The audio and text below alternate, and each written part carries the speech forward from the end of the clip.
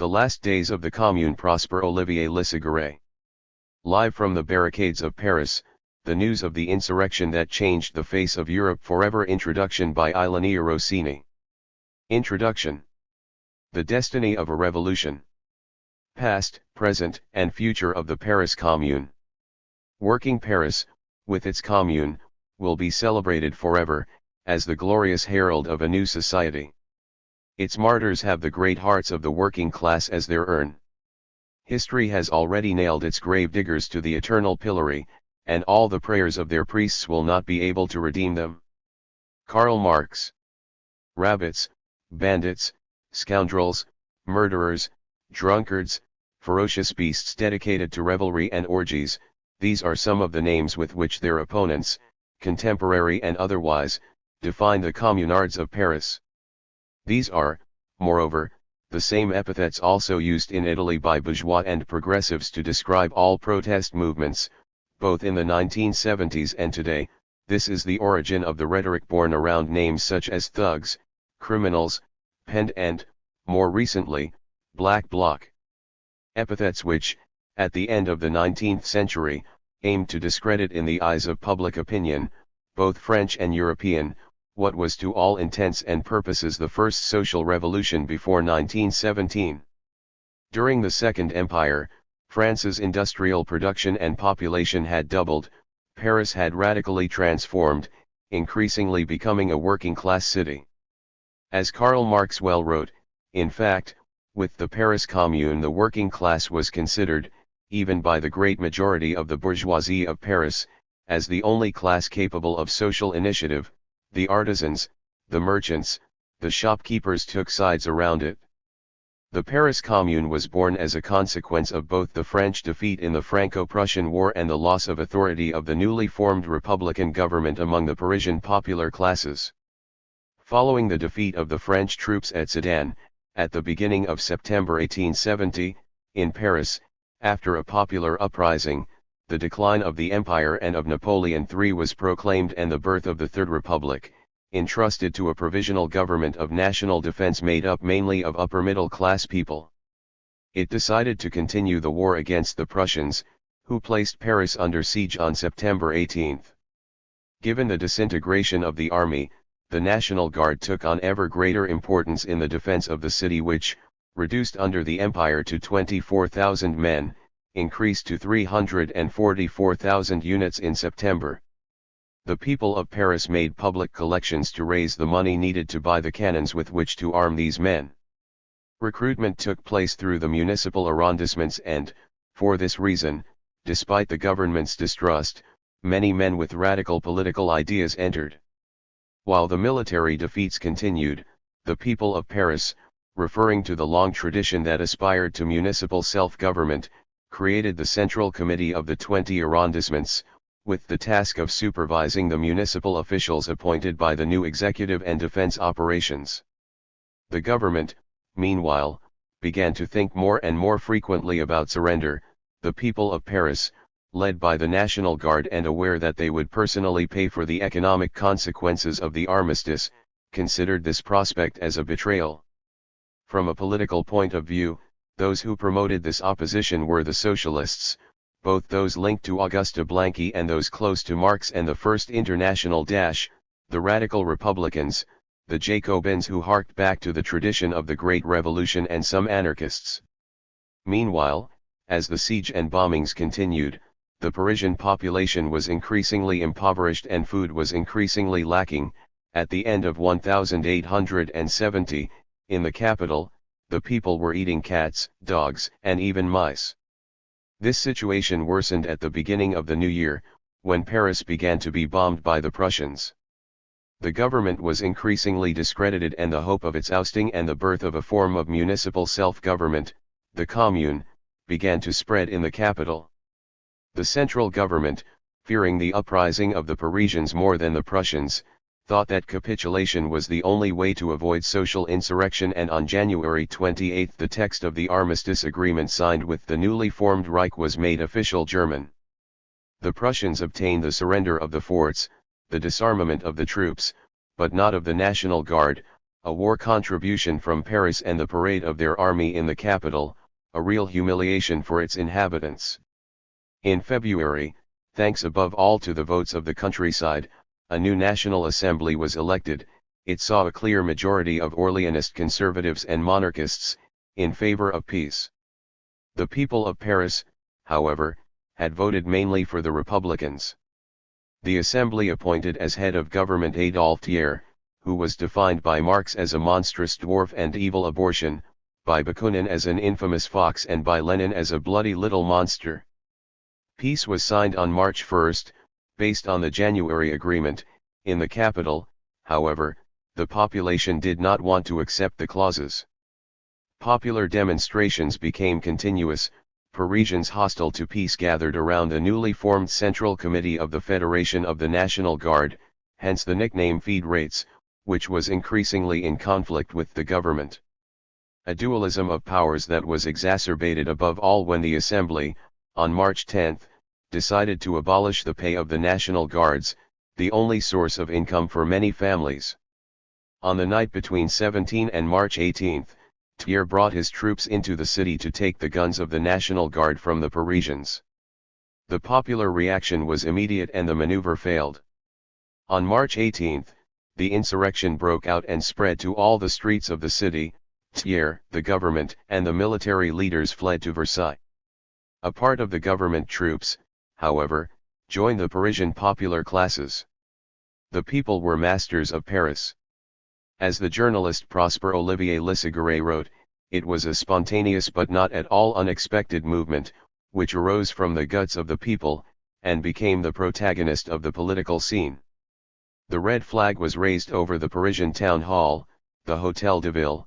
Thus was born a great experience of popular government and freedom, which, however, lasted only 72 days. An attempt destined to premature death, which nevertheless constituted an admirable example for the workers and popular movement to this day. The insurrection was animated by multiple political ideals. The communards were mostly Jacobins, radical republicans, and Blanquists, concerned above all with the problem of power, while a minority was made up of Proudhonists and socialists linked to the International, interested above all in social problems. The Central Committee of the National Guard, which included mostly unknown workers, artisans, and laborers, such as the internationalist Eugene Varlin, a bookbinder, set to work to temporarily administer the city until the municipal elections. Elections for the Paris Municipal Council, the Commune, were held on March 26.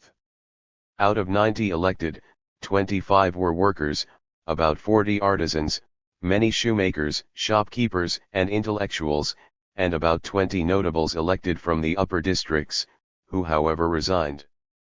There were numerous foreigners, elected by virtue of the fact that the flag of the Commune is that of the Universal Republic. On March 28, the Commune was proclaimed, in front of a crowd of thousands of people waving flags and red scarves in front of the Hôtel de Ville. The Commune was as much a parliamentary assembly as a government. With it a new form of direct democracy was experimented, based on the active participation of citizens in public affairs. The first measures aimed at alleviating the harsh living conditions of the most precarious sections of the population, the sale of objects deposited at the Monte di Pieta and the evictions of defaulting tenants were thus suspended, and the possibility of postponing the payment of rents was granted. Conscription and the standing army were then repealed, which was replaced with the people in arms, the National Guard. A maximum salary ceiling was established for the employees and members of the Commune, and all managerial jobs, administrative, judicial, educational, were made elective and revocable. The working day was set at 10 hours. The highest wages were lowered and those of the lowest paid categories increased, at least for municipal workers, for whom a minimum wage was also established. It was decided to requisition the accommodation left empty by the bourgeoisie, which should have been occupied by those who had lost their homes during the bombings. The separation between state and church was decreed, the abrogation of public payments for religious purposes and the transformation of ecclesiastical assets into national heritage, religious symbols and teachings were banned from schools. A compulsory pension for the war wounded was approved, extended to widows married or not and to orphans of fallen soldiers.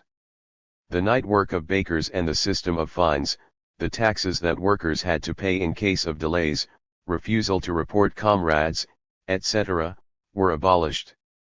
Particular importance was also given to education, which was compulsory, secular, free, and focused on scientific or reality-related subjects.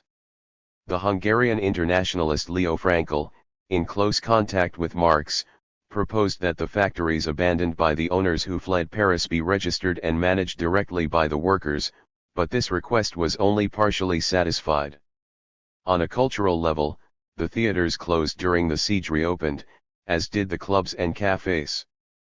Particular attention was also given to the use of museums by the people. On April 13 it was decided, on the initiative of the painter Gustave Courbet, to demolish the Vendôme column, an affirmation of militarism and a symbol of oppression that outraged the principle of brotherhood. The demolition took place on May 16. Within the Commune, female protagonism was very important. On April 11, the Women's Union for the Defense of Paris and for the Care of the Wounded was created, on the initiative of the internationalist Natalie Lemel and the young Russian socialist Elizabeth Dmitriev. Many women participated in the street protests, both as sutlers, nurses, couriers, and as armed fighters. Among them, teacher Louise Michel stood out, always in the front row in firefights, as a nurse and as a fighter. Then politically close to the Blanquists, in the 80s and 90s she later became an important animator of the Parisian anarchist movement. Starting from the beginning of April, the bombings of the Versailles in Paris intensified, causing numerous victims. Despite the worsening of the military situation, on Sunday, May 7 the Parisian people attended a concert organized in the Tuileries Gardens to raise funds for the wounded. Rosa Bordas performed La Canaille, and all the spectators sang with her in chorus La Canaille. Oh well. J'en suis. This is the scoundrel. Well, I'm part of it, thus claiming one of the most popular insults against them. On the afternoon of May 21, thanks to the betrayal of a Parisian, the Versailles troops, aided by the Prussians, entered the city. It was the beginning of the Semaine Sanglante, the week of blood that Louise Michel defined as the massacre. The army of Versailles, led by General MacMahon, could have conquered Paris in a few days, but Thiers probably preferred to take longer to destroy the feed rates and their ideas. From the next day, the Parisians strengthened the barricades and erected new ones. Men, women, and children, in reality small workers who worked from the age of 6 to 8, joined in the defense of the city, fighting street by street, barricade by barricade, meter by meter. Many buildings, such as the Tuileries and the Hôtel de Ville, were set on fire to try to stop the army's advance.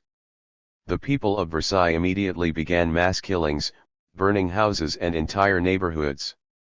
One of the last places of battle was the Père Lachaise cemetery, where the feed rates resisted among the graves for hours. Many of the communards died heroically. On May 28, Paris was finally conquered by the Versailles. Thousands of people were rounded up and killed or imprisoned. It was a very harsh repression, rightly defined as tricolor terror. The bourgeoisie, terrified by the possibility of a social revolution of the workers, wanted to eradicate this risk in every way. France, Austria-Hungary, and Germany sought an agreement to outlaw the First International. The repression became as international as the Socialist and Workers' Organization. At the end of May, the streets of Paris were covered with bodies, which raised fears of epidemics.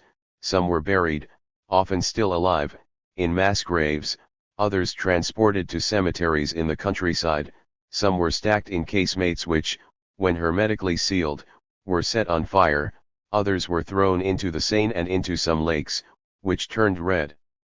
This repression is demonstrated by the many photographs of the bodies of the killed communards. In fact, there are thousands of images of the Commune, of its resistance and of its end that have come down to us. Estimates of the dead are imprecise, probably between 20 and 30,000 communards were killed on the barricades or executed in the subsequent repression, while only 877 deaths were counted among the Versailles. Instead, 50,000 people were arrested, while many managed to escape. Between dead, imprisoned and exiled, around 100,000 people disappeared from Paris. The trials of the war councils against the federates, considered common criminals, lasted years. 270 were sentenced to death, 410 to life imprisonment, 7,495 to deportation to New Caledonia, 3,393 to prison, 1,267 to the fortress. In Montmartre, a working-class district of Paris, symbol of the Communard resistance, the enormous white Church of the Sacred Heart was built, with the aim of atoning for the crimes of the federations. The Bloody Week and the tricolor repression constitute the subject of Prosper Olivier Lissagaray's 1838-1901 chronicle, The 8 Days of May, finally republished by Red Star Press with the title The Last Days of the Commune, based on published materials, on personal memories and eyewitness accounts, and on a series of documents such as the Protocols of the Commune. A socialist and republican journalist who had always been hostile to the Second Empire, Lissagaray was often condemned for his anti-Bonapartist articles. Called as an official with duties in organizing the defense of Paris after the proclamation of the Republic, he immediately sided with the Commune. He chose, however, not to be either a member or an employee, but to serve it as a journalist and, during the Week of Blood, on the barricades as a fighter. Having fled to Belgium to avoid becoming a victim of the Italian Terror, he published The 8 Days already in September 1871. Despite his emotional participation in the events, he maintained a detached and honest tone in this chronicle, for example highlighting the disorganization and indiscipline that characterized the actions of the National Guard, increased by the dualism of power between it and the Commune. Welcomed by Marx himself, The 8 Days was translated into many languages and had many editions.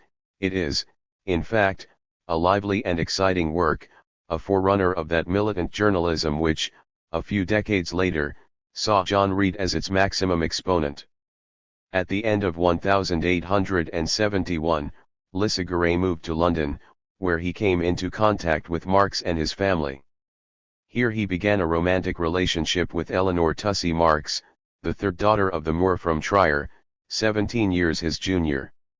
This relationship was immediately opposed both by Karl, who tried to prevent, to tell the truth without success, her daughter from attending her Lissa, as well as by her eldest daughter Laura and her husband Paul Lafargue. Eleanor left home and moved to Brighton, continuing her relationship with Lissagaray, whom she helped translate his monumental History of the Commune of 1871, 1876, into English. The engagement failed in 1882.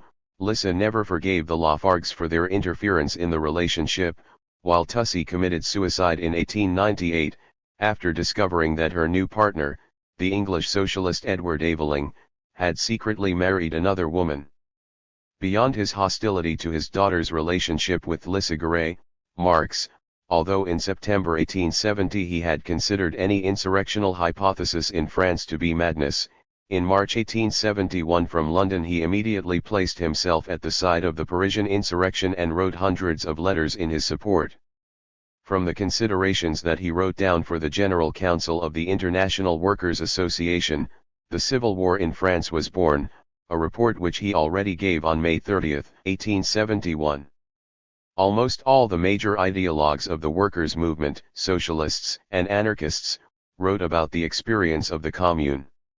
From Marx to Engels, from Lenin to Trotsky, from Bakunin to Labriola to Andrea Costa, everyone found something different and useful for their own theories in the event.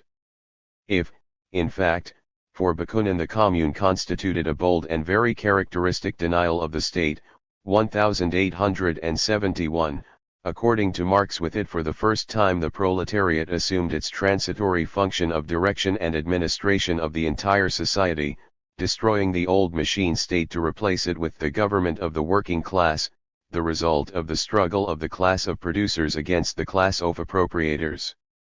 Engels and Lenin, proposing their interpretation of Marx's words, explicitly spoke of the Commune as a form of dictatorship of the proletariat.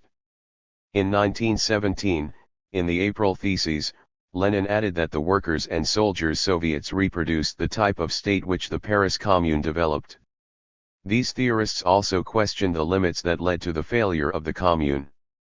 Marx identified as mistakes the Central Committee's failure to march on Versailles immediately and its failure to hand over its power too soon to the Commune. Engels added the failure to take over the Bank of France. Lenin, agreeing on the limit of this refusal to proceed with the expropriation of the expropriators, also underlined the error of having united patriotism, the liberation of France from the Prussians, and socialism, the emancipation of the workers, and that of not having exterminated their Versailles enemies. The Paris Commune then constituted a social myth for the entire international workers' movement. It developed above all from 1879, when there was the first amnesty for condemned people and exiles. In 1880 the first collective commemorative demonstrations of the Commune took place at the Wall of the Fetters in the Père Lachaise cemetery, in front of which 147 people had been executed. As Engels wrote, it remains even today as a silent but eloquent document of what furious madness the ruling class is capable of, as soon as the proletariat dares to come forward and claim its rights. Such was its evocative force in the workers' movement that the Commune was celebrated both in the Soviet Union and in Maoist China. In more recent times, his experience has been reported in the political debate of the movements thanks to the works of the French philosopher Alain Badiou and the English scholar David Harvey too, and by the reflections born around the Occupy movements. Badiou interpreted the Commune as the only attempt by workers and popular political movements to place themselves outside the parliamentary left, a break with the representative form of politics, or, wanting to go even further in well-founded provocation, a break with the democracy which, according to the philosopher, is still necessary today. Harvey, however, starting from the consideration that from the Paris Commune onwards revolutionary movements have always taken on an urban dimension, positioned this experience as a precursor of the contemporary one of the Occupy movements, which developed following the New York experience, which began in September 2011, as it saw the protagonism not so much of the factory workers, but of the precarious workers, industrial or otherwise, of the Paris of the time. Even for Tony Negri, the Occupy movement is the one that best approximated the experience of the Commune, marking a non-reversible political transition. Contemporary attention to the Commune demonstrates how the Moor of Trier was right in stating that his principles are eternal and cannot be suppressed. Just as, 40 years later, Lenin was right when, echoing him, he stated that the Commune fought not for some limited or strictly national objective, but for the emancipation of all working humanity, of all the humiliated, of all the offended. The cause of the Commune is that of the social revolution, that of the political and economic emancipation of all workers, that of the proletariat of all countries. In this sense, it is immortal. They killed it with rifle shot / with machine gun fire / and rolled it up with its flag / in the clayey earth / and the mob of fat executioners thought they were stronger / all this does not prevent, Nicola / that the Commune is not dead. 3. Olivier Rossini, March, 2013. Prosper Olivier Lissagaray. Last Days of the Commune. Introduction by the author. The corpse is on the ground, but the idea is standing. Victor Hugo. This first edition is a simple shot that eyewitnesses are asked to complete. Our main aim, by publishing it, is to collect as much information as possible useful for the authentic history of the May Days. So far they have only been told by the winners. We hope that some reports coming from behind the barricades would protest against certain ridiculous stories. But since no one has spoken, we feel the duty to provoke an investigation. We open it today by presenting all the facts that we know from reliable sources. We have only accepted direct, strictly controlled testimonies. On April 19, 1871, the Commune published the following manifesto, which contains the program of the main municipal, social and political reforms for which it was established. The Commune has the duty to proclaim and define the aspirations and votes of the population of Paris, as well as to specify the character of the movement of March 18, misunderstood, slandered by the politicians residing in Versailles. Once again Paris works and suffers for the whole of France, preparing its intellectual, moral, administrative, and economic regeneration, its glory and prosperity, with its fights and its sacrifices. What does he ask? The recognition and consolidation of the Republic. The extension of the absolute autonomy of the Commune to all the localities of France, with the assurance of the integral rights of each and the full exercise, for every Frenchman, of his faculties and his aptitudes, as a man, as a citizen, as a worker. The autonomy of the Commune will have no other limit than the right of autonomy of all the other municipalities adhering to the contract, all of which must ensure the uniformity of the French structure. The rights inherent to the Commune are, the vote on the municipal budget of receipts and expenses, the setting and distribution of taxes, the management of local services, internal police and teaching, the administration of assets belonging to the Commune, the choice, by election or by competition, with responsibility and permanent right of control, and the revocation of magistrates and officials of all orders, the absolute guarantee of individual freedom, freedom of conscience and freedom of work, the permanent intervention of citizens in municipal affairs through the manifestation of their ideas and the free defense of their interests, the guarantees given to these demonstrations by the Commune, which alone is responsible for supervising and ensuring the free and fair exercise of the right to assembly and propaganda, the organization of urban defense and a national guard which elects its leaders and which alone supervises the maintenance of order in the city. Paris does not ask for anything more by way of local guarantees, on the condition, of course, of finding the realization and practice of the same principles in the great central administration made up of the delegates of the federal municipalities.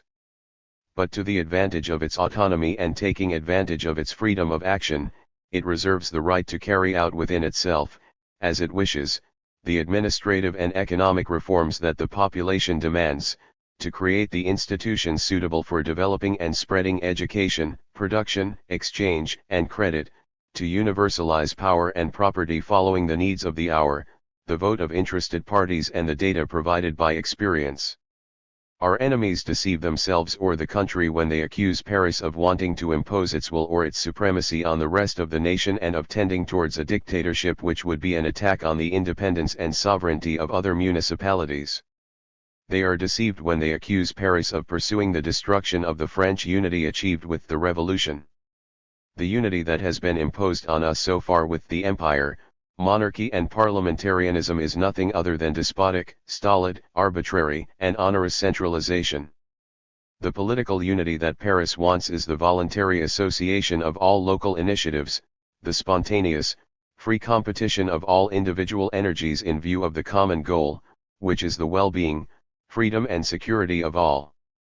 The municipal revolution, which began by popular initiative on March 18, inaugurated a new era of experimental, positive, scientific politics. It is the end of the old governmental, clerical, militaristic, bureaucratic world, the end of exploitation, market manipulation, monopolies, privileges to which the proletariat owes its subjugation and the homeland its misfortunes and disasters. The struggle that began between Paris and Versailles is one that cannot end with illusory compromises, but its outcome cannot be doubtful. Victory, pursued with indomitable energy by the National Guard, will smile on the idea and on the law. We call conscious France as a witness, that Paris in arms possesses as much calm as courage, that it supports order with as much energy as enthusiasm, that it sacrifices itself with as much reason as heroism, that it has only armed itself out of devotion to freedom and common glory. May France put an end to this bloody conflict. It is her task to disarm Versailles with a solemn manifestation of her irresistible will. Called to benefit from our achievements, it declares its solidarity with our efforts, be our ally in this fight, which can only end with the triumph of the communal idea or the ruin of Paris. As for us, citizens of Paris, have the mission of carrying out the vastest and most fruitful modern revolution of all those that have illuminated history. We have the duty to fight and win. Such were the men and the flag who fought to the bitter end in the May days against the ideas, institutions, and generals of the empire. Chapter I. On Sunday, May 21st, at 2 in the afternoon, more than 8,000 people attended the concert given in the Tuileries Garden in favor of the widows and orphans of the National Guards who died for the Commune. This concert, announced for several days, was supposed to take place in Piazza della Concordia, but on Saturday evening it was deemed more prudent not to expose the audience to the Versailles howitzers, which significantly went beyond the roundabout of the Champs-Élysées. The women, in great dress, filled the avenues. The sky was radiant. Plumes of smoke from grape shots swirled above the Arc de Triomphe. The howitzers exploded less than 500 meters away, without the public, all intent on the excellent music of the National Guard, deigning to worry in the slightest. At 4:30, Staff Lieutenant Colonel X1 went up onto the stage from which the conductor directed his 300 musicians, and said verbatim, "Citizens, THIRD promised to enter Paris yesterday. THIRD did not enter, he will not enter. I invite you for next Sunday the 28th, here, at the same place, for our second concert in favor of widows and orphans." At the same time, at 4:30, the vanguard of the Versailles entered through the gate of St. Cloud. For a few days the Versailles had been camping at the foot of the ramparts, from Montrouge to the Maillot Gate. The forts of Issy, of Clamart, of Vence, of Little Vanves, had fallen. Auteuil, Passy, the Point du Jour, were violently bombed and numerous howitzers fell on the Trocadero. Furthermore, the soldiers performed great work of approach from this side. Their attacks, their successes, the strategic importance of this position, which is the key to Paris, all indicated that the assault would be launched at this point and that it was imminent. But tiredness had taken hold of the most energetic. The same National Guard battalions had been on the line for about 2 months. The same men had borne the full brunt of the war without receiving relief. At the end of their strength, discouraged by the continuous failures, discontent of their officers, they had lost their initial enthusiasm and even their habits of vigilance. Thus, on Sunday, May 21st, at 3 in the afternoon, there was neither an officer nor a sentry at the gate of St. Cloud. The frigate Captain Treves was at that moment in the trenches, 200 meters from the wall of the fortifications, while the 70 pieces of Montortout, the battery of Bretuil, those of Cotter-Tourelis, of Issy, and of Meudon converged their fires on the St. Cloud Gate. Although this part of the ramparts, riddled with howitzers and grape shot, was almost indefensible, the silence of the city amazed him. No one responded, neither artillery nor musketry, when, around 3 o'clock, a man dressed in civilian clothes appeared on Bastion 64 waving a white handkerchief and emitting shouts that the noise of the artillery prevented us from hearing. However, Treves thought he could distinguish these words. "Come, there's no one here." "Who are you?" asked Treves. "I am Ducatel, supervisor of bridges and embankments and former naval infantry officer. Paris is yours, if you want to take it, bring in your troops, everything is abandoned too." The commander crossed the drawbridge, on which a howitzer had broken the chains, penetrated the walls and, guided by Ducatel, visited the bastions on the right and left. Noting their complete evacuation, he entered the nearby houses and made sure that they were not guarded at all. Returning immediately to his trench, Treves telegraphed to Generals Douay and Verge what was happening, and an hour later, having suspended the fire of the Versailles batteries, he returned to the enclosure with a section of the engineers. About 5 o'clock the line detachments nearest the gate entered Paris. The cannons of the bastions were immediately removed from their frames and turned against the city. The rest of the Douay division followed, occupying bastions 66, 65, 64, and a part of bastion 63. From the top of Mont Valérien, Thiers, Marshal MacMahon, and Admiral Poteau, who had arrived there at 4 o'clock to observe, they contemplated the unexpected triumph. At 6 o'clock General Vinoy received the following dispatch at Versailles. The Douai Corps is entering Paris from the port of Versailles, between bastions 65 and 66. The Bruat Division will follow and occupy its positions. Have the Ferrand Division armed. At 7:30 in the evening there were already 20,000 men inside the walls of Paris. Around 6 o'clock a terrified messenger brought a dispatch to the War Ministry. It came from Dombrowski. He announced the entry of the Versailles and yet answered for everything. The delegate immediately notified the Committee of Public Safety. The Commune was in session. The committee sent one of its members to her. X entered, solemnly asked to speak and, in dead silence, read the dispatch. A great uproar followed. Everyone separated shortly afterwards to go look for further information, some full of determination and enthusiasm, the others greatly dejected. During this time Delescluze had sent a messenger to the Arc de Triomphe, from where it was evidently impossible to discern a movement of troops so easily concealed, and in the evening the following notice was posted. The observatory of the Arc de Triomphe denies the entry of the Versailles, at least it doesn't see anything that resembles it. Section Commander Renard was in my office and stated that there was only a bit of panic and that Auteuil's door was not forced, that if some Versailles presented themselves there, they were rejected.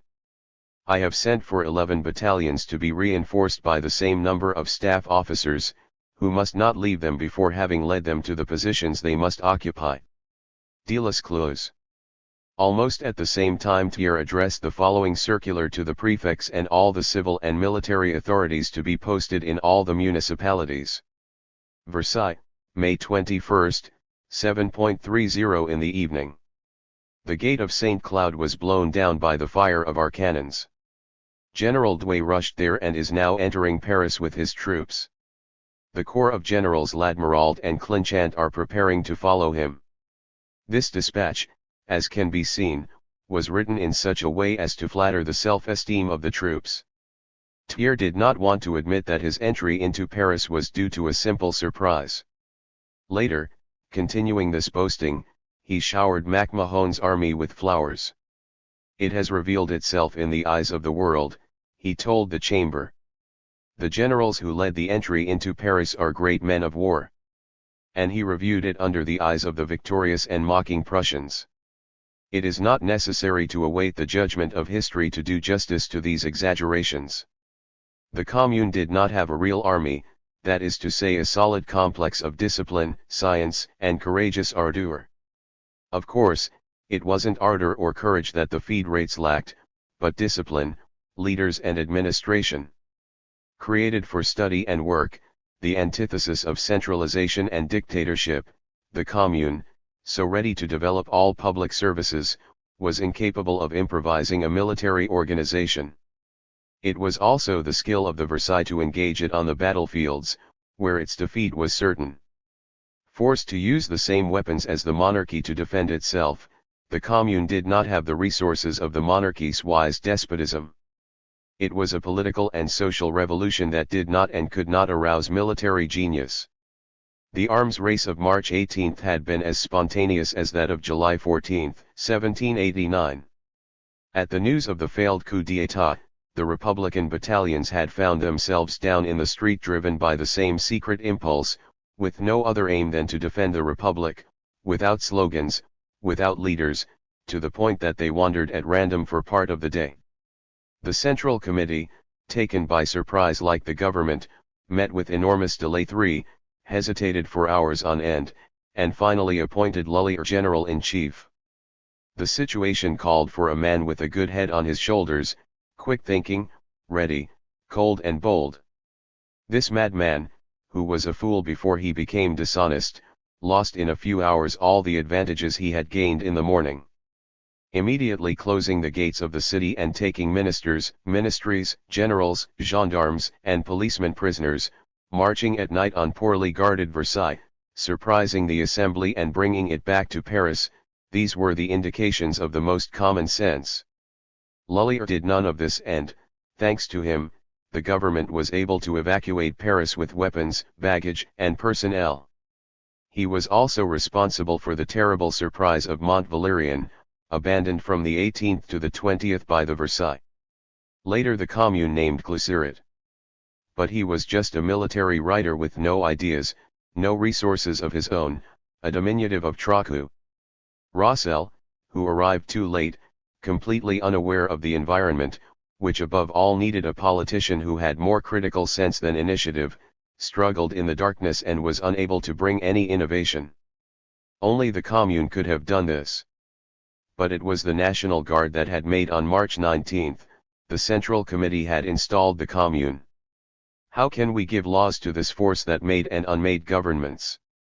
The elect of March 26 were not able to dare it and, timid, left the absolute mastery of their internal organization to the victorious and therefore not very disciplinable guards. After March 18, they reconstituted the cadres of the battalions and all the officers who had not joined the revolution from the beginning were eliminated without mercy, several of them were also sought and arrested. Their successors, too often elected by small groups, had very mediocre authority. The Central Committee was also renewed after March 18 and, less happily composed than the previous one, claimed to represent the National Guard like it. The Commune let this authority continue, which no longer had any reason to exist, and the greatest disorder ensued. A battalion commanded by the Commune required the counter-signature of the Central Committee, another started moving at a simple order from the committee. The Commune issued the flags, passed the magazines, presided over the departure of the battalions, but the committee, relying on the Place Vendôme, regulated the shifts, continuously extended its powers of family council and its members wore the scarf and the red sash, different from those of the members of the Commune only for the addition of a silver fringe. Thus the war delegate was never able to keep a firm grip on the National Guard. Glycerit, playing with cunning, called the committee to the ministry, installed it there and thus believed he could destroy it. The committee came, but as a master. At least it had sovereignly exercised the authority it took away from the Ministry of War. However, it too clashed with the indiscipline generated by the fatal principle of election. A battalion chief who had received the movement order found a way to postpone the departure, while another battalion remained 15 or 20 days at a time in the trenches. Alongside the Central Committee of the Federation, the Central Artillery Committee claimed to place the guns as it pleased and was obeyed as little as it obeyed the Ministry of War. Consider that neither Glycerit, nor Rossel, nor Delescluze were able to concentrate the artillery pieces or even have an exact survey. One or other legion claimed to keep its men in its surroundings. In emergency circumstances it was impossible to obtain from this or that subordinate officer the pieces necessary for bastion or external service, despite formal orders from the War Ministry and even from the Committee. The Armaments Service was unable to provide rapid-fire rifles, chassé-pots, or box rifles to all the men in the trenches or on missions even in 2 months. And yet when the Versailles disarmed Paris, they captured 285,000 rapid-fire rifles, 190,000 box rifles, 14,000 Enfield carbines, 10 times what was needed to arm the marching battalions. The General Staff continued the traditions of the first siege. Many battalion officers made up for their lack of military education with great courage. But, with very few exceptions, the staff with the red lapels, the shiny boots, the wide belts, the many braids, who dragged the new sabers with a racket, only made a good show in the cafés. You could see them at 5 o'clock taking absinthe on the boulevards, on horseback, sometimes followed by their attendants. The indignant press denounced them to the Commune, to the delegates, to the war. An order from Rossel prescribed an examination and review of the titles, but this delegate did not have time to carry out his reform. More radical, the Committee of Public Safety one evening raided girls' restaurants. On May 22 they disappeared with their uniforms, very few were seen behind the barricades. There was no shortage of food thanks to previous supplies, but the waste was considerable. There was only one moment in which Varlin, with a clear and rigorous spirit, directed the supply, but the Central Committee hastened to eliminate him. The medical organization was pitiful, Where specialists were needed, the first to arrive were appointed without subjecting them to the slightest preparatory examination. On the other hand, the most capable were often discarded. A Republican devoted to the Revolution of March 18, who during the campaign had withdrawn the service of one of the largest ambulances of the Army of the Rhine, came to place himself at the disposal of the War Ministry and found himself preferred to colossal nonentities. Everything must be said. Especially in the beginning there was an explosion of devotion towards the Commune, capable men flocked. If they were rejected, supplanted by the incapable, the fault lies with those members of the Central Committee and of the Commune who consulted their sympathies, and sometimes their personal interests, more than public health. The Assembly of the Commune, impressed by the particularism, even gave some examples, but these accidental rigors could not replace either discipline or, above all, direction. The latter was completely missing. The Commune, the military commission, the delegate filled the officiel with their contradictory orders, without even worrying about whether they were feasible or whether they were carried out. When Cluseret established the three commands of Dombrowski, Rybolewski, and La Sicilia, Dombrowski was indignant and wanted to resign. "What do these decrees mean?" he shouted. "And the men? Where will men be found?" He confessed to us that he had never had more than 2,000 National Guards at his disposal in years. "Sometimes," he added, "I could have made important movements, surrounded entire bodies. I asked for a reinforcement of 1,500 or 2,000 men, they sent me 300. The legendary resistance of the Maillot Gate, commanded by Colonel Well, only 10 pieces responded to the Versailles fire, and there were almost never more than 2 men per piece. Often it was the same gunner who loaded, aimed, and put it back into place. All those who dared to venture into those terrible surroundings were able to see a marine artilleryman called Commune, who later died at his combat post, who operated 2 7mm guns alone. A torch in each hand, he set the two off together shots. Despite the howitzers and machine gun fire, there were more than 30,000 of them. The cannons of the Maillot Gate never remained silent. And yet some evenings there were not 6 men to serve them. The nearby place, the Porte de Turns, sometimes had not even 50 National Guards. Patrols along the ramparts were practically unknown or at least very rare. At least 20 times since March 18 the Versailles column, using certain precautions, could have approached the fortifications on a dark night, crossed the moats and gates and penetrated the heart of Paris without firing a shot. At 10 different points the same attempt would have been equally successful. No serious barricade would have stopped the invaders.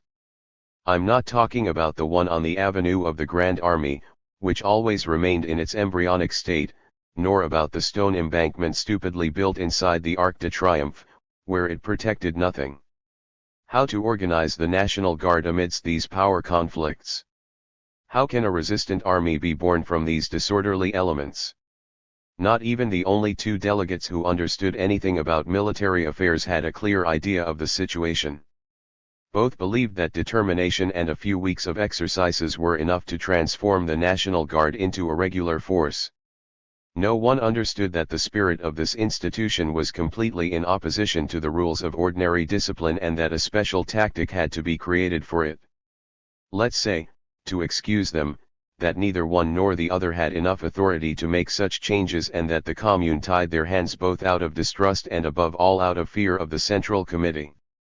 But since the Commune dared neither reorganize the National Guard nor dissolve this fateful committee, it was necessary to take the middle path, abandoning the sedentary guard to the latter and organizing volunteers, recruiting them from the battalions. These new regiments, well equipped, well armed, would receive cadres, carefully chosen by the war delegation, no longer elected and timid dependents of their electors.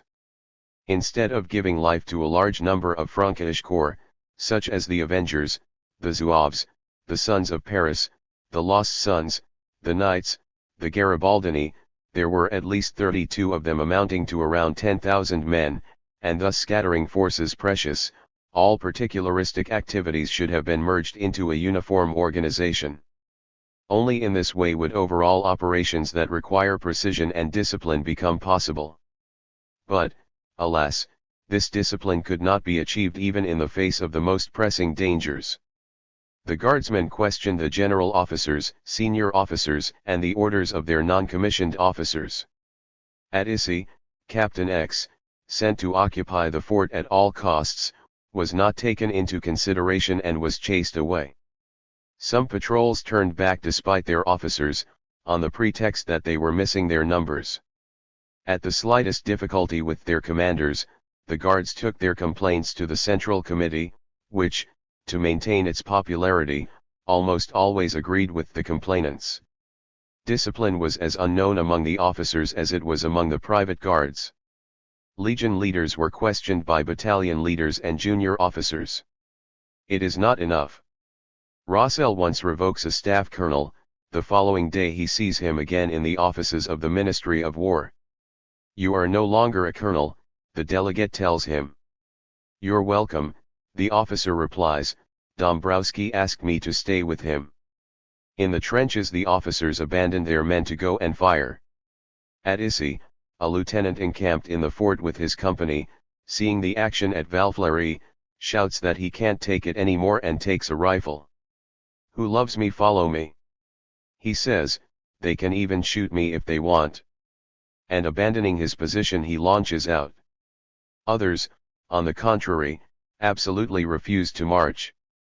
The court-martial wanted to set an example and pronounced a death sentence, commuted to 3 years in prison by the Executive Commission. Permanent and fatal contradiction. The Commune forced to wage war did not want to submit to its needs.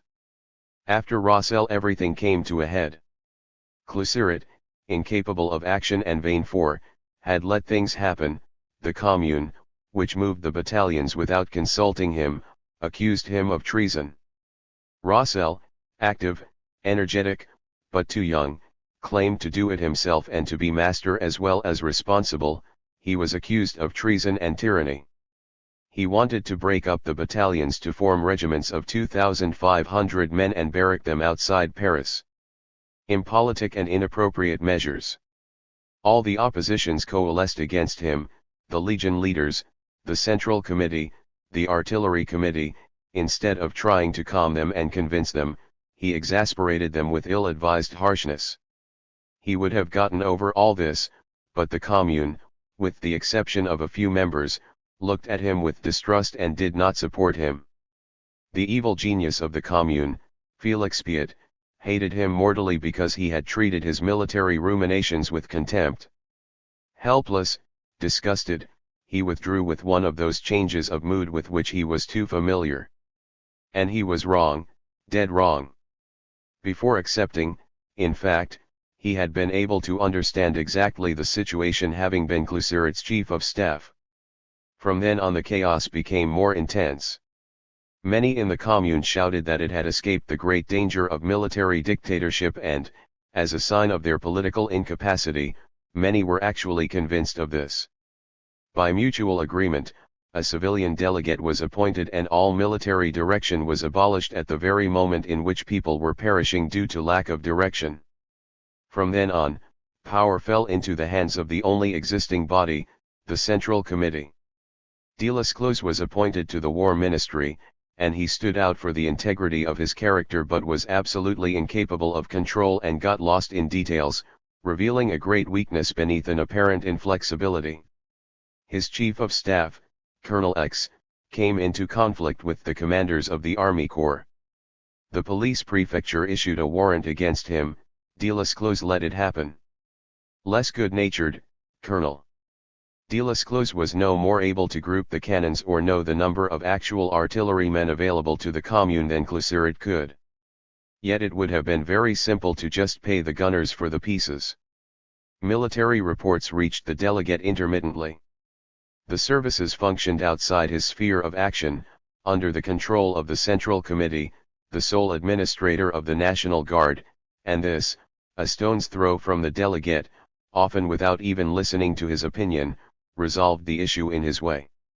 Delegates, generals, legion leaders, battalion leaders, each gave different orders on the same subject. While waiting for them, the ramparts remained almost devoid of guards, and Delesclos who, incapable of lying, had equal trust in the word of others, published in good faith the imaginative reports that unworthy generals drew from their imagination. So on the evening of the 20th the War Ministry communicated this dispatch to the newspapers. Noon, Little Vanves. The Garibaldini have put the rural people to flight. We also got the better of Clamartside. And the next day the Versaillais entered. Let's abbreviate, in a hurry to get back to the story. Let's just say, to complete our exposition, that the number of men who did active service outside the fortifications or on the bastions during the 2 months of siege should not be estimated to be higher than 15,000. It is this handful of men without cohesion, without the necessary officers, without general staff, without stewardship, without discipline, who stopped Thiers' famous army for 2 months. It is this artillery, with no other artillerymen than a few volunteers with 2 or 3 men apiece, which held out for 2 months against the 600 guns of the Mont Valérien of Courbevoie, of Asnières, of Montortout, of the Moulins, of Meudon. And now who would dare to say that without Ducatel's betrayal, since there was betrayal, facilitated and made possible, it is true, by the inability of the leader, but ultimately betrayal, who would dare to say that Paris would have been taken by storm in broad daylight? The courage of the federations cannot be denied. It cannot be denied that, in the event of an assault, they would have garrisoned the bastions with men and artillery, rather than scattering in their neighborhoods as they had to do later. The Versailles, on the contrary, could no longer be supported by their artillery, which was necessarily silent, and would have had to descend into the ditches under the hail of bullets and machine guns, cross them, climb the ramparts and conquer them with the bayonet. Not even the Prussians could dream of it. Was it reasonable to expect it from these young soldiers from Versailles, incapable of taking the village of Neuilly by force from some snipers, after 2 months of incessant attacks? Thiers was able to inflate his bulletins. It is therefore no less true that, on the one hand, the absolute incapacity of the general staff, the ever-increasing indiscipline, the guilty indolence of certain people in charge of the outposts were necessary for Paris to be able to enter, and on the other, 130,000 men in fight against 12,000, to conquer the streets.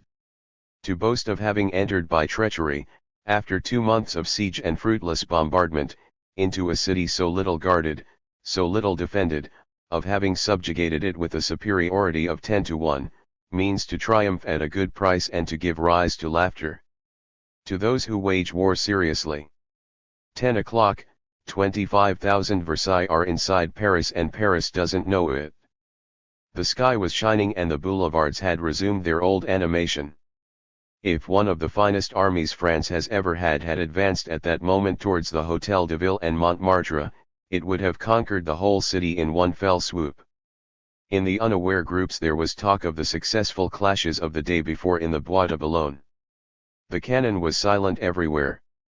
At 11 o'clock, the Ministry of War received definitive news of the mass entry of the Versailles. The General Staff did not want to believe it and, in its usual ignorance and vanity, declared that it was only a detachment, that the invaders were lost, that they would be surrounded and taken prisoner. However, at 1 o'clock it was no longer possible to doubt. We could hear the din of the rifle fire starting at the Trocadero. This important hill overlooking the 2 banks was protected only by a rough fortification at the entrance to the Avenue de l'Empereur, which therefore had its back to the Versailles. These, unfolding in no particular order, surprised the feed rates. To this sudden attack some guards resolutely responded with repeated fire, but the vast majority of them disbanded. The men were immediately seen scattering in groups of 4 or 5 in the streets of the Faubourg Saint-Germain. The officials of the Ministry of War rushed to try to stop the fugitives in vain. They ran away saying, "Now there is a war of the barricades, everyone go to their neighborhood." Only a small number of men agreed to stay at the military school. Around 3 o'clock the troop entirely occupied the Trocadero. In the meantime the war delegate had had the bell rung in all the neighborhoods of the left bank. He evacuated the War Ministry at 4 o'clock and retreated with all his staff to the Hôtel de Ville. The Church Midi prison and the Commune of the 7th district were also abandoned. Just as the War Ministry's baggage arrived at the Hôtel de Ville, on Avenue Victoria 2 guards carrying a box were attacked with an axe by an individual wearing a smock and a cap on his head. One of the two fell dead instantly. The murderer, arrested immediately, shouted, foaming with rage, "You're done for, you're done for. Give me back the axe and I will start again." The police commissioner of the Hôtel de Ville rushed over and found the furious man wearing papers and a booklet certifying that he had served in the municipal police. He was shot immediately against the barricades of the avenue. The most absolute security reigned at the Hôtel de Ville. A member of the Commune claimed to have come from the Trocadero and had seen nothing. But another citizen, this order was sent to him to please him. But it turned out that the Hôtel de Ville's machine guns were of no use because they lacked certain parts. X also managed to ring the hammer bell in the areas of the right bank. Furthermore, orders were sent to the mayors to route as many men as possible towards the Tuileries, the Louvre, and the Hôtel de Ville, which seemed to be the first places under threat. At 5 in the morning the Muette was taken almost without a fight and the army occupied all the ramparts from Point du Jour. While a detachment of General Vinoy established itself at the Trocadero, another, having seized the Grenelle Bridge, went to open the gates of Vaugirard and Montrouge to General Sissy, who soon deployed in the 15th district. He had passed the drawbridges and ramparts without even encountering a sentry. At 6:30 in the morning he arrived, on one side, at the Champ de Mars, on the other, at Montparnasse station. From then on, the Versailles plan began to take shape. In the very regular oval that forms Paris, the army, having entered from the western end, had to advance by pushing concentric semicircles in front of itself, supported on both sides by the fortifications, which would initially widen in the advance towards the center and then become smaller, as the barricades were conquered, until they were flattened, to the east against the bastions of the 19th and 10th districts. Surrounding on all sides an enemy 10 times inferior in number, this is the whole genius of these great warriors. Chapter 2. On Monday 22nd Paris woke up to the warm rays of the sun. The right bank knew nothing of the night's events, but the appeal echoed in all the neighborhoods and this proclamation was read on the walls. To the people of Paris. To the National Guard. Citizens. Enough with militarism. Let the general staffs go away with their braids and all their golden stitching. Make way for the people, for the fighters, for the bare arms. The hour of the Revolutionary War has struck. The people do not know wise maneuvers, but when they have a rifle in their hand and the pavement under their feet they do not fear all the strategists of the monarchist school. To arms. Citizens, to arms. It is a question, as you well know, of winning or falling into the ruthless hands of the reactionaries and clericals of Versailles, of those wretches who, with a bias, handed France over to the Prussians and are making us pay the price for their betrayal.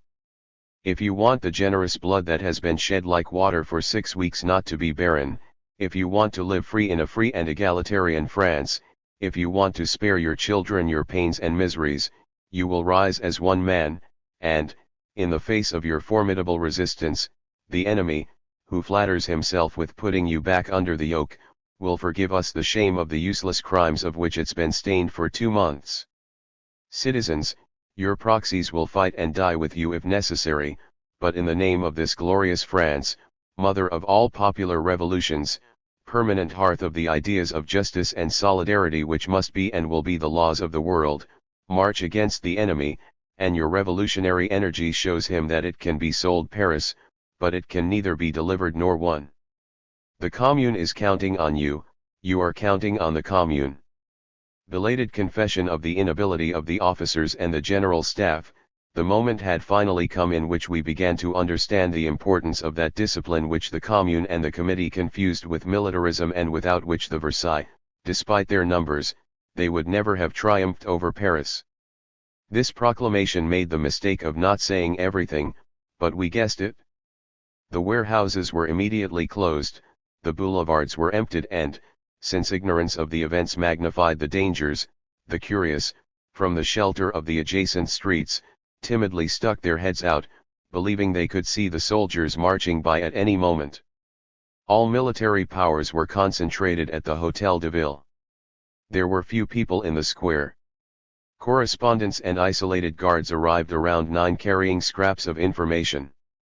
The Versailles were at the Champ de Mars, at the Faubourg Saint-Germain, at the Muette, at the Arc de Triomphe. Nothing more could be done.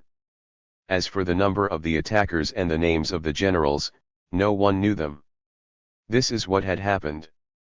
Since the morning, Generals Ladmiralt and Clinchant, established, as we have seen, at Passy and La Muette, had silently followed the ramparts and had emerged onto the Avenue de la Grande Armée. All of a sudden the good artillerymen of the Maillot Gate turned and saw the Versailles, who had been close to them for at least 10 hours. No sentry had warned them. They were killed on their pieces until the last one. The troops went up the avenue to the barricade placed in front of the Arc de Triomphe. Surprised, it too was conquered without a fight. The Fédérés barely had time to save their cannons, and the soldiers immediately placed a battery against the terrace of the Tuileries. The Arc de Triomphe was draped with tricolour ribbons and a brigade descended along the Avenue des Champs-Élysées, taking shelter against the houses. Once they reached the roundabout, the soldiers lined up left and right for an ambush. Lying among the woods and meadows, they directed a heavy fire on the terrace from there. In the meantime, General Clinchant, continuing his run, paraded along the ramparts, went around them to the Pereire Square and descended towards the New Opera along the Avenue Friedland and the Boulevard Victor Hugo. At the same time, a division under General Clinchant was carrying out the same movement externally, on the side of Neuilly, Levallois-Perret, and Saint-Ouen. The Fédérés of these localities were suddenly attacked from behind by a hail of bullets coming from the city. It was in this way that they learned about the occupation of the bastions. They hastened to return to Paris through the gates of Binot, Asnières, and Clichy. The soldiers chased them onto Malesherbes Boulevard, but they made a good retreat to the barricades in the interior, containing the enemy, turning frequently and discharging their weapons. In this way, from the beginning the Fédérés, without communications, unaware of the progress of the operations, were abandoned to their own devices. No one in the General Staff, no one in the Ministry of War, no one in the Commune had dreamed of warning the garrison of the Maillot Gate and the troops stationed outside during the night. The direction, so weak until then, had almost completely ceased. Each body now had to rely only on its own initiative, its own resources and the intelligence of its leaders. The soldiers took over the Monceaux Park, settled there, and one of their columns moved forward towards the Batignolles in Levis Street. By 11 o'clock the Pépinière barracks was in possession of the troops. Around 1 o'clock, General Clinchant reached the New Opera and from there supported the column fighting in Piazza della Concordia with a brigade. On the left bank, General Sissy had headed towards the field of Mars, which had been transformed into a sort of artillery field. The military school was caught between the two fires of the avenues of Montpiquet and Loendal. The colonel who commanded this important position had made no defense preparations. The courtyards were invaded in an instant and the Fédérés who occupied them took refuge in the barracks of the Champ de Mars, protected by only 200 men. In the shelter of these light constructions they attempted to resist and there was a heroic struggle for many hours, but surrounded literally from all points, without help. At midday they had to succumb to the numbers. At almost the same time, at 12:30, the ammunition depot installed in the General Staff School was blown up with a frightening noise. At the same time, a brigade detached itself from the military school to bypass the barricades on Avenue Rapp, which were destroyed by artillery. It could already be foreseen that, due to the lack of understanding and direction, the resistance of the Fédérés would be all local and would have no connection between them. In fact, very few points received reinforcements. The fatal slogan was prevailing that everyone had to defend their neighborhood. Certain battalions thus remained immobile until the last hour, so that neither a counter-offensive nor a strategic movement of any value could be attempted. This purely defensive attitude led straight to defeat, no matter how great the courage and tenacity of the resistance. At 1 in the afternoon of the 22nd the Versailles already occupied a quarter of Paris. Solidly pressed against the ramparts from the Point du Jour to Levallois-Perret, covered by the heights of the Arc de Triomphe and the Trocadero, the right wing at the Montparnasse station, the left wing at the Batignolles, they presented their heads of columns in Via Levis, in Piazza dell'Europa, at the Pépinière Barracks, at the New Opera, at the Invalides. Two entire districts, 15 and 16, and 3/4 of 3 others, 7, 8, and 17, were in their firm possession. Nowhere could precise information be obtained, not even at the Hôtel de Ville. Staff officers were becoming scarce, the men sent on missions did not return. At 9 o'clock the Commune met. Félix Piat taking the floor proposed the most radical defense measures. It was decided, upon his motion, that each member of the Commune would go to his district to direct the barricades there. The members present signed the minutes. At noon a proclamation was posted, this time precise and without periphrasis. French Republic freedom, equality, fraternity. Good citizens stand up. To the barricades. The enemy is within our walls. No hesitation. Forward, for the Republic, for the Commune and for freedom. To arms. Paris, 22 May 1871. At the same time, the relays sent in all directions broadcast the slogan of resistance everywhere. Shortly after their departure another forceful appeal was posted next to the first. To the people of Paris.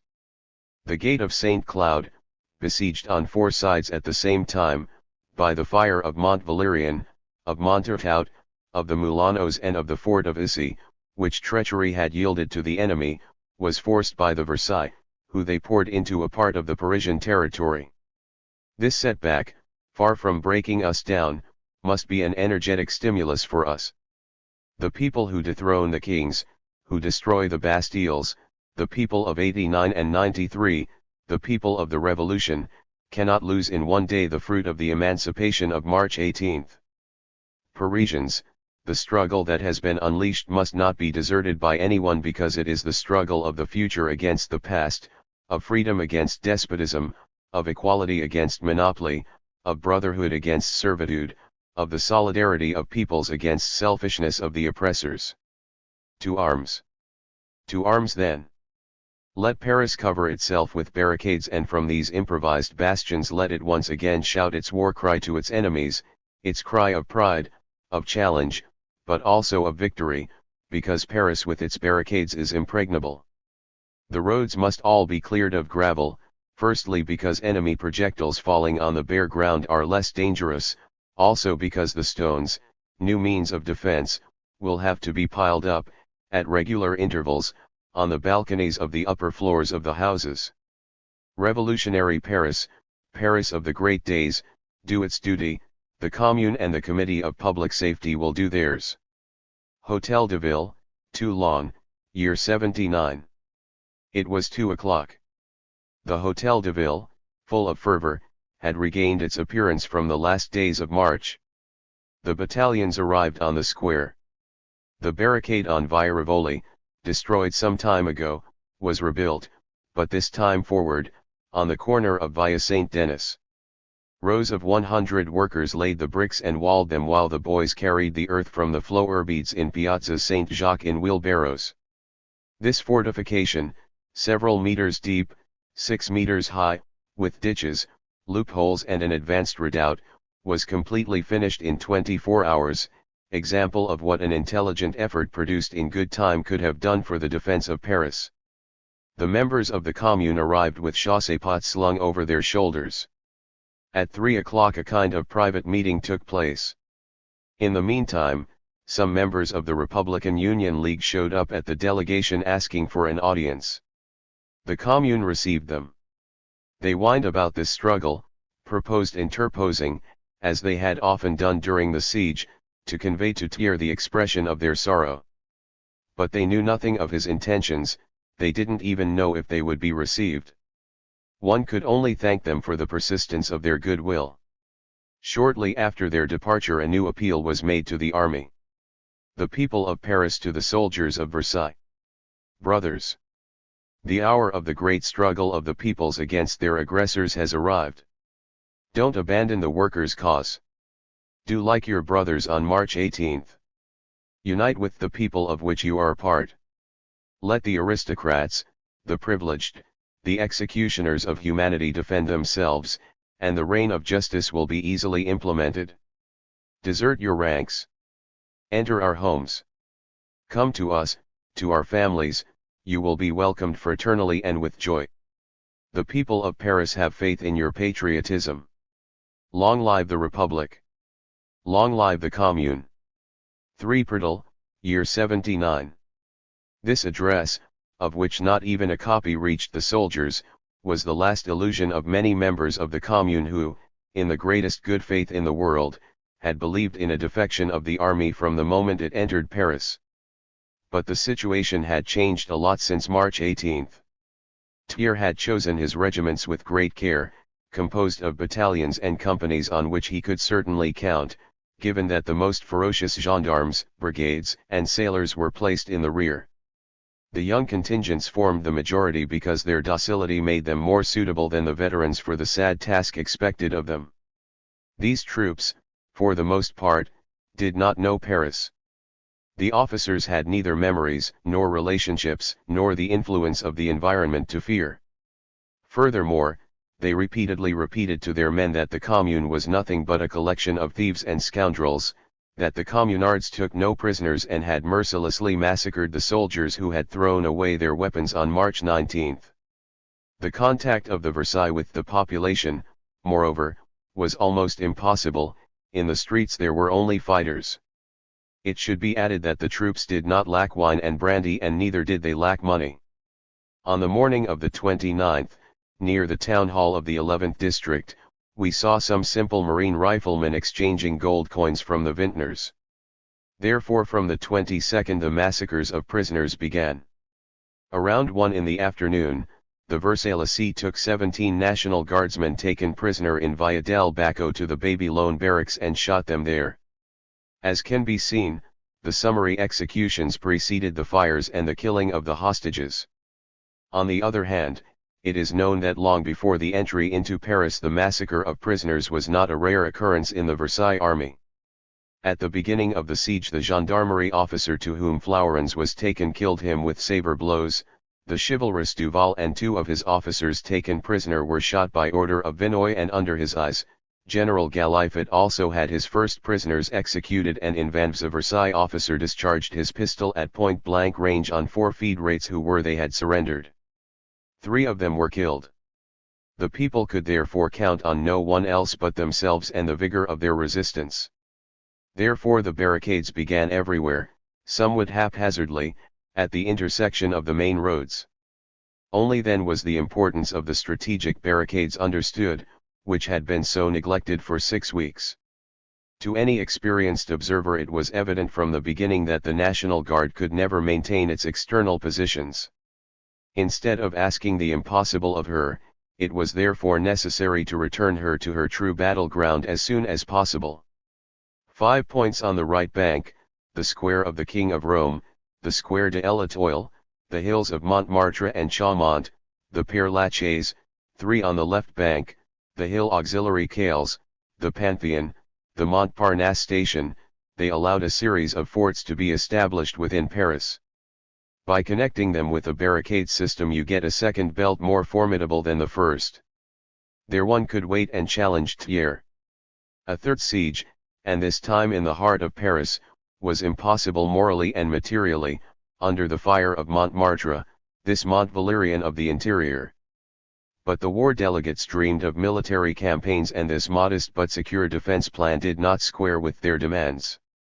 A barricade commission was appointed in April, but, lacking a general conception, lacking permanent direction, regarded as an ancillary part of the defense, it handed over the conduct of the work to an imaginative fellow, who, starting from the end, he immediately fortified the interior of Paris. While, to the delight of fools, he built the secondary fortresses of the Via Rivoli and the Via Castiglione, the truly strategic points of the Trocadero, the Arc de Triomphe, the Montmartre Hill, etc., remained practically undefended. The work on this third line was also carried out with the most deplorable slowness. The fortifications of Piazza della Concordia were not yet finished on May 22. The barricade of the Via Royale was only built for quarter hours, the terrace of the Tuileries was barely fortified. In truth, construction of the internal defenses had to begin almost everywhere on Monday. And once again each fighter was abandoned to his inspiration. The general mistake was to believe that they would be attacked from the front as in June 1848, while the generals of Versailles carried out outflanking movements everywhere. This is how first Montmartre, then Belleville were surrounded, isolated, and overwhelmed. The 9th district, located at the foot of Montmartre, began to fortify itself at 2 o'clock. The Aubert Street, the Chaussée d'Antin Street, the Drouot Street, the Chateaudun Street, the crossroads of the Montmartre village, Notre-Dame de Lorette, the Martyrs Street, the Trinity Church were placed in a state of defense. They began to barricade the main access roads to the Batignolles, Montmartre, the Chapelle, the Chaumont Hills, Belleville, Menilmontant, the Père Lachaise, the old boulevards, especially from the Saint-Denis Gate, the Château d'Eau Square, the boulevards Voltaire and Richard Lenoir, the Roquette, the Bastille, and the entire Faubourg Saint-Antoine, on the left bank the street of Rennes, the crossroads of the Croix Rouge, the street Saint-Dominique, the street Bonaparte, the crossroads of Bussy, the street Saint-Jacques, the streets Royer-Collard and Gay-Lussac, the street Soufflot, the Gobelins, the boulevard Saint-Michel in its entire length. A large number of other barricades were just sketched out, and those we have mentioned, although begun on Monday, were finished as the battle progressed. At that time it developed on the right bank along the Avenue Marigny, from which the Versailles were trying to reach the Via Royale. At Madeleine they had to attempt the assault 3 times. About 200 Federates defended this position. They held her until night. Under cover of darkness the troops surrounded them. But it took a bayonet attack to overwhelm them, and the massacre was frightening. Blood streamed down the steps of the Madeleine and onto the street. On the left bank, the Boulevard Montparnasse and the Boulevard des Invalides were swept by Versailles howitzers. General Sissy was trying to advance towards Montparnasse station, but the federated cannons that pounded the road to Rennes with enfilade fire destroyed entire companies of Versailles. Meanwhile the Trocadero, the Étoile barrier and the brigade deployed in the Champs-Élysées, covered the fortifications of the Concordia Square with bullets, which responded validly. Night came without interrupting the artillery and rifle detonations. Red lights rose in Via Rivoli and Via Royale. The Ministry of Finance and the Royal Street were burning. The Ministry of Finance had been under fire all day from a Versailles battery placed in the Invalides. The fire, caused by a howitzer, was put out for the first time by the firefighters of the Commune. They were, however, accused of setting fire to the Ministry of Finance, on the basis that conservative howitzers enjoyed the privilege of not causing fires. The National Assembly decreed that day that the land and sea armies had well deserved their homeland. At 8 we met Delesclos in Via Rivoli. "If we can spend the night," said he, "there is some hope. We begin to recover from the first surprise, the battalions descend from the bastions." In fact, at that moment the battalions paraded along Boulevard Sebastopol and, with music in their heads, headed towards the Hôtel de Ville. In the gaslight you could see the rifle barrels and the reflections of the red flag shining. Few in number, perhaps 200 per battalion, but resolute, the men marched silently, ready for death. Other battalions cluttered the sidewalks, hastily taking their meals. Elsewhere the trumpet and drum called the men to muster. The officers went through the groups distributing packets of cartridges. The good little sutlers circulated, proud to run the same dangers as the men, since the Versailles did not spare them. The first impression had been terrible. It was believed that the troops were in the heart of Paris. Then the slowness of their advance had aroused some hope. Contact had been resumed. The less courageous had returned, without thinking that there would be no quarter for anyone. The real fighters were ready. Their number during the 7 days should not be estimated above 12,000. Many citizens were then seen with rifles on their shoulders who had deplored the excesses and ineptitude of the Commune and who had seen their advice discarded. At that time, much more than that transitory government was at stake. This slogan was already circulating behind the barricades. Now there are no more members of the Commune. The fact is that the Paris of 71 hurled the entire social revolution against Versailles. You had to be for this revolution or against it. Only cowardice was held in the middle. The true socialists understood this and, certain of the catastrophe, at least wanted to make their cause triumph with contempt for death. A procession of mysterious and hasty knights passed in front of us heading towards the Hôtel de Ville. We followed them. In the throne room a member of the Commune announced Dombrowski's arrival. He had been called by the Committee of Public Safety following certain vague and ridiculous rumors. Introduced in front of the committee, at the door, crossing his arms and turning his gaze on everyone, he shouted violently, "It seems that they say that I am cheating." No one answered. Commune member Deroux broke the silence, "If Dombrowski betrays, I betray too. I answer for him as for myself." Dombrowski was brought out. He went and sat at the officers' table and ate with them. At the end of the meal he went around the room and, without saying anything, shook hands with everyone. Everyone understood that he would get himself killed. The Committee of Public Safety was installed on the right, in the series of rooms overlooking the square. On the left, all the rooms overlooking the garden belonged to the War Ministry. Everyone came to ask you for instructions. Messengers arrived from all parts of the city. A delegation of officers from the garrisons of Montrouge and Bicêtre could barely reach the delegate. She was given orders to resist until further notice. A large number of guards and officers, bent over long tables, sent out orders and dispatches amidst an incessant buzz. The internal courtyards were full of vans, ammunition wagons, and cars. The horses ate or slept in the corners, ready to leave. Munitions were received and shipped at every moment. The couriers came and went noisily. There was nowhere the slightest sign of discouragement.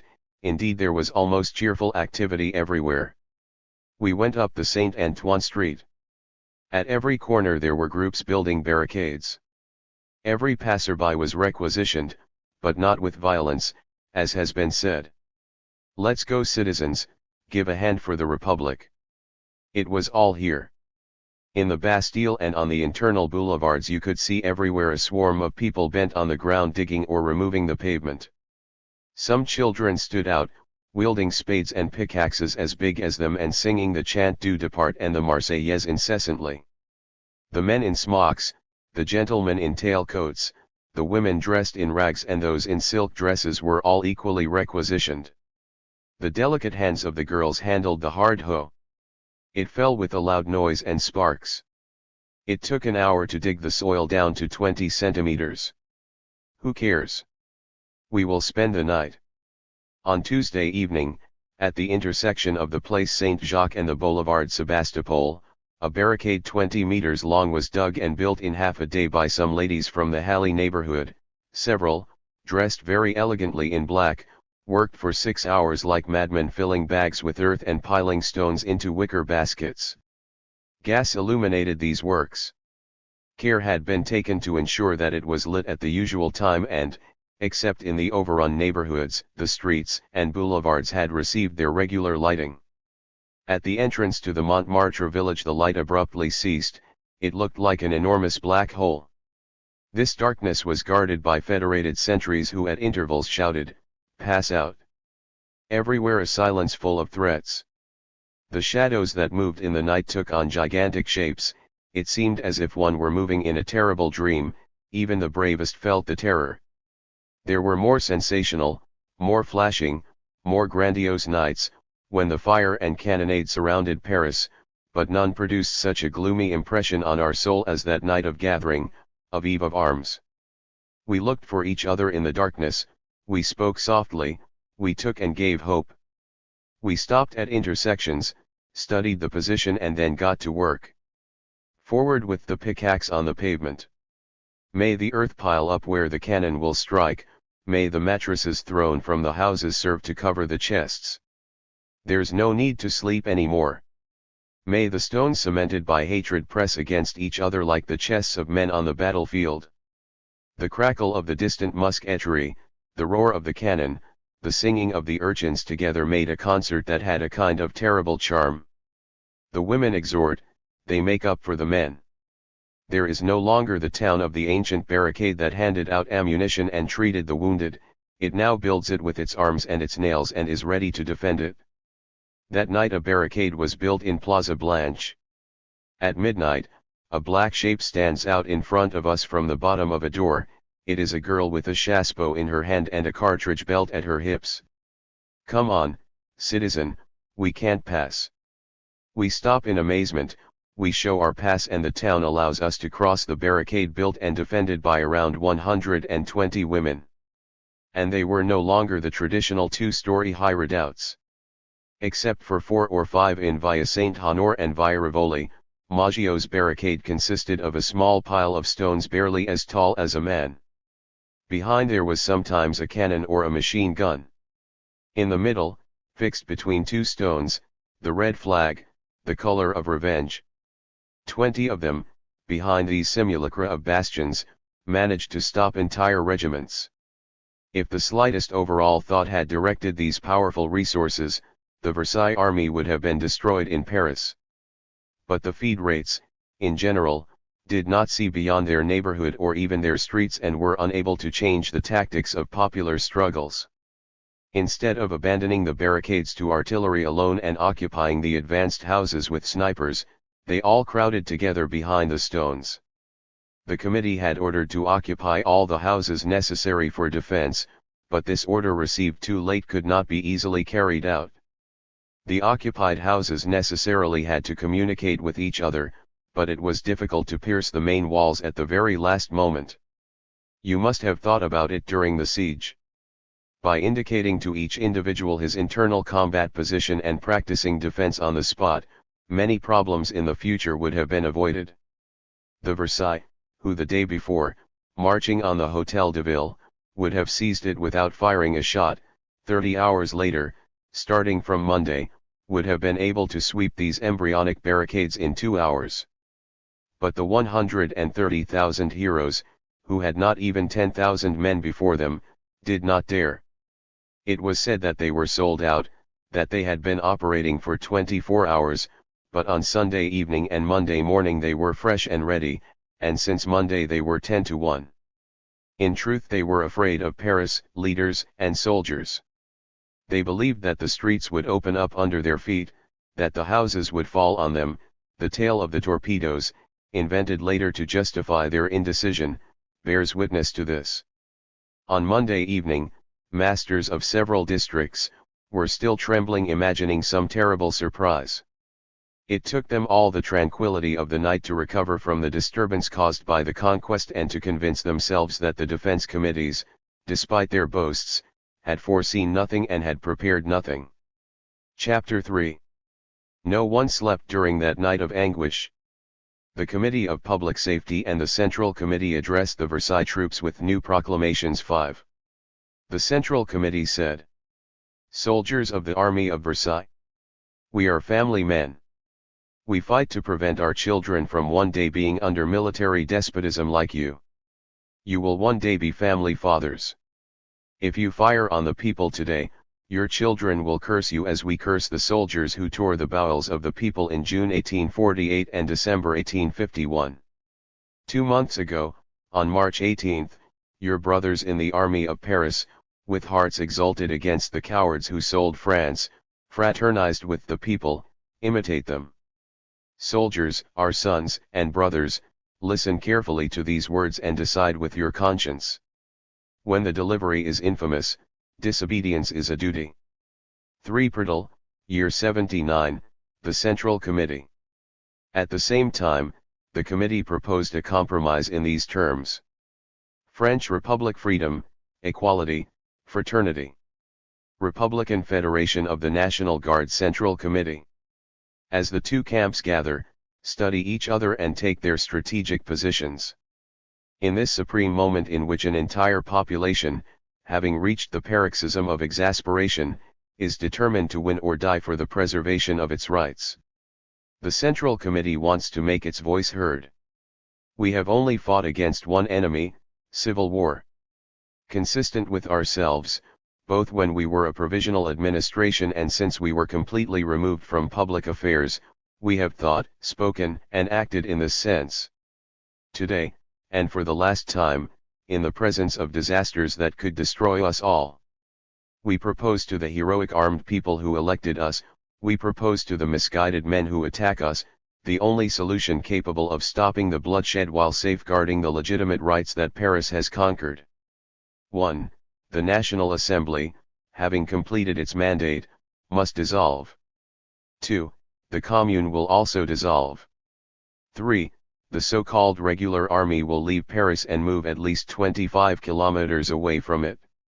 4. A provisional power composed of delegates from cities of 50,000 inhabitants will be appointed. This power will choose from among its members a provisional government which will have the task of proceeding with the elections of a constituent assembly and the Paris Commune. 5. No reprisals will be carried out either against the members of the Assembly or against the members of the Commune for all events that occur after March 26. These are the only acceptable conditions. All the bloodshed in a fratricidal struggle falls on the heads of those who reject them. As for us, as in the past, we will carry out our duty until the end. For Portal Year 79, the Central Committee. History will give its judgment on these men who tried to the limit to prevent the shedding of blood and on those who, rejecting any conciliation, hunting the former like wild beasts, refusing to recognize their qualities as men and citizens, they threw them into despair with cold cruelty. However, the Committee of Public Safety, still in place, organized the resistance. 6. The barricade leaders were authorized to obtain all the food and utensils necessary for the defense. Every house from which the National Guard had been fired upon was condemned to fire. Open the shutters, lift the jalousies, close the windows. This cry filled the streets. A sign was placed under the false windows after the verification. Like the day before, all the shops were closed. 1 or 2 newspapers came out, despite the howitzers from the Trocadero falling on the printing press in Booker Street and the central sales offices in Crescent Street. The People's Tribune preached resistance and declared victory possible as long as Montmartre was in the hands of the Federates. And at that very hour the hill fell almost without a fight. The last fortress, the only one that could counterbalance the success of the enemies, this inaccessible height from which any attacker would have had to fall, was taken in less than 6 hours, without a battle. Surprisingly, I must add. But war is made of cunning. Chest to chest, who would ever have defeated the brave Federates? During the night a large patrol of Versailles had attempted to surprise the Batignolles outposts and had overwhelmed a sentry. The Federate shouted at full strength, "Long live the Commune!" And his comrades, having been warned, were able to put themselves on guard. He was immediately shot. Thus fell D'Asses and Barra. Montmartre Hill was attacked from 3 sides at 6 in the morning. Clinchant, seizing the Saint-Lazare station, advanced through the Batignolles, l'Admiralt, skirting the ramparts, took all the gates from Neuilly to Saint-Ouen in his rear, thus bypassing Montmartre while Montaudon advanced outside the city, onto the neutral zone, through Clichy and Saint-Ouen. Clinchant came crashing into Clichy's barricade at the Batignolles. The resistance lasted 2 hours, to eliminate these barriers of poorly connected stones and behind which barely 100 men were fighting. It took the combined effort of the Versailles cannons brought to Rue St. Petersburg and the regiments massed in the Chaptal College. A little earlier a column took possession of the Batignolles Commune, which the member of the Commune Malin, a man of proven courage, had to abandon after having evacuated his vehicles and ammunition towards Montmartre. Part of the troops went up Avenue Clichy. In Rue de Carriers a barricade stopped him suddenly. The Federations continued to fire until l'Admiralt, having taken over the Avenue Saint-Ouen, outflanked them through the Montmartre cemetery and caught them between 2 fires. About 20 guards, who remained on the barricade, refused to surrender. The Prussians would have been content to disarm them. Admiring their courage, the Versailles shot them mercilessly. In Piazza Blanche, the 120 women who defended the barricade held Clinchant's troops in check for 4 hours. Only at 11 o'clock, exhausted, and having exhausted their ammunition, were they overcome by surprise. Those who were taken were massacred on the spot. The Versailles, passing over their corpses, rushed towards the Lepic Street, on which at the same time the victorious soldiers of the Carriers Street were climbing. Cluseret had only made a brief appearance in Montmartre. The command remained in the hands of La Cecilia, a Republican, a talented scientist, courageous, but absolutely incapable of organizing the resistance. He was lost throughout the morning in the chaos of the battalions. During the siege nothing had been prepared to protect Montmartre from a coup, and they had been content to accumulate cannons and ammunition. It was difficult to improvise a defense plan at the last moment. No one attempted it, and the feed rates could not make up for it with their initiative. The semi-discipline of the National Guard had destroyed that spontaneity which is so precious in street warfare. We had become accustomed to a kind of management, of administration. When these were lacking, the National Guards, abandoned to their own resources, believed in betrayal, gave in to discouragement, and in many places retreated. Around 10 o'clock La Cecilia learned of Ladmiral's outflanking march. Melun had arrived. At the same time a column seized the Chateau Rouge. The National Guards rushed to the general shouting betrayal, announcing that the Saint-Ouen and Clignancourt gates had been opened to the Versailles troops. Realizing that he had been surrounded, La Cecilia had to give the order to retreat to the discouraged men.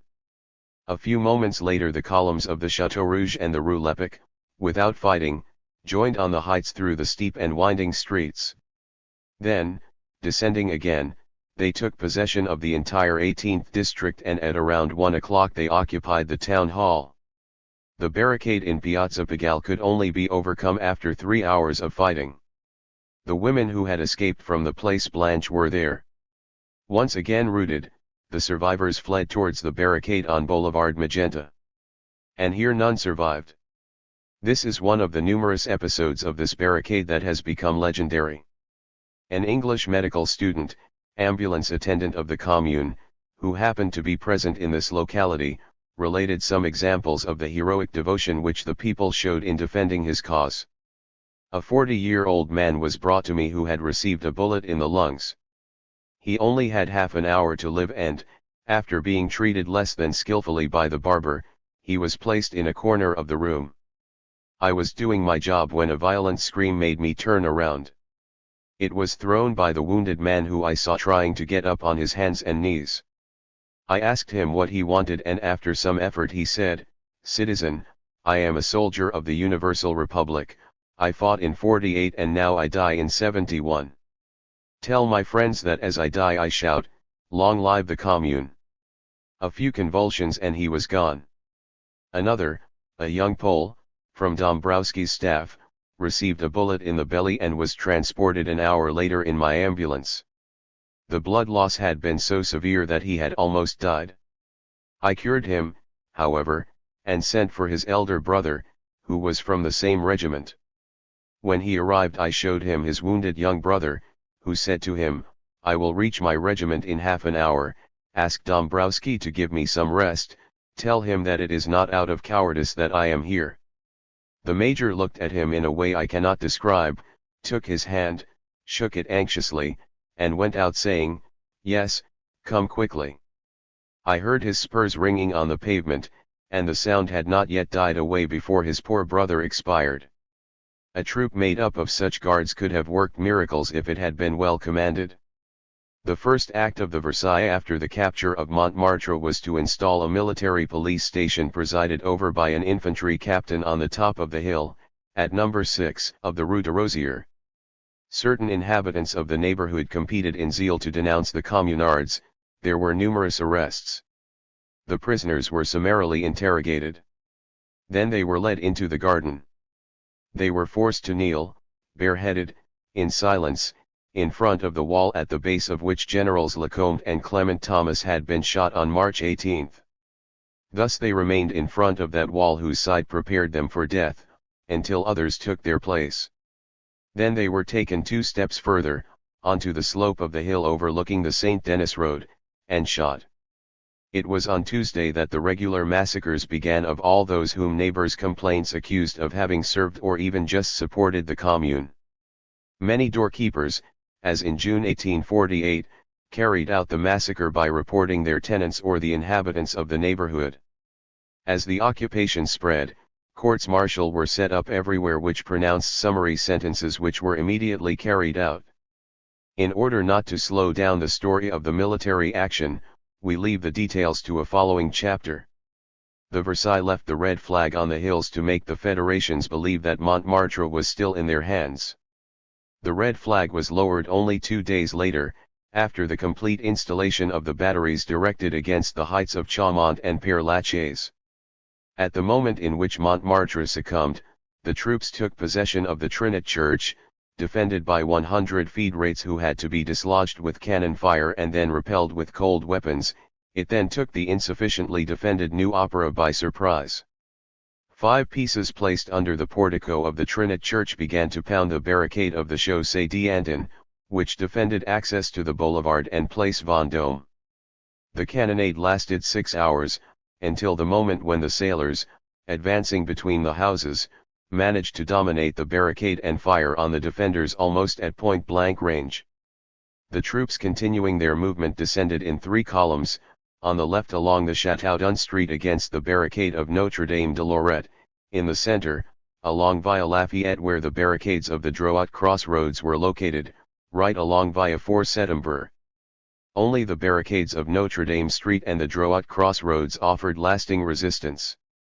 Via Fort Septembre was not even defended, despite what the complacent historians of the Versailles army said. Around 6 o'clock, all the barricades built in Via Rochechouart and in the Chaussée Clignancourt were almost abandoned. In Murha Street, Dombrowski, trying to gather the federates, almost alone, fell mortally wounded. "And they will say I cheated," he shouted, painfully alluding to the suspicions of the day before. Shortly afterwards he died in excruciating pain. He was transported to the Hôtel de Ville. We saw the procession advance preceded by a red flag, some guards followed the stretcher. Everyone discovered themselves, the federates rushed from the nearby streets. Only then did people begin to learn about the occupation of Montmartre and the dangers of the position at the Hôtel de Ville. On the left bank, General Sissy had stormed the Montparnasse station since the morning, after having bypassed the batteries of Via Rennes, through the Croix Rouge crossroads, via Doudragon and via Terran. Always the same maneuver, the federates fortified themselves at the ends of the main roads, the Versailles were careful not to confront them, they attacked the less defended and less prepared side streets and took the main fortification from behind. The troops then descended in 3 columns through Jacob, Elibé, Gozlan streets, up to the barricade of Elibé Square. The fighting had lasted for about 2.5 hours when the inhabitants of the neighborhood warned the sailors that they could get around the defenses from the Abbé Garden. The federates caught from behind then had to evacuate the barricade. 18 of them who refused to surrender were mercilessly massacred. From the Abbé Square the Versailles, dividing themselves, reached the shore through the Bussy crossroads and the Seine Street, and the Saint-Michel Boulevard through the Saint-André d'Arts Street. On the right they occupied the Saint-Sulpice Church and the 6th Town Hall. The officers installed themselves in the telegraph offices and communicated with the Hôtel de Ville, making it appear that the federates always occupied the position. Having asked what should be done if the Versailles advanced, they were told, according to their story, blow up. Immediately, say the Versailles newspapers that reported this anecdote, the delegates of the 6th district were shot, no doubt as punishment for an order that they had not provoked, which they had not received and which they could not carry out. The advance of the troops was smaller on the banks of the Seine. All day the cannon thundered in Grenelle Saint-Germain Street, in Dominique Street and in the Saint-Marie Passage. There the Versailles battalions were decimated, but the artillery and reinforcements arrived en masse. From the crossroads of this neighborhood naturally hostile to the Commune, bullets hit the feed rates behind the barricades at every moment. The declared enemy, however he fights, face to face or by cunning, is always worthy of respect. But he is unworthy of any mercy who, hiding behind his neutrality, secretly slaughters his adversary. The feed rates punished these cowardly attacks by burning the houses where the bullets had come from. The Versailles howitzers had already caused a large number of fires, soon the whole neighborhood was in flames. While his left wing bent over the Seine to shake hands with General Vinoy, General Sissy's right wing grazed the bastions of the 14th district. The Federations had barricaded the square of the Saint-Pierre Church and the Sieyes station. They fought hard throughout the day and only in the evening did the Commune of Montrouge fall into the hands of the army. On Tuesday evening at 8 o'clock the Versailles army occupied a line on the right bank which starting from Montmartre followed the Rue Rochechouart, the Rue Cadet, the Rue Drouot, the Boulevard des Italiens, the New Opera and the Rue de la Paix. On the left bank it occupied the legislative bodies, the Church of Saint-Sulpice, closed the space between the Seine, the Boulevard Saint-Michel, the Rue de l'École de Médecine and the Rue Bonaparte and ended, through the Station Sieyes, at the extreme limit of the 14th district, about half of Paris, almost 10 districts and the main fortress. The arc of a circle initially described by the troops stretched, as can be seen, and transformed into an almost straight line. The position of the corps was this: in the center Douai and Vinoy surrounded the Tuileries and the Place Vendôme, on the left wing Ladmiralt and Clinchant continued their movement towards the Stock Exchange, the Drouot crossroads and Montmartre. Sissy, on the right, was forcing himself to reach the Hôtel de Ville along the Seine. Night came and did not stop the battle. 80 artillery pieces, installed on the squares of Orsay, Passy, the Champ de Mars, and the Étoile barricade, thundered against the Concordia Square and the Tuileries Garden. He then realized the incompleteness of these much vaunted fortifications. The barricade of the Vie Royale, without spaces or slits, was, on the other hand, dominated by the Madeleine in possession of the Versailles. The barricade of the Saint Florentin Street, armed with 3 pieces of 7, the terrace of the Tuileries, garnished with only 6 pieces, could not respond to such a hail of bullets. And yet at this point in Paris the resistance was frightening. The cannons of the terrace and the redoubt swept away anyone who dared venture onto the Champs-Élysées for 2 days. The square was soon covered with debris of all kinds, corpses, bronze columns, statues, fountains, overturned, twisted candelabras, pulverized by howitzers. Finally, around midnight, this defense line had to be evacuated because it was no longer sustainable. Piazza della Concordia and Via Royale were occupied by troops. The Saint Florentin barricade, also attacked from behind, had to be abandoned. With the barricade of the Rue Chaussée d'Antin, the Place Vendôme had fallen, taken from behind by the Rue de la Paix. Thiers had telegraphed to the prefects in the evening, "If the fight does not end today it will be finished tomorrow at the latest, and for a while." From the beginning of the war he had seriously believed that, once the ramparts were overcome, the weapons would fall from the hands of the Parisians and that all the members of the Commune would think only of fleeing. But Paris, against all the military habits of the empire, had awaited the army with its feet, defended itself street by street, house by house and, rather than surrender, burned. A light rises over Paris, but sanguine and reddish. The Tuileries are burning. Then the Palais Royal, then the Légion d'Honneur, the Conseil d'État, the Corps de Comtes. Formidable detonations start from the Palace of the Kings. It is the powder barrels exploding, the walls collapsing, the vast domes collapsing. The flames now long and slow, but alive like arrows come out of 1,000 openings. The Seine is on fire and, from its bridges which appear vividly white, you can see it, a gigantic mirror, reflecting its burning banks. The wind blew slightly from the east.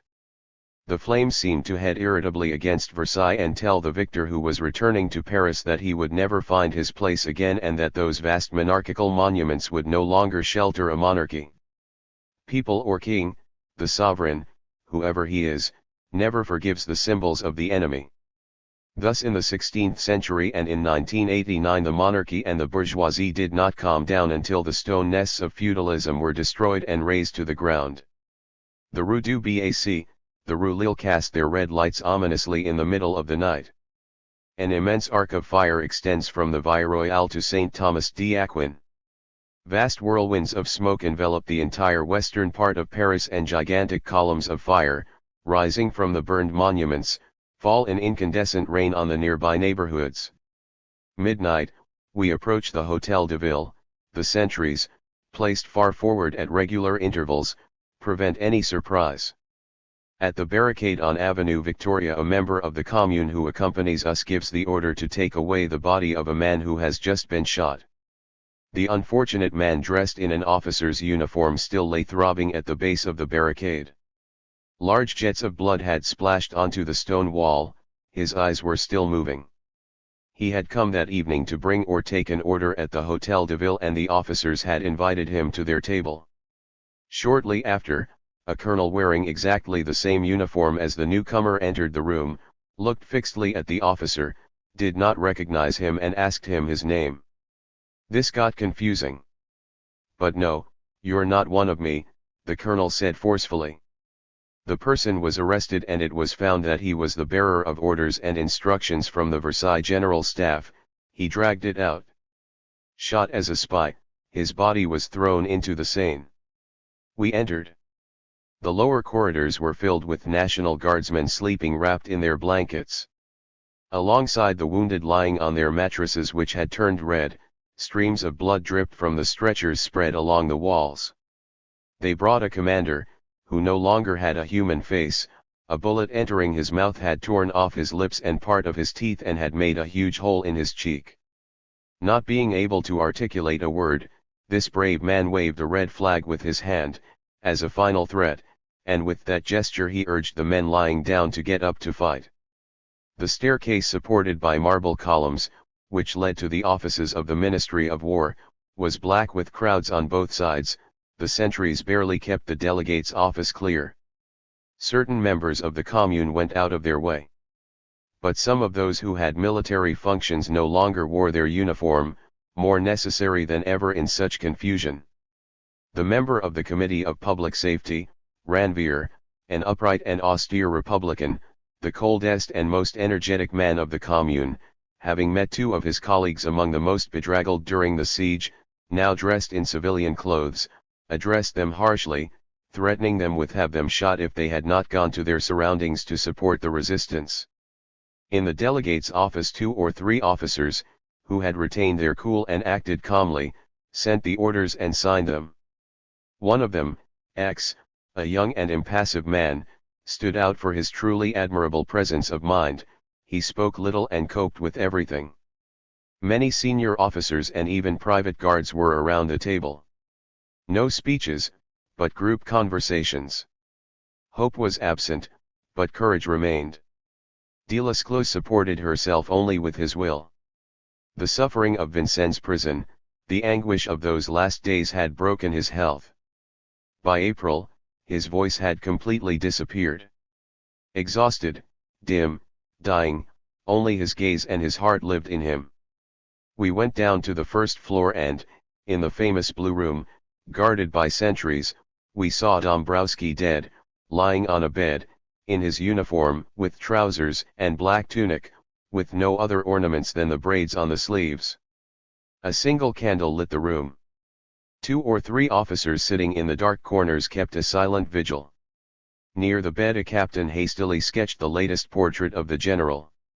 His snow-white face was calm, with his fine nose, his delicate mouth, his little blonde beard raised at the tip.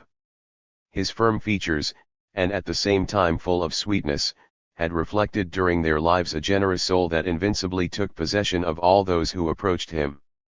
His enemies were unable to contest his military merit, and in fact for 5 weeks he disputed Neuilly meter by meter with a handful of men at the Versailles, endowed with excessive courage, forgetful that his life no longer belonged to him. It was seen on the outposts surprise and disarm the sentries of the Versailles. He lived the life of a soldier, ate his own food and subjected his staff to all his hardships. It was calculated that his aides-de-camp lived on average for 3 days. His heart had made him the champion of a cause that had to succumb due to lack of organization. He knew it and served her as if he had hoped for victory. He was spared no bitterness, object of a hateful suspicion at the last hour. He died for those who accused him. The Versailles newspapers did not spare him their insults, calling him a counterfeiter and calling him a pimp 7 as his aide-de-camp. This courageous and loyal life can defy many other attacks. Dombrowski does not deign to respond. Defenders of his memory may believe, as he does, that his actions sufficiently protect it. The internal courtyards of the Hôtel de Ville were seething with crowds and tumult. The ammunition was evacuated with great noise towards the 11 town hall. Artillery dogs, omnibuses loaded with powder resounded, wobbling under the vaults with a sinister roar. Never had Baron Haussmann's parties awakened such resounding echoes. On that last night of his existence the Hôtel de Ville offered a prodigiously fantastic spectacle. Life and death, gasps and laughter collided on the stairs, in every room, on every floor, illuminated by the same dazzling gaslight. Often they caught spies and shot themselves in the square of the Hôtel de Ville against a barricade. Woe to every suspicious or supposed individual. In moments like these, of physical and moral struggle, when life is at stake due to a mistake or a whim, the carelessness of death conquers like a vertigo and existence loses all its value, like gold in feverish hands. Of the player, nothing was known at the Hôtel de Ville about the execution of the editor of the Siècle, Gustave Chité, who was shot in the Saint-Pelagie prison. Il Siècle only reported this episode and it was not possible to check his testimony. It says that at 11 o'clock in the evening the Commune prosecutor Raoul Rigault, entering Gustave Chité's cell, declared to him that he would be shot immediately. Led to the part of the rotunda near the chapelle, Chité had fallen shouting, "Long live the Republic!" He had been imprisoned for more than a month under the accusation of having ordered fire against the people on the fateful day of January 22, in his capacity as deputy to the Commune of Paris, being present that day at the Hôtel de Ville. Raoul Rigault claimed to have in his hands certain proof that the order had been given by Chité. This trial, unfortunately, could not be heard publicly and Chité fell at the moment in which hundreds of citizens taken outside the barricades were slaughtered without judgment by Versailles bullets. At 3 in the morning a staff officer arrived from Notre Dame. As rumors had spread about his burning, the director of the Hôtel Dieu, whose hospice contained 800 patients, had expressed his fears to a staff officer. Immediately a member of the Committee of Public Safety signed the formal order to the head of the nearby barracks to oppose any preparations of this kind, if there were any. This order was immediately carried by the officer and precautionary measures were taken accordingly. The humanity of the Commune preserved the cathedral from any war damage and in the following days not a single Père Lachaise howitzer hit it. By 5 o'clock the most complete silence reigned in this part of Paris and the barricades established at the Notre Dame bridge had been completely abandoned. The Hôtel de Ville itself had lost its animation, the guards slept in the square and, in the offices, lying on mattresses and sofas, the members of the Commune and the officers of the various services took a few moments of rest. It was the last morning at the Hôtel de Ville, it was the first day that dawned without a ray of hope. Chapter 4. The government of Versailles telegraphed to the province that Marshal MacMahon had invited the feed rates to surrender for the last time under penalty of being shot. It was a hateful lie that added to all the others. Never, at any moment of the struggle in Paris, nor after the capture of Montmartre, nor after the occupation of the left bank, that is to say when victory became impossible for the feed rates, was any proposal addressed to them directly or indirectly, any invitation to lay down their weapons. Many would perhaps have given up the fight if they had realized the futility of any resistance. But Thiers, like Cavaignac in '48, wanted to prolong the fight. That bourgeoisie that had enthusiastically capitulated to the Prussians trembled with anger at the mere thought of giving in to Paris. It had surrendered with a unanimous vote its modesty, its fortune, and the French land, it was still ready to make all the concessions to Prussia, but to deal with the French, with the proletarians, but to abandon its privileges, its right to exploit France, not this, rather death. What did the bombing, the fires, the fate of the hostages matter? What did it matter to expose Paris to complete destruction by prolonging the fight, as long as the bastion of socialism was destroyed and the demands of the proletariat were stifled for a long time?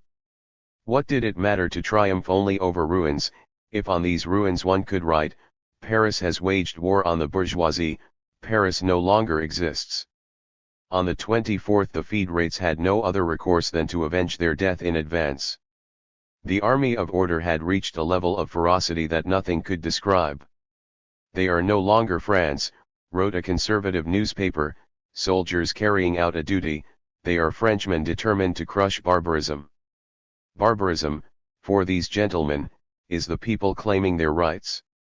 From 5 in the morning the Versailles opened fire on the Palais Royal, which they bombarded endlessly, and fierce fighting took place in Richelieu and Valois streets. At 7 o'clock this position was conquered by the troops who, in possession of the Neuve de Petits Champs Street and the Stock Exchange Square, had been able to outflank the federates. The overall movement had been directed since the morning, to the right towards the central warehouses, from where the troops had to gain the Hôtel de Ville and the Via Turbigo, while a column followed the Via Rivoli and Saint-Honor, in the center, towards the boulevards to reach the Château d'Eau, on the left, across the North Station and the Boulevard Magenta, towards the Château d'Eau, on which we marched from different sides. Via Quattro Settembre had not been defended. On Wednesday morning an inhabitant of the neighborhood showed up behind the stones piled up at the entrance to the Stock Exchange Square and, waving a piece of white cloth at the end of a cane, signaled to the soldiers stationed at the crossroads of the new opera that there was no danger in approach. The heroes immediately took over the position. At the general markets the fighting began terribly early. The federations confined between the Saint-Eustache Church and the warehouses were attacked by clouds of soldiers from the l'Admiralt division. Surrounded, attacked from all the adjacent streets, more than 500 remained on the field, 300 taken prisoner were shot immediately, the rest, going up via Turbigo, went to reinforce the Saint Laurent barricade on the heights of Boulevard Magenta. By 10 o'clock the Hôtel de Ville was no more than a brazier. Since the morning the sick had been evacuated to the 11th district. The old building, witness to so many perjuries, where so many times the people had installed powers that had then turned against them, was not supposed to survive its true master. The crash of the falling beams and spears, of the collapsing vaults and chimneys, of the dull detonations and lacerating explosions was mixed with the brutal voice of the cannons of the great barricade in Piazza Saint-Jacques, which swept away Rivoli. The Commune, the Ministry of War and all the related services had retreated to the Commune of the 11th district around 8 in the morning. There had been discussion about the plan to retreat to Belleville and fortify itself there. But his implementation would have meant the moral abandonment of the Château d'Eau and the Bastille. Rightly he preferred to settle in the central point of the resistance. From its arrival at the town hall, the war delegation hastened to install 2 batteries at Père Lachaise manned by sailors and old artillerymen from the Scoelcher Legion. Soon, dominating the noise of the fire and the rifle fire, these formidable pieces could be heard bombarding the positions occupied by the Versailles. The howitzers fell in the space between Via della Monnaie and the village of Saint Martin, but without causing much harm to the troops sheltered under the gates. An incident that occurred around 10 o'clock in Place Voltaire demonstrated the level of nervous overexcitement that people had reached. A young officer of the General Staff, the Comte de Beaufort, was recognized by some guards of a battalion which he had seriously insulted a few days earlier at the War Ministry. He was arrested immediately. The battalion met in assembly, gathered its officers and forced them to form a war council which was established in a shop on the boulevard. Beaufort was taken there, judged and sentenced to death. Delescluze, warned, ran up, managed to enter with difficulty and tried to intervene by saying that Beaufort would be judged by the Commune. His colleague, the good Mortier, the first elected and most popular of this district, added his efforts to those of Delesclos in vain. The battalion murmured, threatening to engage in battle if the prisoner was to be taken from them. We had to give in to avoid a horrendous melee. At midday the unfortunate Beaufort was taken to the waste ground behind the town hall and shot. It was the signal for countless executions. Distrust and irritation grew due to the danger. At noon, the members of the Commune present gathered. There were no more sessions as such, but a sort of permanent session to meet according to the needs of the moment. In the afternoon the war delegate toured those neighborhoods and inspected the barricades. During the day the Versaillais took over the north and east stations, which dominate the Boulevard Magenta and, from the ancient boulevards, besieged the barricades of the Saint Denis Gate and the Saint Martin Gate. On the left bank, General Sissy, whose right wing touched the Bavor and whose left wing touched the approaches to the Pantheon, continued his advance. The Hill Auxiliary Cales, elevated position 65 meters above the Bavor, defended itself marvelously. It was the only point where the resistance turned into an offensive. Taking advantage of the slope of the terrain, some brave shooters advanced against the regular troops and stopped them all day and all night. The Pantheon was less fortunate, but to conquer it, a real battle had to be fought. The approaches to Luxembourg had already cost the army enormous losses. The resistance of the Vivonne route is fantastic. From the top of a house that dominated the barricade, the Federation saw a Versailles regiment which, camped 1,200 meters away, believing itself to be perfectly sheltered, calmly took its rations, following the healthy traditions of Failly. A mountain four-piece was hoisted to the second floor, loaded with grape shot and aimed at the soldiers. A single shot killed 24. Around 11 in the morning a brigade entered Luxembourg from the streets of Asses and Vaugirard, then crossing the garden, breaking that part of the gate that faces Via Soufflot, the Versaillais took over the barricade there. Bad luck came to them because the Federations, outflanking them via the Boulevard Saint-Michel, caused them to suffer enormous losses. If the Communards had been numerous, if they had been able to reinforce their barricades on Royer Collard and Gay-Lussac streets, the Versailles column camped in Cuges and Malebranche streets would have been taken prisoner, but the forces were too unequal. An entire regiment rushed towards the Royer Collard and Gay-Lussac barricades, took possession of them, entered the streets of the Faubourg Saint-Jacques and Ulm and, joining up with the column of the Rue Soufflot, tried to outflank the Federations, who, forced to abandon the Pantheon, they fell back on the Gobelins. At the same time the powder magazine located in the Luxembourg Garden towards the West Street exploded with a crash. The emotion was such that the fight was suspended for a moment. Shortly afterwards, the Commune prosecutor Raoul Rigaud fell under the blows of the Versailles. He had seen the entire fight and was wearing the uniform of the commander of the 114th Battalion which he had put on for the battle. He was knocking on the door of his house in Gay-Lussac Street, when some soldiers, seeing an officer, fired on him without hitting him. The door opened, Raoul Rigaud entered, and the soldiers who came running rushed after him into the house. They first seized the owner, Chrétien, who had come out at the noise, but he was immediately identified by the tenants. Having barely saved himself, he quickly lost Rigaud.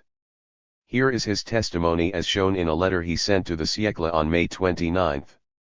Hearing that they were chasing him, Raoul Rigaud went up to the 6th floor, where I reached him telling him that he had to come down, otherwise I would be shot in his place. He offered me to flee to the rooftops, but I refused. Then he said to me, "I am neither a coward nor a coward and I am going down." I went down to look for the soldiers, who came up and arrested him on the 2nd floor. Raoul Rigaud introduced himself by saying, "Here I am. It's me." Beating his chest, and he handed the corporal the sword and revolver. The soldiers dragged him away. They took him to Luxembourg, where the court-martial was set up. At the Royer Collard Street the escort met a staff colonel who inquired about the prisoner. Rigaud could survive saying his name. The capture of such a character was too important for the Versailles to immediately put him to death. but he disdained to ask for an extension that he himself would not have granted and replied in a resounding voice, "Long live the Commune! Down with the murderers!" He was immediately pulled up to the wall and shot. His body, dressed in black trousers, an open officer's tunic revealing a black vest, remained abandoned for 24 hours at the entrance to Royer Collard Street, lying in a sea of mud and blood. The head framed by the hair and beard that the blood had glued together was frightening to look at. The entire left side of the destroyed face was nothing but a single wound, where the left eye and the brain merged into a blackish mush. His right eye, open and grim, stared with a frightening fixity. Only 10 days later his body was returned by the soldiers and buried in the Montmartre cemetery. His courageous end will be counted against him. He has conquered his rest. But those who made him omnipotent will forever be responsible for all the acts of his dictatorship. Not far from the place where he died, the army massacred 40 National Guards taken prisoner in a street near the Pantheon. A colonel had them line up and said to one of them, "You go to that corner," and showed a wall about 30 steps away. The feed rate obeyed, and before reaching the wall he fell, shot from behind. "Over to you now," the colonel said, pointing to another prisoner. There couldn't be the slightest doubt about this, having seen the fate of his comrade. And yet, without saying a word, calmly, with his forehead high and his arms crossed, he set off and, like the first, he fell electrocuted before he reached the wall. "To another," said the colonel. 38 times this horrible scene was repeated, and 38 federations, one after the other, marched towards the same death, with the same pride. Only the last two, undoubtedly driven mad by the sight of the massacre, threw themselves to the ground where they were shot. In possession of the Pantheon, that is to say the most important strategic point on the left bank, Sissi led his effort on the hill auxiliary Cales on one side, while on the other trying to get closer along the Seine to the Hôtel de Ville attacked from the front by Vinoy. At the same time the troops moved up the Turbigo Street and the old boulevards, launching deadly assaults at every step, and l'Admiral's corps operated on the Chapelle and the Villette. The army thus advanced on 5 front lines, gradually pushing back the resistance against the eastern bastions. At the Bastille, at the Faubourg Saint-Antoine, at the Château d'Eau, in the 4, 3, X, 11 and XX districts, formidable preparations were made. In Via Saint-Antoine, at the entrance to the square, a powerful barricade supported by 3 artillery pieces ended. Further back, another barricade covered the streets of Charenton, Faubourg Saint-Antoine, and La Roquette. The ammunition sent from the Hôtel de Ville was stacked along the houses. But there too, as everywhere, only a frontal attack was envisaged, and instead it was mainly through the barrier of the throne that the Faubourg Saint-Antoine and those last positions would be conquered. At the intersection of the boulevards Voltaire and Richard Lenoir, a barricade of barrels, stones and enormous bales of paper began to be built. A deep moat also defended it from the side of the Château d'Eau square. The houses were occupied from a very great distance. This fortification was unassailable from the front, but was nevertheless bypassed. The Saint-Ambroise church had become the arsenal, after the transfer of services to the town hall in the 11th century. The streets approaching it, the lower part of the streets Oberkampf, d'Angoulême, etc., the Faubourg du Temple, the street Fontaine au Roi and the Avenue des Amandiers were solidly barricaded. At the entrance to Boulevard Voltaire, in Château d'Eau square, a fortification stood, but, far from having the importance that has been attributed to it, it barely reached a height of 2 meters. Behind this fragile bastion, supported only by 2 cannons, the feed rates had to stop all the Versailles columns that led to the Château d'Eau square for 24 hours. The heat was suffocating. Sitting or lying in the shade of the barricades, the men of those neighborhoods chatted while awaiting the attack. In general they were unaware of all the events, many were amazed at the silence of Montmartre. On the other hand, it was believed until the end, we know by what stratagem, that the fortress was always fighting or that it was about to be reconquered. No news or orders were received and only bullets announced the proximity or presence of the enemy. The howitzers of Père Lachaise whistled over the heads of the federations, falling on the central neighborhoods. Sometimes one or two passers-by would rush through the sun-drenched streets and boulevards, silent and deserted. There, as in all the neighborhoods of Paris where there was fighting, life seemed suspended in broad daylight as if under a kind of spell. The barricades of the Saint Denis and Saint Martin gates fell towards the end of the day. The soldiers had gradually taken over the side houses and, advancing on the roofs, were able to dominate the federations at 6 in the evening. It is said that in this location a foot soldier recognized his father's body among those of the National Guards who had been transported under the vaults of the Arc de Triomphe of Saint Denis. On the evening of the 24th, around 8 o'clock, the Versailles artillery line extended from the Hill Auxiliary Cales to the Chapelle, passing through Strasbourg Station, the Saint Martin Gate, the Notre Dame Church, and the Wine Market. The feed rates were no longer in possession of only the 11, 12, 19, and XX districts, and only a part of the 4, 3, and it was the Pont-au-Change, the right side the Seine, the left side the street of the Faubourg Saint-Martin and the street of Flanders, the semicircle, the fortifications. The fan now tended to close until its two sides, folded against each other, came to crush Belleville, which occupied more or less the center. Yet blood flowed into the streams of Paris. In the Luxembourg district, the Versailles newspapers say, a large number of women and children accused of having shot at soldiers were shot. The army had adopted the savage practices of the Spanish gangs. All those who resisted were killed without distinction of sex or age. A detachment of the 26th Line Regiment occupied the Monceaux Park, where a large number of prisoners were taken. They were all shot en masse. All day long the ominous roar of fire was heard from the platoons. Next to the military school, the trial of the prisoners has already ended, said a conservative newspaper. There are only detonations. The Berthe Brigade was entrusted with this function in that locality. The homicidal frenzy was such that one could not leave the house even to go and get supplies, without running the risk of being shot. Indignation and anger, shooting women, children, old people. I saw people enter houses, put all the inhabitants to the sword without distinction, throw corpses out of windows. I saw with my own eyes, in the streets of the Rivoli district, Versailles soldiers setting fire, then giving their crime an appearance of justification by accusing the federations of it. Then was created that monstrous legend of the Petroleuses, which, rapidly spreading amidst universal terror, cost the lives of thousands of innocent women. Any woman who was poorly dressed or whose clothes were in disarray was called Petroleuse. She was a death sentence. On that Wednesday a witness heard, at the intersection of Via Rivoli and Via Castiglione, the shouts of a considerable crowd. Some gendarmes were escorting a woman who was being dragged by two artillerymen. She was accused of having thrown a bottle filled with petrol onto the Ministry of Finance which had been burning for 3 days.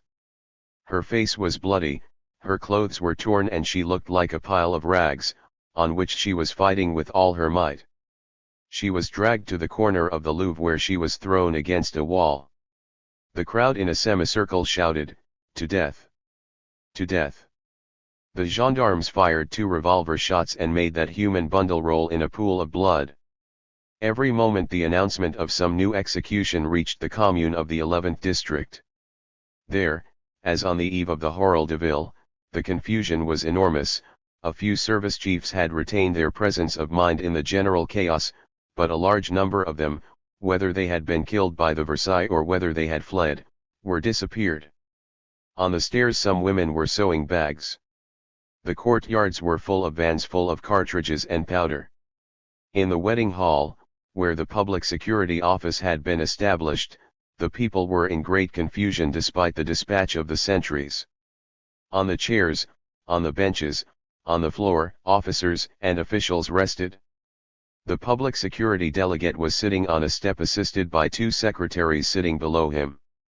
He gave orders, signed permits, questioned the people who were brought before him, judged, decided calmly, speaking in a gentle, sweet, and low voice. We saw X again in the war offices, located opposite the public security ones, who, like the day before at the Hotel de Ville, was distributing orders amid the same din and with the same serenity. The danger seemed to have further increased his unalterable sang-froid. In those hours, certain men revealed a superhuman temperament, especially among the secondary actors of the movement. They felt that everything was lost, that their efforts were useless, that they would die and, in the midst of that furnace, they kept their hearts calm, their spirit clear, their will cold. No government ever had at its disposal such a great sum of intelligence and heroism as that of the Commune. But no one was ever so inferior to his environment. In the evening we learned of the execution of Chide and the death of Rigaud, at the same time as that of the Archbishop of Paris and 5 hostages. The minutes of this last execution could be read in the Public Security Office. We also saw in the same room the one who had commanded it. He told us the story. We report it verbatim, not even a word has left our memory. It was about 9 o'clock. Since yesterday we have been receiving news every moment of new summary executions by the Versailles. Since many guards from the various battalions took refuge here after the storming of their barricades, it became known that general massacre was the watchword and that neither women nor children escaped. This evening the exasperation became terrible. Knowing that the hostages were locked in the Roquette, the guards showed up several times and threatened to shoot them all.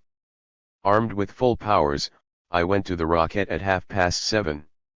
In front of the door I said to the guards, 6 hostages will be shot, who wants to be part of the platoon? A large number showed up. One advanced and said with a terrible gesture, I must avenge my father. Another, I must avenge my brother. They shot my wife, said a guard. Everyone asserted his rights to revenge. I took 30 men and went in. They brought me the prison register.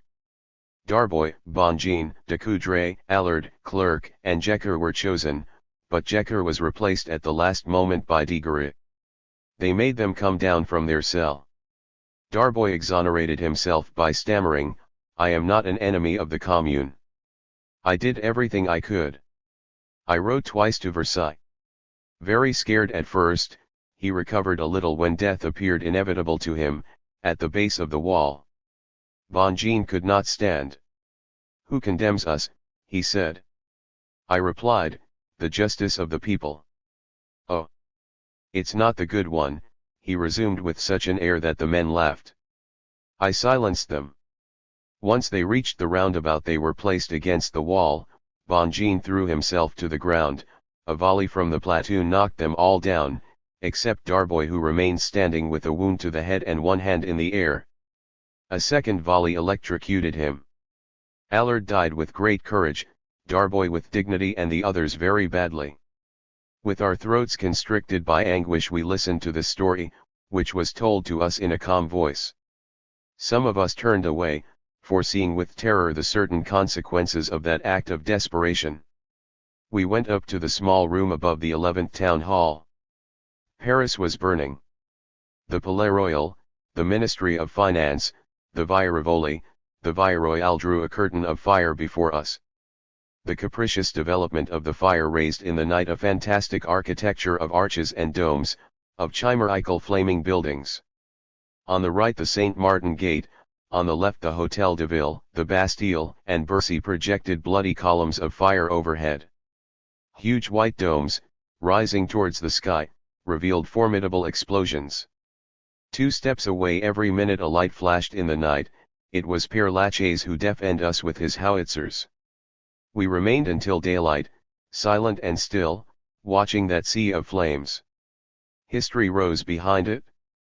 The Athenians who abandoned their city to fire and plunder to escape the yoke of the Persians, William the Silent, who proposed abandoning the land of the Netherlands to the ocean rather than letting it be trampled on by the foreigner, Zaragoza which defended itself meter by burning its houses against the invader, Moscow which offered itself as a holocaust to Russia with its sublime burning.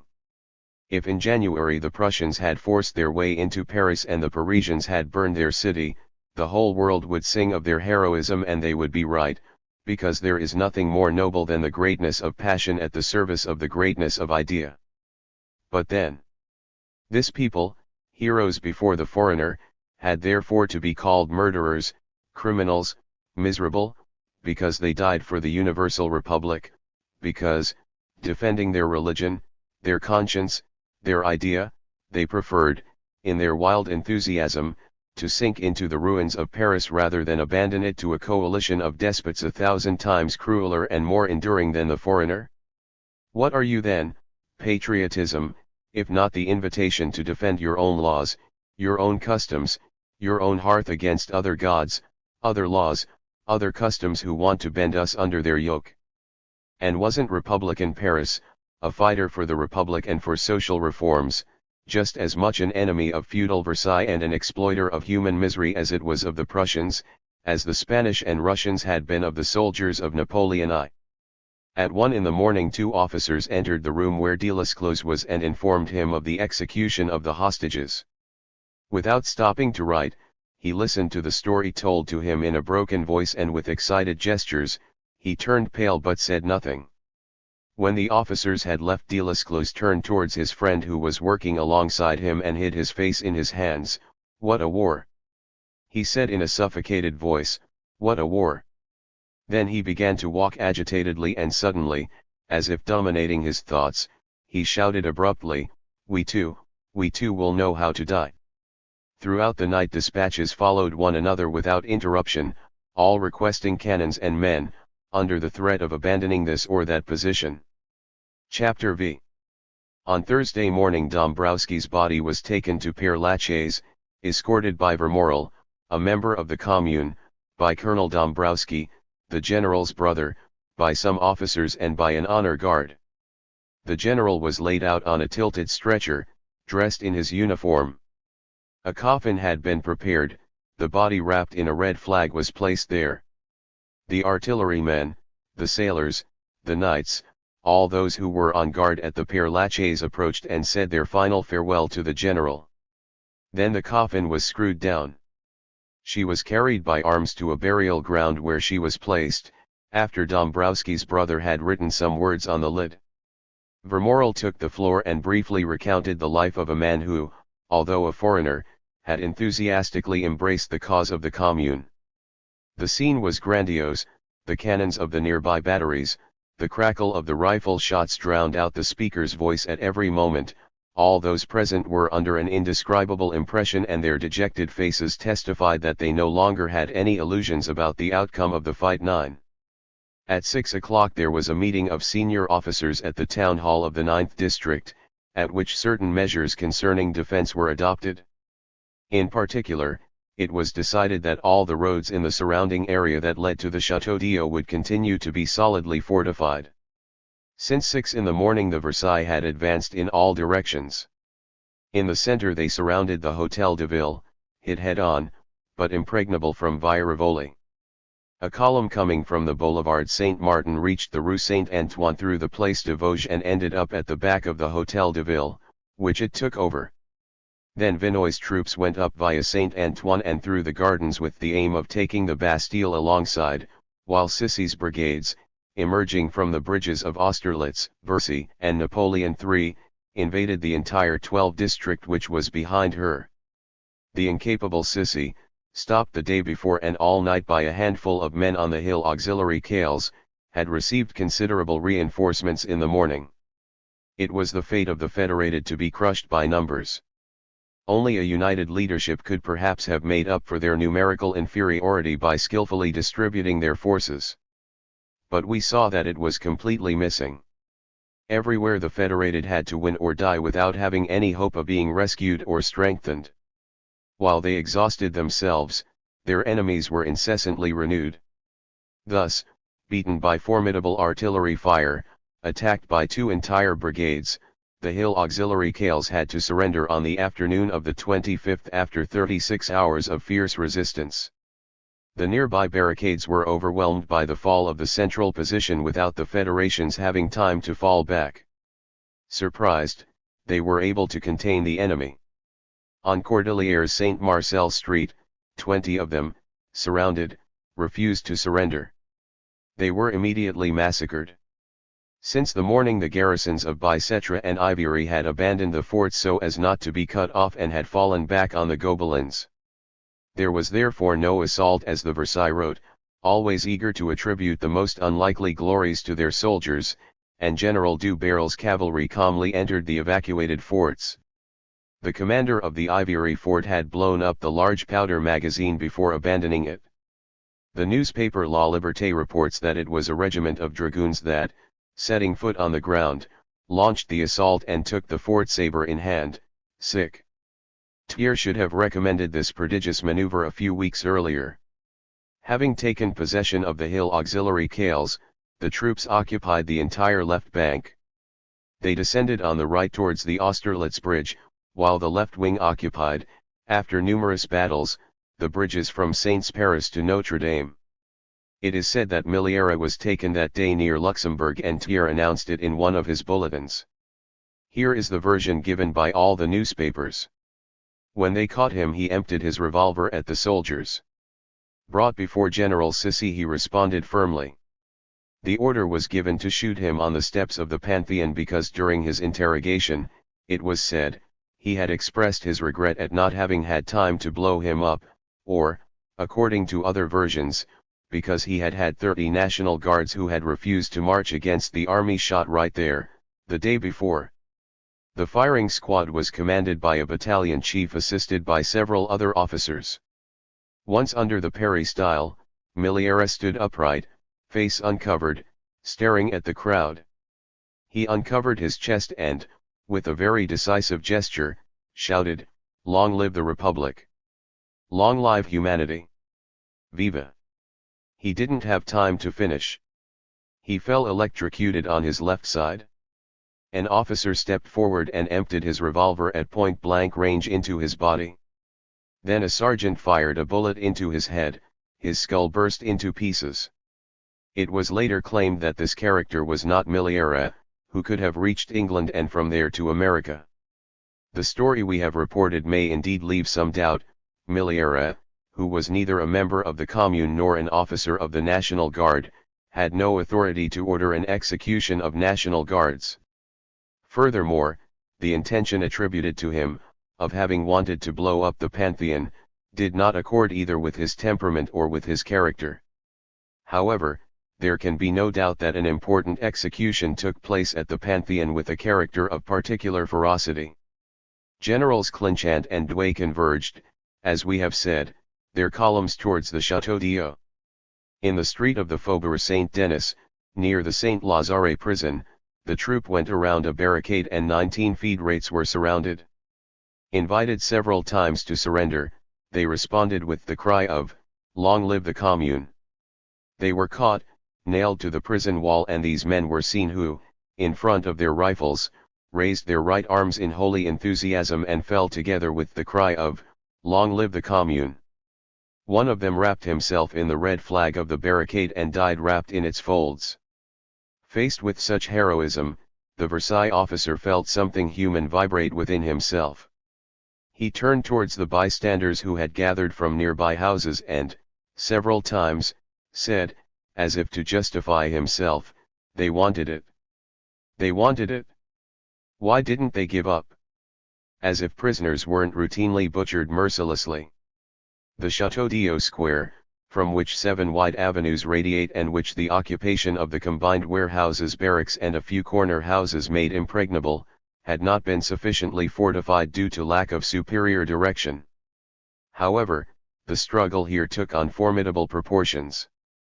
The fountain's huge iron pieces were twisted or knocked over, the houses were split, blocks of stone flew to pieces, trees were smashed, gardens were leveled.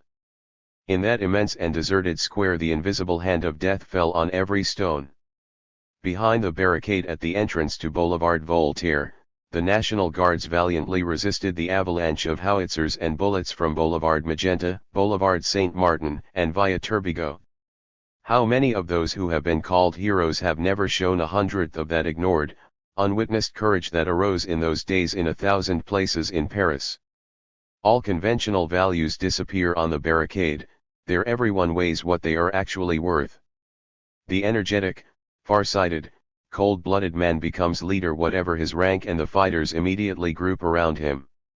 There the courage is entirely individual, it is not feverishly excited, supported by contact, as in battles in which one rushes en masse, he defends himself 10 against 1,000. Many barricades in May were the scene of wonderful episodes. In that of the Château d'Eau, an 18-year-old girl, dressed as a marine rifleman, pink and charming with her long, ringed hair, fought fiercely for a whole day. She repeatedly returned to the Saint-Ambroise church to get new ammunition. On that day, at the town hall in the Place Voltaire, all the brave men who were not dead and whose presence was not indispensable in other neighborhoods were seen. Felix Piat was no more seen there than in Ménilmontant, more than in any other of the places where so many men, whose cause he had lost, courageously gave their lives. He, the grotesque plagiarist of '93, who in 1871 voted for a committee of public safety, since this word is absolutely from the same era as the words of the French Republic and the Paris Commune, was unable to make his own either the courage nor contempt for the death of the heroes of that era. Vermorel, who with his conduct had aroused so much prejudice under the Empire, showed throughout the whole struggle a courage full of cold blood. On horseback, wrapped in a red scarf to be more easily recognized, he walked along the barricades invulnerable, encouraging the men. He had been seen the day before with Cornet in the middle of the Château d'Eau square, both behind the fountain which barely protected them from the bullets. That same Thursday, he remained for more than 2 hours on the barricade at the entrance to the boulevard. Around 3 in the afternoon, Commune member Frankel arrived at the 11 town hall, his arm in a sling and bloodied. That young man, one of the most intelligent members of the Commune, had been wounded on the barricades of the Bastille. Madame X accompanied him. Tall, with golden hair, marvelously beautiful, smiling, she supported the wounded man whose blood dripped onto her elegant dress. For several days she worked on the barricades caring for the wounded, finding incredible strength in her generous heart. It was about 6:45 when, near the town hall, we saw about 100 guards on the road marching in the direction of the Château d'Eau. Behind, on the sidewalk, Delescluze, accompanied by the member of the Commune Gerty, was heading in the same direction. Delescluze was in orderly uniform, hat, jacket, and black trousers, red scarf around the belt over the vest. Inconspicuous as he usually wore it, he was without weapons and was leaning on a stick. Astonished, and fearing some trouble at the Château d'Eau, we quickly went down to follow the delegate. Some of us went to look for ammunition at the Saint-Ambroise church, then we met one of our friends, a rich Alsatian shopkeeper, who had been in Paris 5 days ago, who was returning with his arm pierced, after having been shot at the barricade all day. Further on we met Vermorel almost dead, who was being carried by his colleagues Thiers and Avriel on a stretcher which left behind large drops of blood. In this way we lost some time and had to run to reach Delescluze. About 50 meters from the barricade the guards who accompanied him fled hastily because bullets and howitzers rained down at the entrance to the boulevard. But Delescluze kept walking. Here is the scene that is forever imprinted in our memory.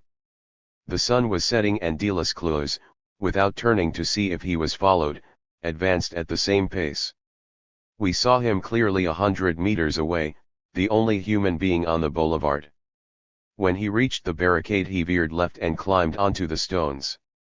For the last time his austere face, framed by his white beard, appeared to us, facing towards death. Suddenly he disappeared, he had fallen electrocuted on the Château d'Eau square. They ran to lift him, but 3 out of 4 men fell dead. Since it was first of all necessary to preserve the barricade, we had to take care of gathering the feed rates under that storm. The member of the Commune Uonnard, almost in the middle of the street, shouted painfully, raising his rifle and crying with anger, "No, no, you are not worthy of defending the Commune." Gerty flew into a violent rage against a high-flying officer who declared that the position was indefensible and said so aloud to his men. It was almost night, we went back very sad, leaving the body of our poor friend abandoned to the outrages of an adversary with no respect for death. He had not warned anyone, not even his closest ones. Silent, having only his severe conscience as a confidant, Delesclos marched towards the barricade, as the last Montagnards went to their execution. The long day of his life had exhausted his strength, he only had a breath left and he made a holocaust of it. 10. The Versailles hid his body. But his memory will remain locked in the hearts of the people as long as France is the holy land of the revolution. He breathed only for justice. It was his talent, his science, the lodestar of his life. He called her to him and made her her faith for 30 years, through exile and prison, with his head held high, inflexible, regardless of the persecutions that broke his bones. At the last hour he even sacrificed his old Jacobin ideas to her. His reward was to die for it with his hands free, in the sun, at the desired time, without being distressed by the sight of the executioner. Compare the heroic death of the Commune's war minister to the cowardice of the French generals who fled or capitulated to the Prussians. The Versailles fought against the barricade of Boulevard Voltaire all evening, and would certainly have conquered it if the fire that consumed the two houses on the corner had not stopped them all night. Throughout the day the battle had continued fiercely at the Bastille, in front, in the direction of the Faubourg Saint-Antoine and, on the flank, towards the gardens. Since midday the flames have been rising from the department store which extends along Bourdon Boulevard. The memory of the ancient battles fought on that square enhanced the energy of the fighters. A projectile launched from the fortress in '89 can be seen stuck there. Further on, a house famous in the history of the barricades, bombed in June 1948, was to have the same fate 22 years later. If the Faubourg Saint-Antoine is no longer the brains of the party, it is still one of its battlefields, especially after the opening of the major roads. During the day some Versailles gunboats sailed up the Seine. Having reached the entrance to the Saint Martin Canal, they were greeted by fire of such intensity that, in an instant, several men were killed. But, crossing the Austerlitz bridge at full steam, they found themselves right in front of the barricades of Avenue Lécuyer and Boulevard Mazas. A few well-aimed cannon shots caused those fortifications to collapse and the soldiers sheltered by the banks of the canal were able to launch the attack. Continuing their journey, the gunboats reached the Bercy Garden, littering the village barricades with howitzers. In this way the side of the Bastille and the Throne Square were damaged. The appearance of the part of Paris occupied by the army was even more sinister than the previous days. All the houses were hermetically sealed. There had been a rumor that women even threw oil into the cellars of houses, to spread the fire there and make it general. Everyone then worked hard to plug the cracks in the cellars and the smallest cracks in the shops. Only fear and death roamed the streets. Anger and desperation blinded reason and suffocated every human sense. One of the newspapers of the conservative bourgeoisie, the Siècle, expressed itself like this on the morning of the 26th. The horrible spectacle of bloody corpses and burning houses provokes a kind of furious madness in the steadiest and most peaceful spirits. No one is in control of themselves anymore, all that can be seen is confusion and disturbance. We can no longer distinguish the just from the unjust, the innocent from the guilty. Suspicion is in everyone's eyes. Complaints abound. The hand of the arsonist is revealed everywhere. Arbitrary arrests are multiplying by the hour. The lives of citizens weigh no more than a hair on the popular scale. For a yes or a no you are arrested and shot. We then saw those National Guards of the Party of Order appear, in regular uniform, with the tricolor armband and ferocious bearing, who during danger hid themselves and bowed their heads, limiting themselves to voting for the entry of the Versailles. They were seen disputing the honor of the executions with the soldiers. On Thursday, those of the 1st District thought they recognized the member of the Commune Brunel in Via della Pace, hiding in a lady's house, and shot him in the same apartment together with the woman who had given him asylum. Subsequently, seals were placed on the door and the unfortunate woman, who was still alive, agonized for several hours next to the body of the alleged Brunel 11. As for the soldiers, they immediately finished off all the wounded who lay on the ground and considered anyone who gave them help to be deserving of the same fate. On that same day of May 25, while Dr. Feyneau was on guard at the Great Seminary of Saint Sulpice, where the feed rates had established an ambulance, a line company knocked on the door, where the flag of Geneva was waving. The officer in command asked Dr. Feyneau who came before him. "Are there any federations in this place?" "Yes," said the doctor, "but they are wounded that I have had in my possession for a long time." The officer immediately lashed out at the doctor. "You are the friend of these scoundrels," he shouted at him, "you will be shot." Later, this officer claimed that a rifle shot had been fired from the first floor, as if the wounded, without weapons and without any hope of escape, could have committed such madness. Dr. Feyneau, who was known for his hostility to the Commune, understood however that in the face of this drunken fury any explanation became impossible. Leaning against a wall he was immediately shot. On that day THIRD came to Paris to congratulate Marshal MacMahon on the successes and noble conduct of his soldiers. On the evening of the 25th the troops occupied a line which, starting from the Place de la Chapelle, passed through the Place du Château-d'Eau and the Bastille and reached the Austerlitz bridge. Only two intact districts, the 19th and 20th, and about half of the 11th and 12th, remained in the possession of the feed rates. It was now only a matter of hours. Delescluze's death was little known throughout the evening, even at the town hall where there was great disorder. The act had been so simple and so quick that it had gone almost unnoticed. In the evening the members of the Commune present at the town hall, about 20, agreed to transport the services to the 20th district. However, the public safety delegate remained in his place all night. Several people translated before him for different reasons owed their lives to him. Every individual not dressed in uniform gave rise to the most sinister suspicions in those moments.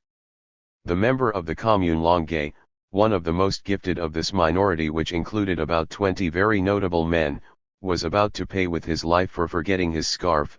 Fortunately he was recognized by a battalion chief. Other members of the Commune, in civilian dress, would often have faced the same dangers without the intervention of their colleagues equipped with insignia. Until the morning the vans headed towards the town hall of the XX. However, not all the ammunition contained in the Saint-Ambroise church could be evacuated. Chapter 6. During the night between Thursday and Friday they came to warn the Ministry of War that the Château-d'Eau barricade would be abandoned if some member of the Commune did not go to boost the morale of the fighters. The only member of the Commune present was Gambon, who was resting exhausted in a corner.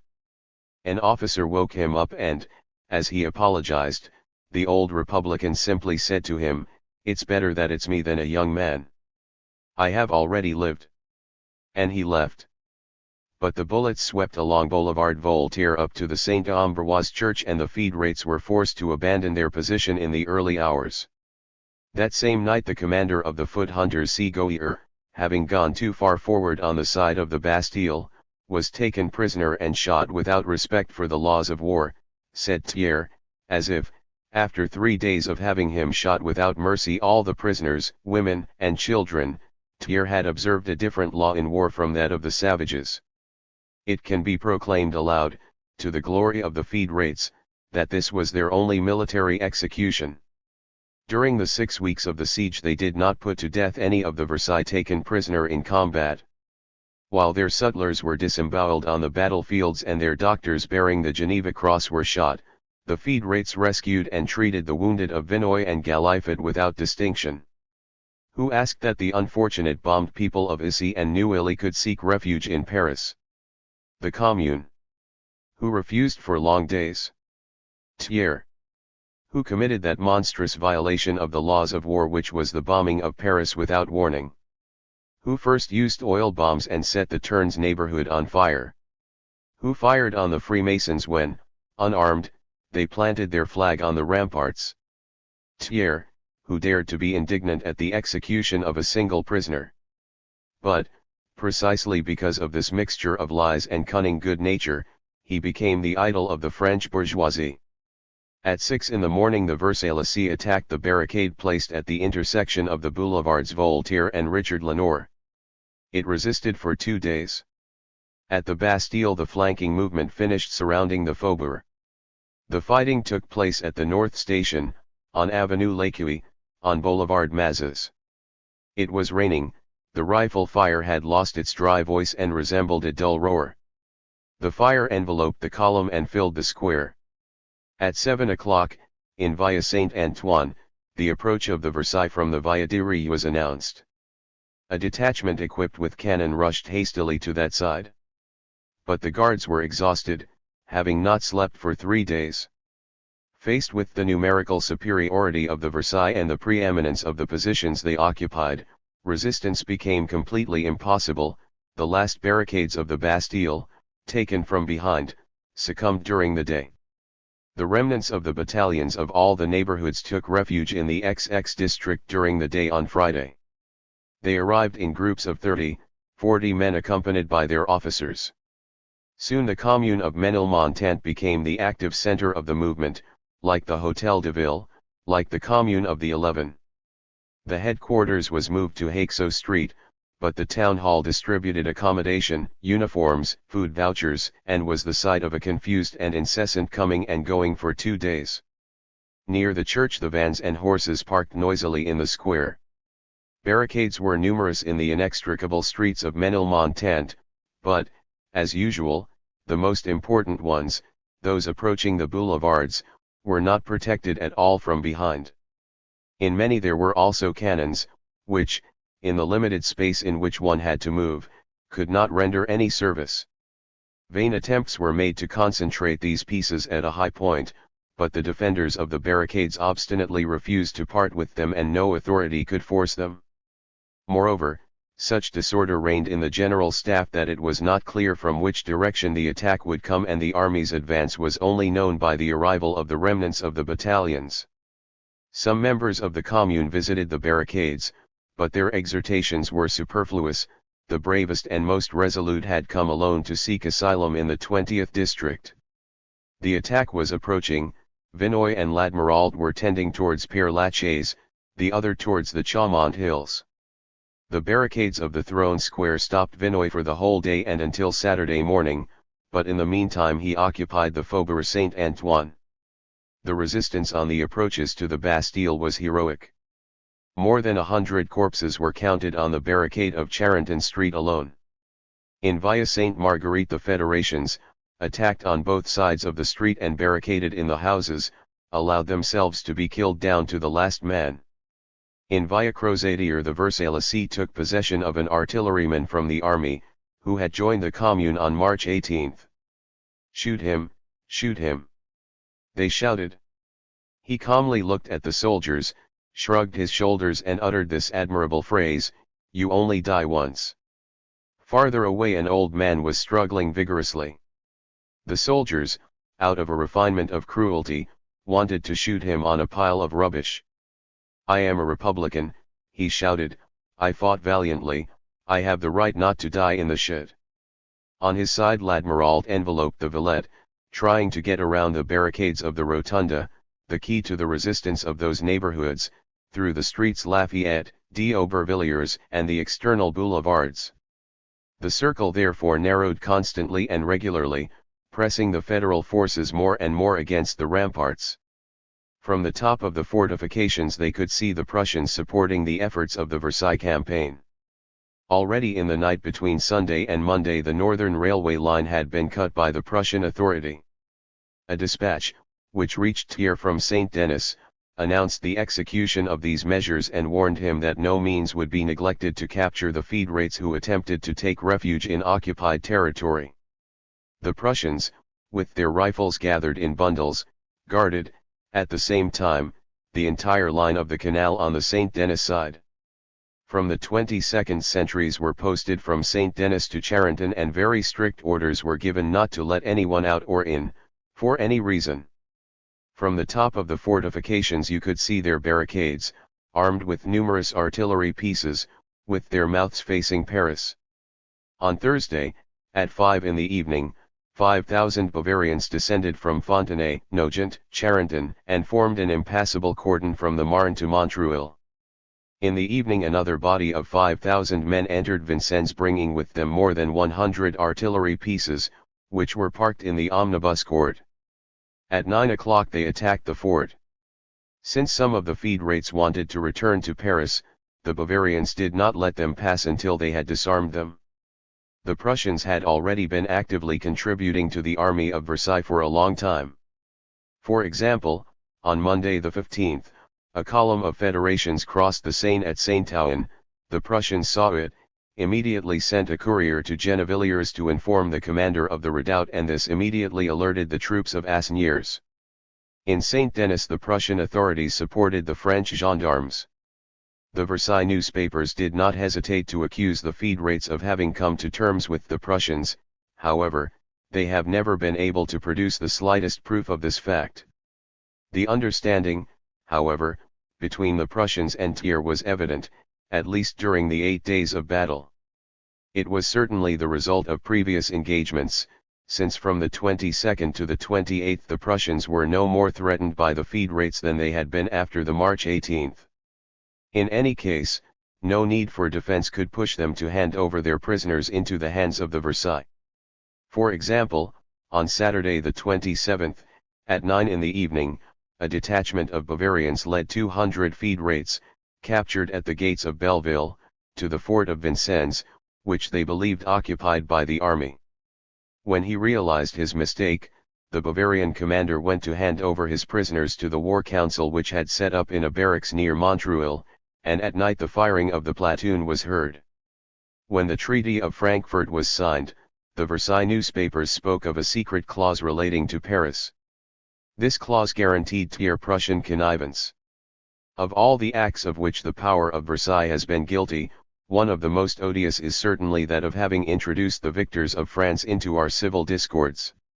History will attest that THIRD flattered, caressed the Prussian and threw another bloody scrap of France to this greedy dog, so that the immense trap of Paris would close on his victims and become their tomb. As for the Commune, the only step that any of its members present in Belleville could take was to respond to a proposal from Washburne, the United States ambassador. A letter, addressed to him, was delivered on Friday to the Prussian authorities, who promised to have it delivered. This incident had no follow-up. Howitzers continued to fall in the 20th century, especially near the town hall. The inhabitants moved into the cellars. The federates welcomed the explosions with shouts of, "Long live the Commune!" The proximity of the fight, the certainty of defeat, the concentration and movement of so many different battalions excited all spirits. The emotion soon reached its most acute phase. The looks became suspicious and full of anger.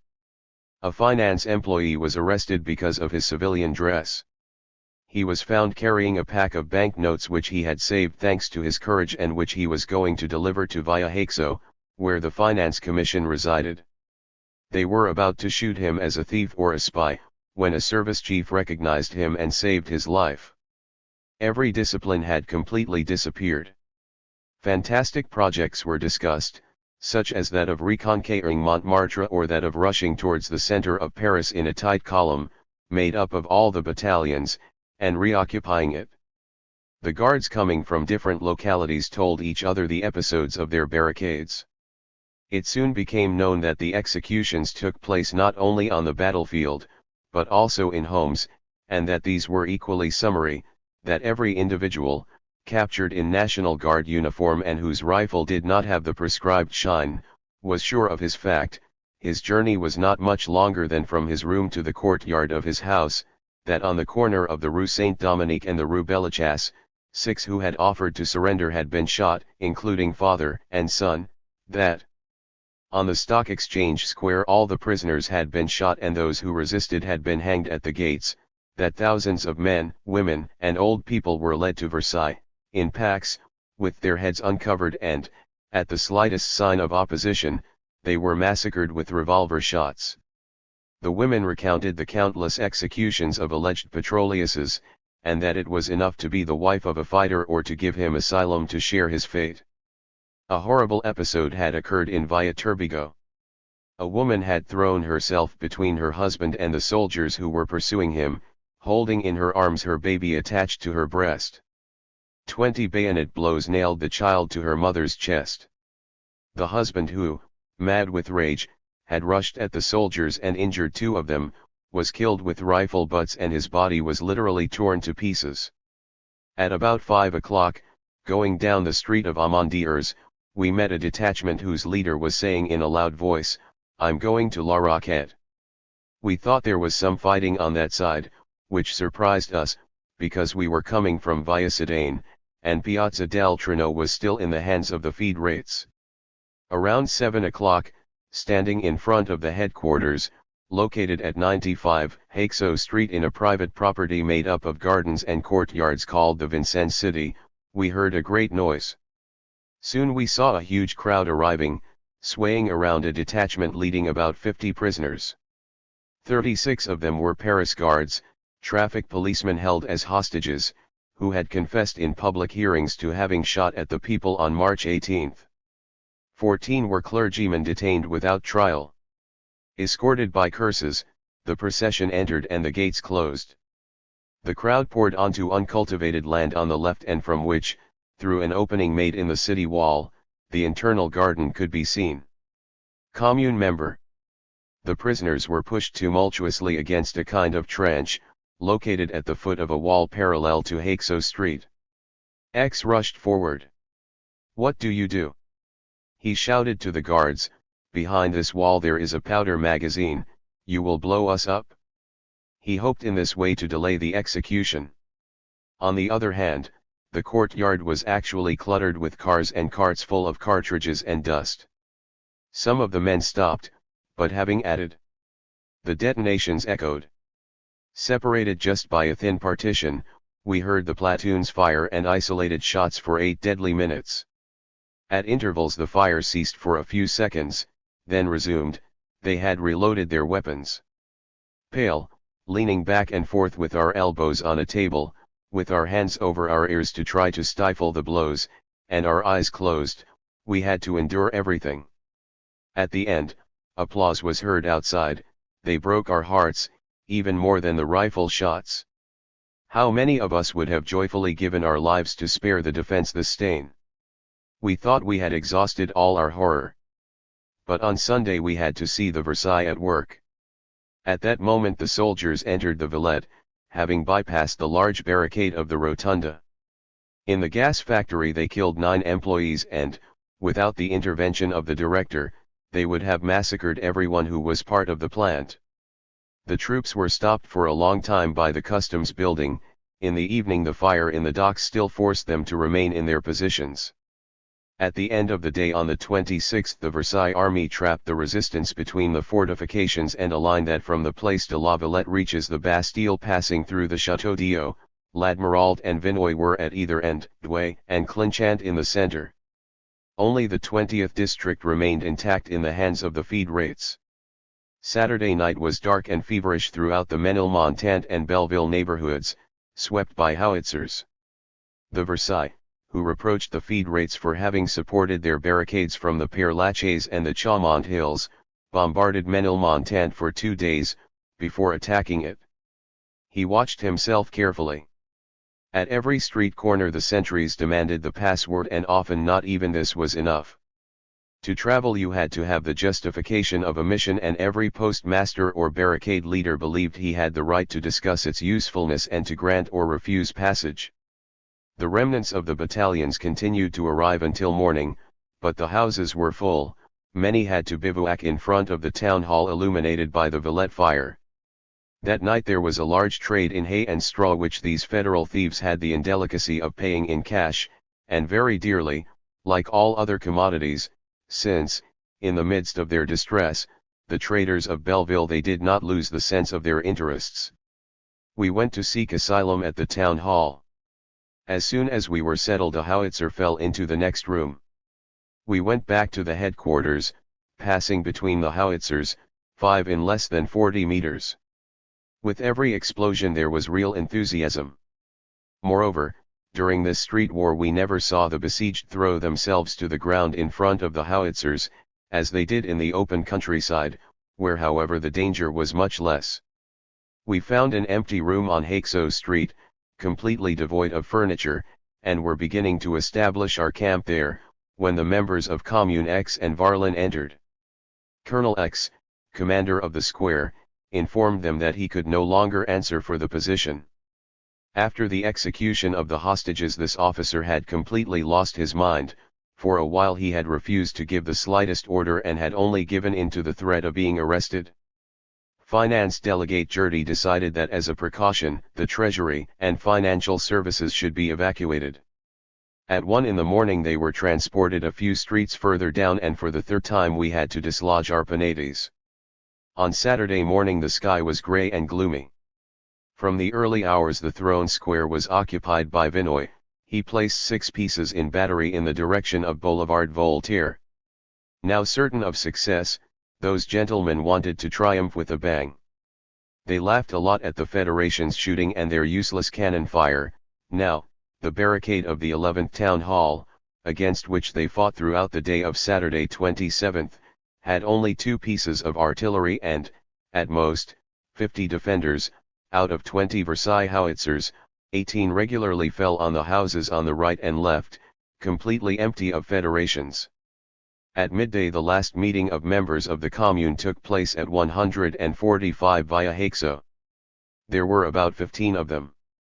One of them, Baudet, wounded in the thigh by a bullet, was lying on a mattress. One of the members proposed to ask the Prussians to pass through their lines, but this proposal was immediately rejected by a unanimous vote. It was decided that everyone would go to the barricades and act according to their personal initiative. In the afternoon in Belleville there was news that the barricades on Via Dicaron had been taken over. The rifle fire was approaching. A considerable number of people had taken refuge at the Romainville gate. Among them, many women and children, driven from their homes by howitzers, were clamoring to be allowed to reach the countryside. Around 1 o'clock 2 men waving a white rag appeared outside the fortifications. They were Freemasons who, dressed in their insignia, had taken it upon themselves to ask the Prussian authorities what welcome they would give to the fugitives. The moment the drawbridge was lowered, women and children rushed out. The National Guardsmen nearby thought there was a wave of panic. The rumor spread that the Versailles were arriving from the Paris Street and the ramparts, thus surrounding all the positions. About 200 men rushed onto the drawbridge and, throwing away their weapons, hit a number of women in the face, even causing several of them to fall into the moats. The column that had thus emerged outside the city walls scattered among the first houses of the Lillis village. The Prussians, accompanied by French gendarmes, immediately searched these houses and arrested all those wearing the uniform of the National Guards. The women and children wanted to go further and cross the Prussian barricade erected in the center of the village.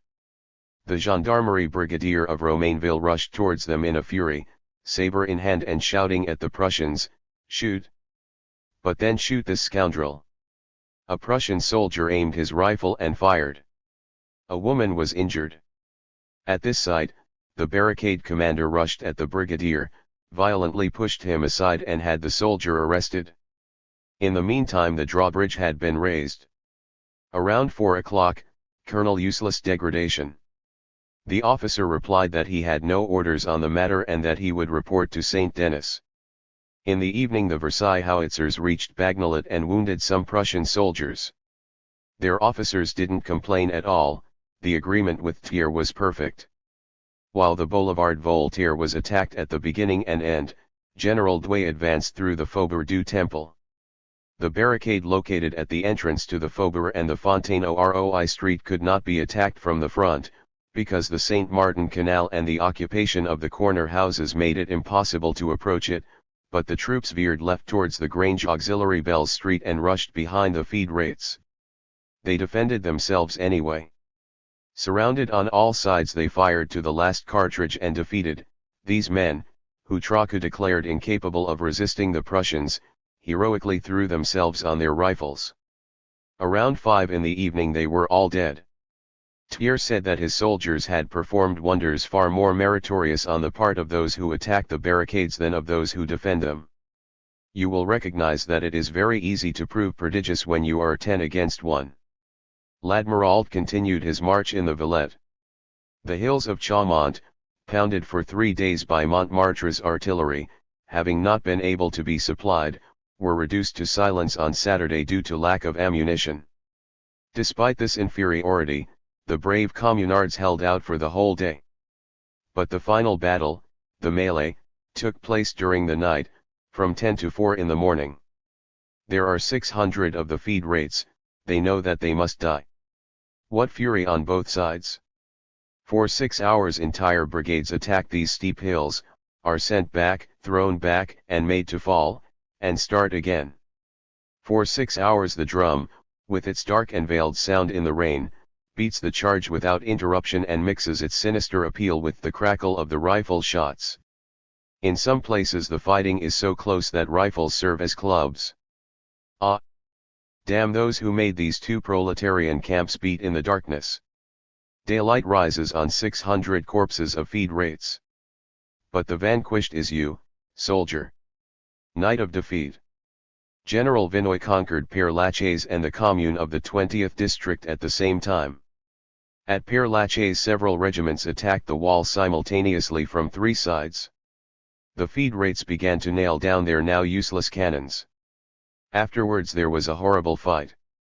Taking shelter behind the tombs, the communards disputed the ground inch by inch. They fought hand to hand, the men rolled into the pits together, in the tombs there were knife fights. Then everything was silent. Under the cover of rain, the troops descended on Cheminvert Street, behind the barricade located at the intersection of Voltaire and Richard Lenoir Boulevards. The correspondent of an English newspaper recounted 2 episodes that are connected to the conquest of this barricade. I saw about 60 men shot and, together with them, some women. One episode in particular struck me and threw me completely to the ground. While Paris burned in the middle of the night, while cannon thundered and musketry crackled, a poor woman struggled in a cart and sobbed bitterly. I offered her a glass of wine and a piece of bread. She refused, saying, "It's not worth it for the little time I have left to live." A great noise was then heard on our side of the barricade and I saw the poor woman grabbed by 4 soldiers who quickly stripped her of her clothes. I heard the commanding officer's imperious voice questioning the woman and saying, "You killed 2 of my men." The woman laughed ironically and replied in a rude tone, "May God punish me for not killing more. I had 2 children in Issy who were both killed and 2 in Neuilly who suffered the same fate. My husband died on this barricade. Now do with me what you want." I didn't hear any more words, I walked away distraught, but not soon enough not to hear the command, "Fire!" which made me understand that it was all over. On Sunday morning, the last defenders of the Commune were locked in the middle of the 20th district. Early in the morning the barricade of the Place Voltaire was taken from 2 sides and most of its defenders were shot. A generous stranger saved 2 fighters who, crushed by discouragement and fatigue, had knocked on her door, a stone's throw from the soldiers.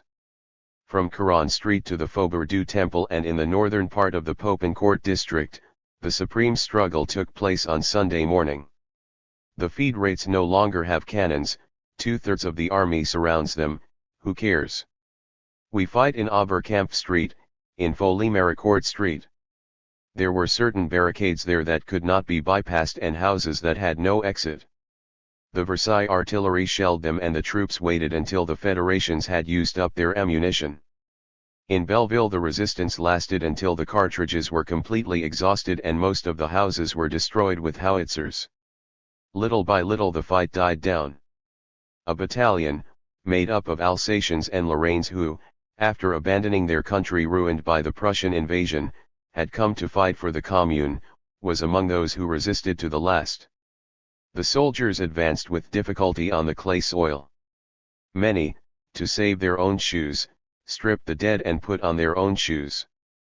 Finally there were long silences.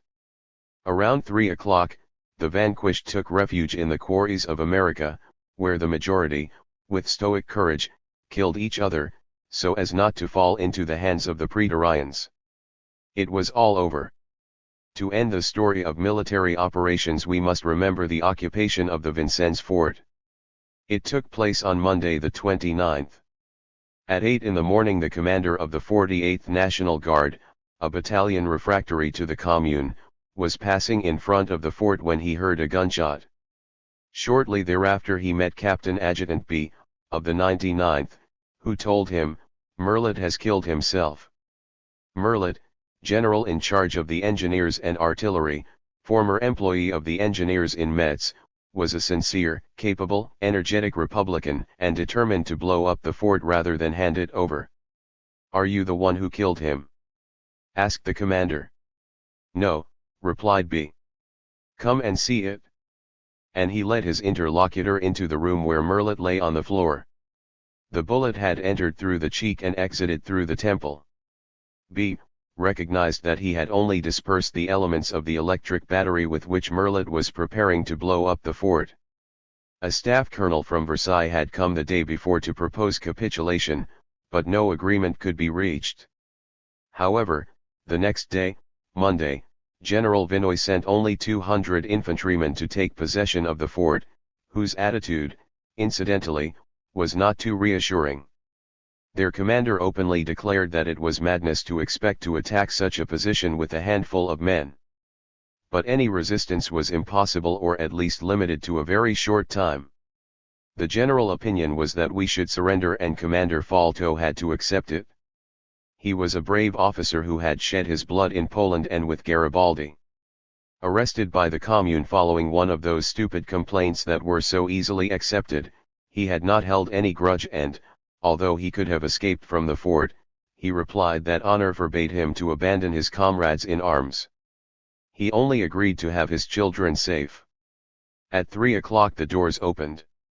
The 200 Versailles entered with drum beating.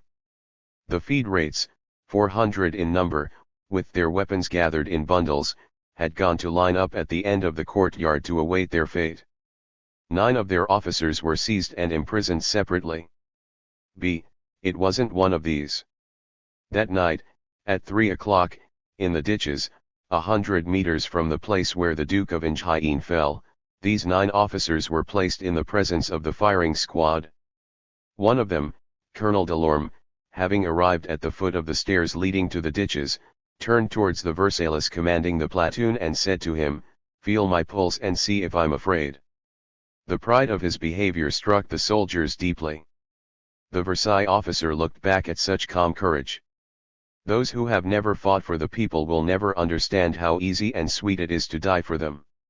Chapter 7. Order reigned in Paris. Cavaignac had promised forgiveness and then massacred. Thiers had promised massacre and fed the army with it. There was no longer in Paris but one government, the army that had massacred Paris. "Soldiers and sailors," said MacMahon, "the public applauds the success of your patriotic efforts." The city was divided into 4 large commands under the orders of the 4 generals Vinoy, Ladmiralt, Sissy, Douay, and subjected to the terrible regime of the state of siege. All powers devolved to the civil authority were transferred into the hands of the military authority. All public places had to be evacuated at 11 in the evening. Theaters were closed, the posting was submitted to the commander-in-chief. Newspapers had to obtain permission to publish, shouting was prohibited. Posters plastered on every wall announced that any citizen in possession of any weapon would be immediately arrested and brought before a war council, that every house from which he shot himself would be subject to summary execution, that is, to a massacre. Paris was guarded like a citadel. In all the streets, in all the squares, at all the crossroads, the soldiers were encamped and the sentries kept watch day and night. Only army officers, in uniform, could move freely. No passes were granted to civilians. The National Guard was disarmed and disbanded. Entry into the city became difficult and exit impossible. Since the greengrocers could not move freely, food supplies began to run out. Having thus closed this immense circle, the army, aided by the police, pushed the game to the slaughterhouses. What other name can be given to those martial courts that immediately, without control, trafficked thousands of human beings, without even deigning to ascertain their identity? Furthermore, we undertake to report only the facts of which we have been witnesses, or those that come to us from eyewitnesses, or those that have been reported by the Order's newspapers, the only ones authorized in Paris. Since the cruelties of the Versailles have been told by their friends, we are well forced to believe them. Here, on our behalf, is what we saw. On Sunday morning the 28th, at the barricade in Voltaire Square, around 50 guards taken prisoner were immediately shot. Driven not by an unworthy curiosity, but by the harsh need to see the truth, we went near the corpses lying on the sidewalk of the town hall, at the risk of being seen. The soldiers, to dishonor their victims, had placed writings on their chests reading, "Murderers, thieves." A woman lay there almost naked. From her belly, opened by a horrible wound, her intestines came out and spilled onto the pavement. A Marine rifleman enjoyed dividing these entrails with the point of the bayonet and thus emptying the belly of the unfortunate woman, amidst the laughter of his comrades. The saviors of Paris had stuck bottlenecks in the mouths of some corpses and had written on their chests, "Drunk." About 3,000 Fédérés captured the night before Père Lachaise had been taken to the Roquette prison. None of them came out. From morning until 4 in the evening, explosions continued to be heard outside the prison. For more than an hour we listened to them in front of the door, confused in the crowd. The sound was not always that of rifle fire, the drumming of the machine guns could be clearly distinguished. Some artillerymen coming out confirmed the horrible truth to us. The prisoners were liquidated in groups of 50 and 100 men. Since the firing squads were exhausted from tiredness and aimed badly, the officers had advanced the machine guns, out of humanity, as they said. The interrogation was reduced to a parade in front of the court. In fact, all the prisoners captured at the cemetery were destined for death and locked up separately like flocks. The artillerymen who spoke in front of us shook their shoes dripping with blood on the pavement. Several women lost consciousness. Blood flowed in streams into the prison's internal streams. An officer came out staggering and wild-eyed. The massacre had made him dizzy. Gasps came from the piled-up bodies, as not all of them had been killed with the first shot and there was no time to give them the finishing blow. A few more magazines of bullets were fired into these bloody piles, but, despite everything, the soldiers heard the desperate moans of the dying throughout the night. Which historian will still be able to speak of the September massacres as a record of horror? Only the great massacres of the Bible, the blood orgies of the King of Dahomey can give an idea of these massacres of proletarians. The night of San Bartolomeo, which killed 2,000 Protestants, the 2nd of December, in which around 1,500 people were stretched out on the ground, the same June of 48 could barely constitute details of this gigantic picture. In fact, the Roquette prison was only an episode in the drama that was taking place at that time throughout the city of Paris. We tried to leave the Faubourg Saint-Antoine, but we couldn't because it was closed. Since Friday evening the soldiers had been searching there for men and weapons. The tricolor flag, the flag of the massacre, hung from almost all the windows of all the houses. The heart swelled with disgust. You would have thought you were at a national holiday. The Prussians could be very happy, given that those who had been their only resolute enemies during the siege were annihilated. 12. In Rue de la Roquette, at the entrance to the Faubourg and in all the adjacent streets, the punctured and scorched houses collapsed onto the pavement. Some of them, of which only pieces of wall remained, resembled gigantic skeletons looking at the corpses lying at their feet. There were some of these in all the streets, in all the corners. They were pulled out of all the warehouses, down from the barricades, where some wounded had climbed, looking for a dark corner to die. In Basse-Froid Street the corpses cluttered the street, lying one next to the other, rigid, with their white faces turned upwards, and looking at passers-by with their dead eyes open. Their number was so considerable that, in some neighborhoods, the streets seemed to be covered in snow. Several had been there for 2 days. He had been forbidden to remove them. At the risk of infecting the neighborhoods, THIRD had wanted to produce healthy terror in people with this spectacle. In all the streams, on all the street corners, the rifles, the pouches and the uniforms piled up, thrown from the windows or carried by the terrified inhabitants. In the doors the women sat, motionless, with their heads in their hands, looking straight ahead without seeing. How many of them were thus awaiting the return of their husband or son, who at that moment was being brought before the martial court? At the Lobau barracks, the military school, the Luxembourg, the St. Lazare prison and 20 other locations, the rifle fire continued unabated. We said that courts-martial were installed in all the neighborhoods as they were occupied. They were presided over by a senior officer. History has preserved the minutes of the infamous court installed in 1992 in Via-Elabé. President Maillard is known to have interrogated every prisoner, even though they were all perfectly well known. It is known that there were some sorts of speeches, some very long explanations, following which several were released. The defenders of order in 1871 did not make much ceremony and proceeded with their ferocious need like true butchers. There were neither registers nor verbal trials. The accused filed orderly before the court, a group of 4 or 5 excited and drunk officers, with their hands clenched, their elbows on the table and sometimes with cigars between their teeth. We started from the first in line. The interrogation lasted an average of a quarter of a minute. Have you taken weapons? Have you served the Commune? Show your hands. At the slightest hesitation, or if the accused's gait betrayed the fighter, or if his face was unpleasant to the honorable magistrates, or even if he defended himself with too much energy, he was declared classified, without any other explanation, without asking him or age, nor profession, nor name. It was said to the neighbor, and so on until the end of the queue, sometimes without giving those unfortunates even time to respond.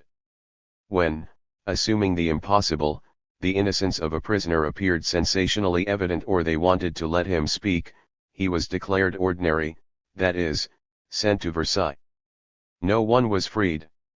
The classified ones were handed over to the soldiers, who took them nearby. From Châtelet, for example, they were taken to the Lobau barracks. There, as soon as they entered the courtyard and the doors were closed, they shot at them without even wasting the time to line them up in front of a firing squad. Some of those unfortunate people ran away, ran along the walls like wild beasts circling their cage. The soldiers hunted them down and shot them from the windows at the risk of hurting each other. The behavior of the federates was everywhere admirable. Nobody asked for mercy. Many crossed their arms, commanded fire, although the soldiers fired without command as soon as the prisoners came within range of their rifles. On a barricade in the Faubourg du Temple, a 10-year-old boy stood out as one of the staunchest defenders. When the barricade was taken, all the survivors were shot. When the child's turn came, he asked the officer for a 3-minute delay. His mother lived across the street. He wanted to bring her silver watch so at least she wouldn't lose everything. The officer, involuntarily moved, let him go, thinking he would never see him again. She saw him return 2 minutes later. He ran across the street shouting, "Here I am." He jumped onto the pavement and quickly went to lean against the wall, in front of the rifles of the astonished soldiers. A Belgian newspaper, L'Etoile, which had never ceased to insult the Commune and its defenders, could not help but recognize the heroism of those brigands in the face of death. "What I have not yet seen reported," said your correspondent, "is a moral phenomenon that revealed itself after the defeat of the insurrection. I am referring to the fatalism and resignation to death by which the insurgent fighters are possessed. Without a doubt there were those who were afraid at the last moment and did everything they could to escape death, but the majority of those who fought fiercely and who were captured with weapons in their hands knew well what fate awaited them. It seems that an inexorable logic drove them. They had killed to win a game, the game was lost and they felt they had to be killed themselves. Most faced death, like the Arabs after the battles, with indifference, with contempt, without hatred, without anger, without insult towards their executors. All the soldiers who took part in these executions, who I interviewed, were unanimous in their stories. One of them told me, "We shot about 40 of those scoundrels in Passy. They all died as soldiers. Some crossed their arms and held their heads high. The others opened their jackets and shouted to us, "Fire!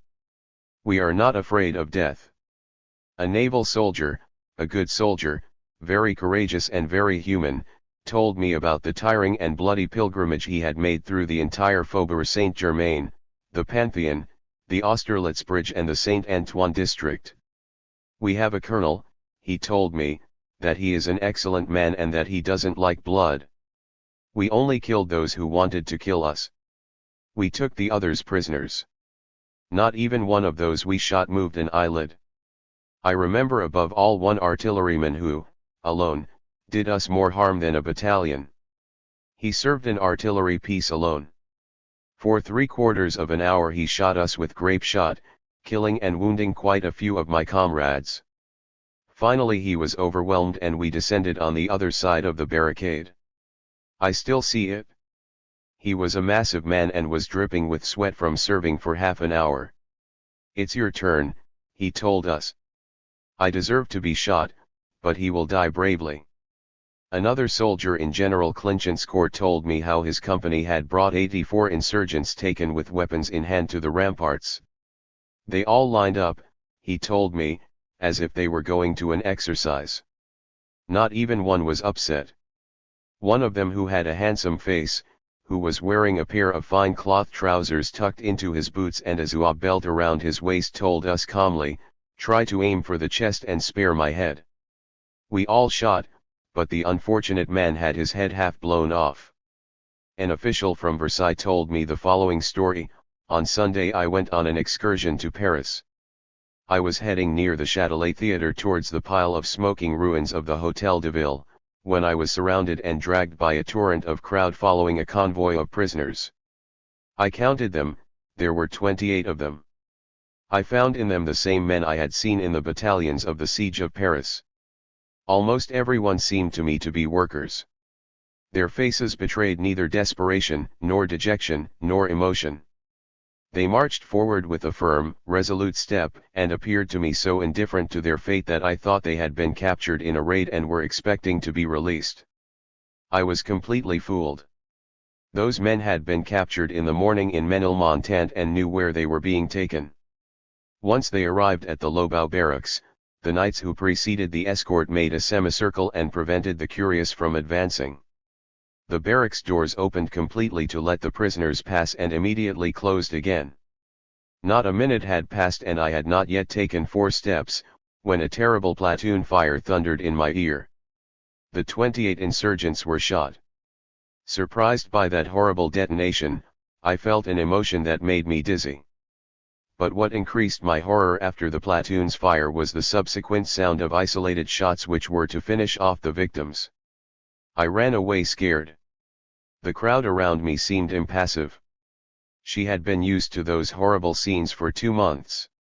In Luxembourg, at the Polytechnic School, at the military school, at Monceau Park, at Belleville, at Montmartre, in the outskirts of Paris, at Montreuil, at Neuilly, at Bicêtre, etc., in short, wherever courts-martial were installed, the massacre continued and carried out, even until the first days of June, en masse in the name of the company, in detail for the benefit of certain private revenges.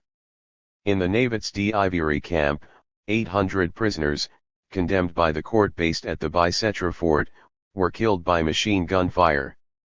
In Neuilly the Commune had arrested, at the request of several inhabitants, an agent called Marie, who had made himself hated for his harassment. Freed by the Versailles, Marie had all those who had asked for his arrest shot. Moreover, the opportunity was good to get rid of any political opponent, and the judges did not hide it. Almost all were Bonapartists and satiated their hatred against old Republican enemies. Dr. Tony Moylan, who had remained uninvolved in the proceedings of the Commune, but had been implicated in several trials of the Empire, was judged and sentenced to death in a few minutes, not because he had committed any act that deserved it, his judges told him, but because he was one of the leaders of the Socialist Party, dangerous due to his talent, his character, and his influence on the masses, one of those men, in short, of whom a prudent and wise government must get rid of, when it finds the legitimate opportunity to do it. 14. However, even the immediate trials of the martial courts put the patience of certain generals to the test. The Marquis of Galifet, struck by a kind of bloody hysteria, occasionally stopped the columns of prisoners he was leading to Versailles to clean them up. At the Arc de Triomphe he first shot 82, then 20 firefighters, then a dozen women. On Sunday morning the 28th in Passy he stopped a column of 2,000 federates and shouted, "Those who have white hair leave the ranks." 111 federates left the ranks and were immediately shot in the ditches. For them the aggravating circumstance was that of having been adults in June 1948. Not only was the fact of having taken up arms for the Commune sufficient to cause death, even having participated in any service of his administration was considered a capital crime. An employee guilty of having telegraphed for the Commune was shot in Piazza della Concordia. One could have gone far along this road and shot for the same reason all those who had made the shoes, baked the bread, etc. for the communards. The army, very willing to put this logic into practice, seemed to fear that Versailles was showing some weakness. Don't send. How to justify this furor? All the Versailles newspapers said that troop losses had been extremely light. The official report reports only 877 dead and 6,455 wounded officers and soldiers. The executions were therefore not justified by anger, by the desire for revenge.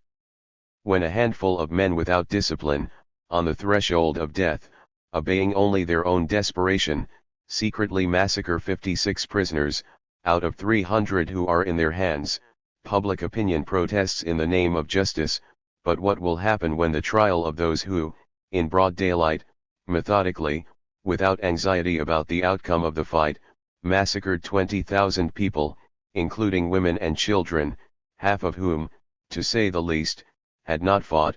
15. But the great, real responsibility for these crimes lies with the officers. After the return of the troops from captivity, the army had a surplus of more than 6,000 officers, to be placed according to their rights and merit. Those who had succeeded in joining the army of Paris did not shy away from any display of zeal to increase their chances. Moreover, the Versailles troops were very disciplined. No officer, no member of the Commune would have been able to prevent the execution of the hostages, not even by offering their own lives in exchange. No soldier, on the contrary, would have dared and could carry out the smallest execution without the precise order of his superiors. In fact, certain regiments took more or fewer prisoners, showed themselves to be more or less barbaric, depending on the humanity of their colonels. On Sunday morning we saw some very young soldiers enter a wine shop in Piazza Voltaire. They were Marine riflemen. They told us they were from the class of 1851. Their faces were pale, their gestures heavy, their eyes veiled. Were there many deaths? We asked. Ah! Replied one of them in a tired tone, we have been ordered not to take prisoners, it's the general who told us. They couldn't even say the name of their general. If they hadn't set the fire, we wouldn't have done it, but since they set the fire, we have to kill them. Textual. And he continued as if speaking to his comrade, this morning one came there, and he was pointing to the barricade of the town hall, who was without uniform and without a rifle. We led him away. Maybe you won't shoot me, he said. Oh no. We let it pass in front of us and then, Pam, you had to see how funny he was toddling around. But, we said, have you found your comrades taken prisoner on March 18th? Yes. Were they treated well? Yes, all they had to do was eat, drink, sleep and walk as much as they wanted. 15. So. They didn't seem to understand. Their indignation is well known when the Morning Post published that 13 women had been shot in Place Vendôme after being publicly insulted. The journal Officiel, which falsified 16 the letter addressed to the Morning Post, accused of lying, of infamy, of venality, of cowardice, those who, it said, dare to print that at the time of writing the prisoners are being shot in Versailles, women are murdered in Place Vendôme after having dishonored them. At the time of writing, that is, on June 14, Thiers, who knows the art of subterfuge and reticence well, could perhaps maintain that there were no executions in Versailles and no women were raped in Paris. But from May 22 to June 6 the prisoners, men, women, and children, were shot indefinitely, in Versailles and in Paris. Perhaps it was not on the Place Vendôme, and on the date indicated, that those women were dishonored before being put to death, but it is certain that there were several rapes during the searches. The young rifleman on Boulevard Voltaire boasted about it in front of us. These brutes who without reason and without pretext made the first comber fall in the street under their bullets, had also been the heroes of some gallantry of the kind, and they recounted the details in front of us. How many misunderstandings took place in that hurricane of massacres! On the 26th, around 2 in the afternoon, a very well-built individual passing along the Avenue de la Bourdonnais was surrounded by the crowd, who started shouting, "It's Billy Ory, the member of the Commune." A patrol, from the 6th line, which passed through that neighborhood, arrested that individual and took him to the military school. The crowd. He came behind, always shouting, "It's Billy Ory." The unfortunate man had a good time protesting, the shouts drowned out his voice. The officer before whom he was brought, convinced of his identity following many different testimonies, ordered his immediate execution. "But I swear to you that I am not Billy Ory," protested the unfortunate man, "I am Constant. I live nearby, at the Gros Caillou, go and ask the neighbors." "He's lying, that coward," those present shouted, "is really Billy Ory, we're sure of it." And a crowd of individuals, who had never seen the member of the Commune in their lives, shouted louder than the others, "It's Billy Ory." The officer gave the order to proceed with the execution. The victim, who was struggling vigorously, was tied tightly and was shot immediately. In the evening her body was sent to Issy, along with a host of others, to be buried there. The corporal who commanded the escort of the convoy, showing the body of the false Billy Ory, said, "How miserable! He died a coward, he dragged himself on his knees." 17. A few days later the real Billy Ory was arrested. The documents found on the injured man, who was shot in his place, proved that his real name was Constant, that he was a haberdasher at Gros Caillou, and that he had always remained a stranger to politics. They hadn't even bothered to search the unfortunate man before shooting him. The death of the member of the Commune Valles was announced in all the newspapers, and Le Gaulois published the story of a military surgeon, who knew Valles and had witnessed his execution. "The event," he said, "happened on Thursday, May 25 at a few minutes past 6 in the evening, in the small street of Prêtre Saint-Germain-l'Auxerrois. Valles left the Châtelet Theatre, carried by the firing squad responsible for shooting him. He was dressed in a black jacket and a pair of light yellowish trousers. He was not wearing a hat, and his beard, which he had shaved shortly before, was very short and already grizzled. Entering the alley where the funeral sentence was to be carried out, the instinct of self-preservation restored the energy that seemed to have abandoned him. He wanted to escape, but, held back by the soldiers, he fell into a state of horrible fury, shouting, to the murderer, twisting, grabbing his executioners by the chest, biting them, in short offering desperate resistance. The soldiers were beginning to be embarrassed and a little excited by that horrible fight, when one of them, passing behind the victim, gave him such a formidable blow in the kidneys with the butt of his rifle that the unfortunate man fell with a dull groan. Without a doubt his spinal column was broken. They then shot him a few times in the body and stabbed him with a bayonet. Since he was still breathing, one of the executioners approached him and discharged his chassepot into his ear. Part of his skull blew off. His body was abandoned in the stream, waiting for them to come and get him. The spectators of the scene then approached and were able to ascertain his identity, despite the wounds that disfigured him. Now, Valles was never captured and managed to take refuge abroad. Evidently some unfortunate man had been shot in his place.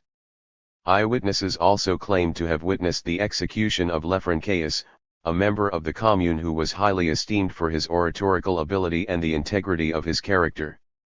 Recognized by the crowd, like Valles, it was said that he had been shot on Thursday, in Via della Banca, against the wall of the house bearing the number 15.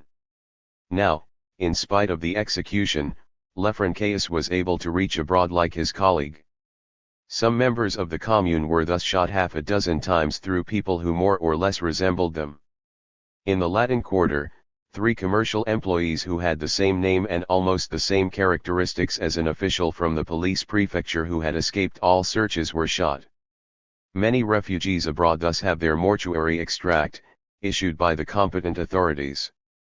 The army, having neither police nor precise data, killed at random as it arrested, en masse, undoubtedly counting on hitting everyone in this way. It succeeded, in effect, in shooting a certain number of reactionary bourgeois, forcing them to die for the Commune, despite their desperate protests. But there was just no time to stop at these trifles. The press loudly called for the massacre. Neither the fear of future reprisals, nor the example of Clement Thomas, killed 22 years later for the memory of June 1948, could stop her. Thirsty for personal revenge, she forgets that in civil wars one can only gain death. She had but one voice, but one imperative: kill. Kill. None of the criminals who had Paris in their hands for 2 months should be considered as politicians. They will have to be treated like the brigands that they are, like the most frightening monsters that have been seen in the history of humanity. Several newspapers talk about rebuilding the gallows that they destroyed, so as not to even do them the honor of shooting them, Monsieur Universal. There is no need to make dissimulations. More than 50,000 insurgents remain in Paris. The city, which has the pride of being at the head of France and of civilization, will not rise again in public opinion and will not be worthy of its role of capital, until the day when, with its will and energy, it will have become the last stop of these bandits. Le Figaro. What is a Republican? A ferocious beast. Le Figaro. If Paris wants to maintain the privilege of being the meeting point of the honest and elegant high society, it owes itself and the guests it invites to its parties a sense of security that cannot be disturbed by anything. They are indispensable. Some examples. Fatal necessity, but necessity, la patrie. These men who killed to kill and to steal have been captured, they will be answered, clemenza. La patrie. These disgusting women who were poking with knives into the chests of dying officers have been captured, will they be told, clemenza. La patrie. We must hunt down the communards, le bien public. The reign of the villains of March 18 is over. It will never be known with what refinement of cruelty and ferocity they put an end to this orgy of crime and barbarism. It can be summarized like this: 2 months of theft, looting, murder and fire, opinion nationale. What an honor! Shouted the Journal de Débats, our army has avenged its defeats with an inestimable victory. Thus the army took revenge for its defeats on Paris. Paris was an enemy, like Prussia, and had to be treated with little regard, because the army had to regain its prestige. With what right can we now be surprised that the Federates defended themselves against the army of Versailles as they would have done against the Prussians? To complete the simile, after the victory there was triumph. The Romans never decreed this after civil strife. Thiers decided differently, to demonstrate to the world that the struggle of classes has replaced that of peoples. Those who had fought 10 against 1 strutted in a grand parade. A sword of honor was offered to MacMahon. A newspaper, L'Avenir Liberal, praised the Marshal's proclamations in these words: "It seems that he wants to hide." This recalls Fléchier's words about Turenne: "He covers himself, but his glory reveals him." And, in fact, the glory of the Turenne of 1871 could be read on all the walls, on all the squares, on all the docks of Paris. In thousands of places the walls bore traces of coagulated blood and bullets, sometimes even residues of brains. Outside the courts martial, true massacre workshops, the soldiers worked retail in all corners of Paris. Every person denounced as an officer of the National Guard, every delegate of the Commune, could be shot by right. One of the latter, Charles Mellon, responded to the questions they asked him, "We lost the game, but our great-grandchildren will take it back and will certainly win it." Another, Napius Paquet, was shot in Via Rivoli and his body was abandoned in the square for the whole day, not without the soldiers having previously stripped him of his new patent boots. Anyone connected closely or remotely with any committee, any member of a club who was recognized, was put to death. The president of the St. Sulpice Club, a 72-year-old man, was taken out into the street in his dressing gown and shot. Blood flowed in streams in certain streets of Paris. For several days a long red trail was seen on the Seine following the current and passing under the second arch on the Tuileries side. It was seamless.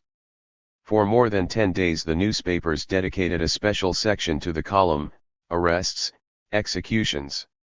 Here is how one of them, among the most ardent, recounted Varlin's death. "Last Sunday, around 3 in the afternoon, many people walking along Via Lafayette were able to see the arrest of Varlin, a member of the Commune and former delegate to the Ministry of Finance. He was dressed poorly and was surrounded by 4 soldiers led by an officer, who had captured him. After searching him, they tied his hands and made him head towards the hills of Montmartre. At the time of the arrest there were only 7 or 8 people, who believed they were witnessing the capture of a simple feed rate, but at that moment a passerby, probably better informed than the others, shouted, 'It's Varlin.' At this exclamation the people present followed the 4 soldiers, fulfilling at that moment the function of guardians of that man who had not been afraid to cooperate at the beginning of the destruction of Paris. The crowd grew larger and with great difficulty we arrived at the foot of the hills of Montmartre, where the prisoner was led before a general, whose name we have not been able to remember. Then the service officer in charge of this sad mission came forward and spoke for a few moments with the general, who replied in a low and serious voice, 'There behind that wall.' We had only heard these 4 words, and, although we had no suspicion of their meaning, we wanted to see right to the end of one of the actors in this horrendous drama which, for more than 2 months, we have seen unfold under our watch. But public vengeance had decided otherwise. When we arrived at the designated place, a man, who we couldn't recognize, started shouting, immediately followed by many others, 'We need to make him walk again, it's too early.' An isolated voice added, 'Justice must be done in Rue de Rosiers, where these wretches murdered Generals Clement Thomas and Lecomte.' The sad procession then set off, followed by around 2,000 people, half of whom belonged to the population of Montmartre. Once they arrived in Rue de Rosiers, the general staff who had their headquarters in this street opposed the execution. We therefore had to continue our journey towards the hills of Montmartre, always followed by that crowd, which increased with every step. The thing was increasingly funereal, because, despite all the crimes that man might have committed, he marched with such steadfastness, knowing for more than an hour the fate that awaited him, that one ended up suffering such agony long.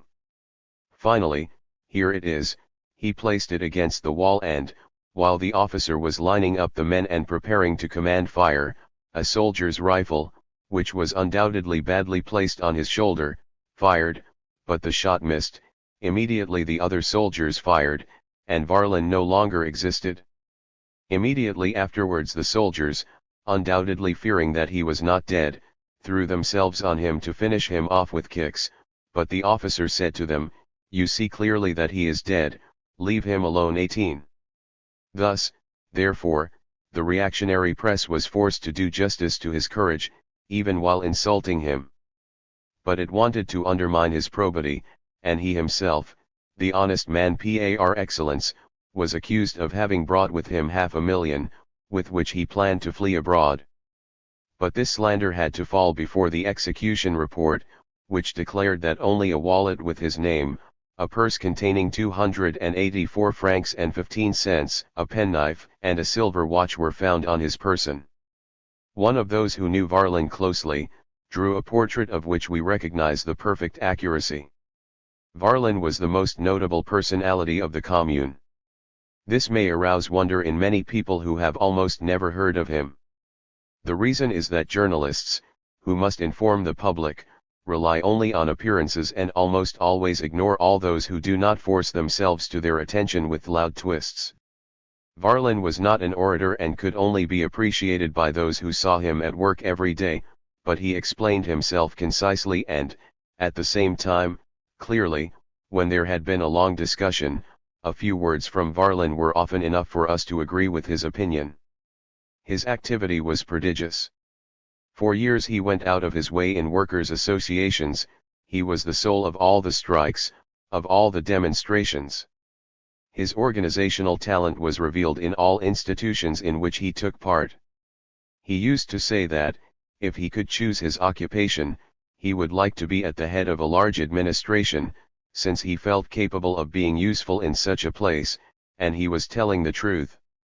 Furthermore, he had great modesty and only came forward when this was indispensable, which explains why, despite having done so much, he had caused so little to be said about himself. 19.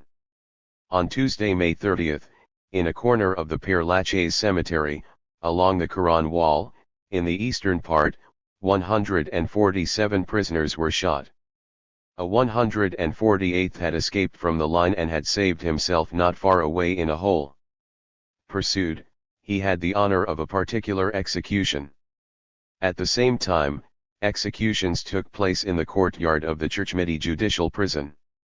Horrible murders were committed in many neighborhoods, under the pretext that the soldiers had been poisoned. It often happened to the foot soldiers that they were served drinks while they were all sweaty and hot. The cold attacked them and sometimes they fainted. Immediately then their comrades declared them poisoned and shot the sellers and their entire family.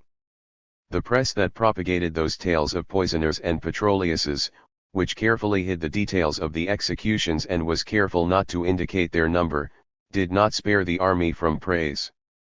It has fulfilled its task admirably, said the Journal de Paris, it has shown true humanity in the fulfillment of its duties. What admirable behavior of our soldiers! Said Le Figaro, only the French soldier is allowed to recover so quickly and so well. The whole world was struck by the attitude full of calm and dignity maintained by the troops amid the fury of this horrendous fight, said the Siècle of 28 May 20. Responding to the Times which, well informed by its correspondents, accused the soldiers of barbarity, the Opinion Nationale said, all of Paris is available to attest to the excellent behavior, the exemplary discipline of our soldiers and their moderation after the fight. La Cloche recounted the execution of the Marshal of the Commune's quarters in these words, Dufile understood the gravity of his position so well that, on the Piazza dell'Europa, while he was being led to the military square, he tried to escape. He had not taken 3 steps before he fell backwards from a bullet fired from the revolver of the head of the escort, Captain Hammett, of the 5th Battalion of the Mobile Guard of Saint-Étienne. He was immediately finished off by 2 soldiers.